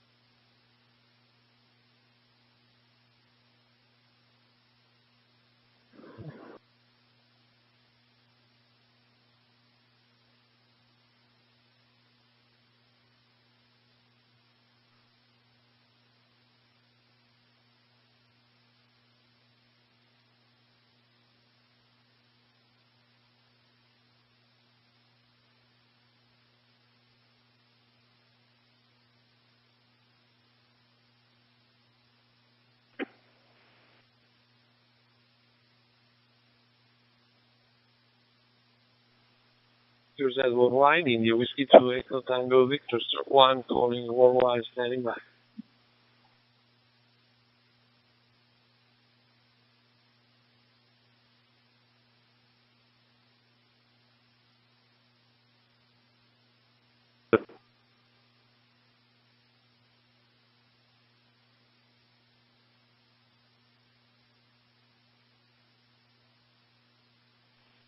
QRZ worldwide, India Whiskey 2 Echo Tango Victor Stroke 1 calling CQ worldwide, Italy Whiskey 2 Echo Tango Victor worldwide, QRZ.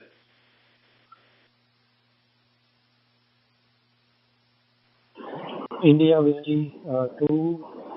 I'm sorry I didn't get your call sign fully. This is Victor Uniform 36 Delta Romeo. Uh,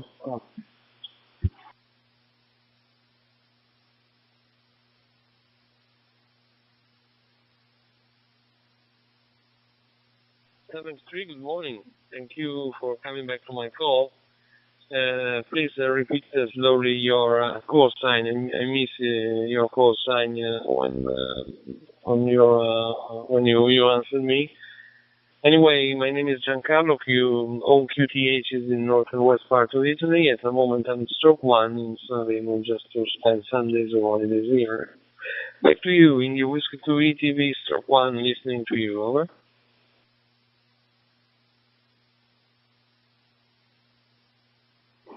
India Whiskey 2 Echo Tango Victor. This is Victor Uniform number 3, number 6 Delta Romeo. I repeat, Victor Uniform number 3, number 6 Delta Romeo from Chennai, India. Thank you for the QSO, Mr. Giancarlo. I live in the coastal city of India and hear you loud and clear. 5959. I'm using Bright Star application on my iPhone at the moment to connect to TG81. And the local time is 12:50 p.m., 12:50 p.m. And the temperature is around 30 degrees Celsius overcast conditions in Chennai. I invite you, Mr. Yan CHINO.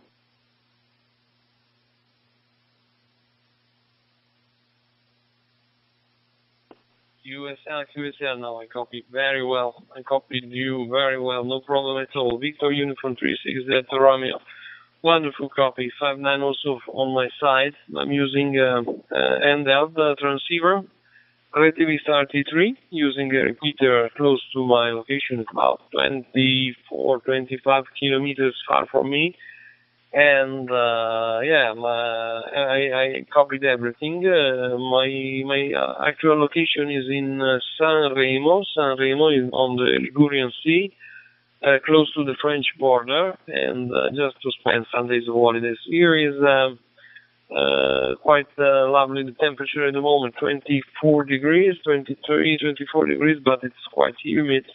In a way, it's lovely. It's lovely temperature. Sky is blue at the moment, and really we have a wonderful day starting here. Are 9:21 in the morning, and we are ready to go to the sea. Back to you, Victor Uniform 36. Sorry, I missed my logbook. Anyway, I will recover in a few seconds. This is India Whiskey 2 Echo Tango Victoria is missing. India Whiskey 2 Echo Tango Victor. This is Victor Uniform 36 Delta Romeo. Thank you for the QSO. Nice to know that you have a pleasant and humid weather there. Thank you so much. One of my favorite Italian movies is Life is Beautiful by Roberto Benigni.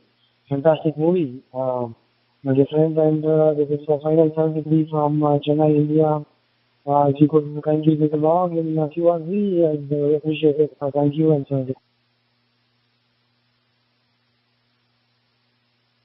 QSL copied. Okay. Thank you so much for the QSO. I wish you a very, very good day, and thank you so much for answering to me. And I really hope to meet you very soon on the frequency. I'm quite active also on HF, and for sure I will FT8, satellite, everything, HI. So we have for sure the chance to meet in the future. All the best, 7 trees. Thank you so much for the QSO, and regards to your family. VU 360 Delta Romeo.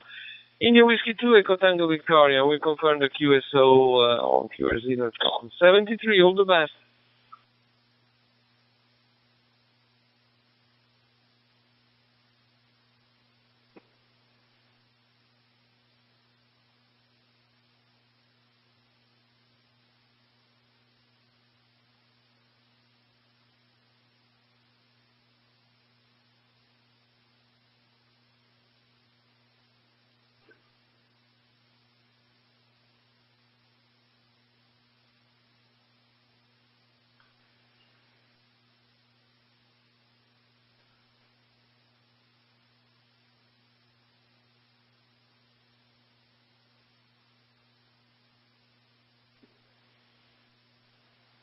Was that India Whiskey 2 Echo Tango Victor. India Whiskey 2 Echo Tango Victor. Stroke 1 calling CQ and bye.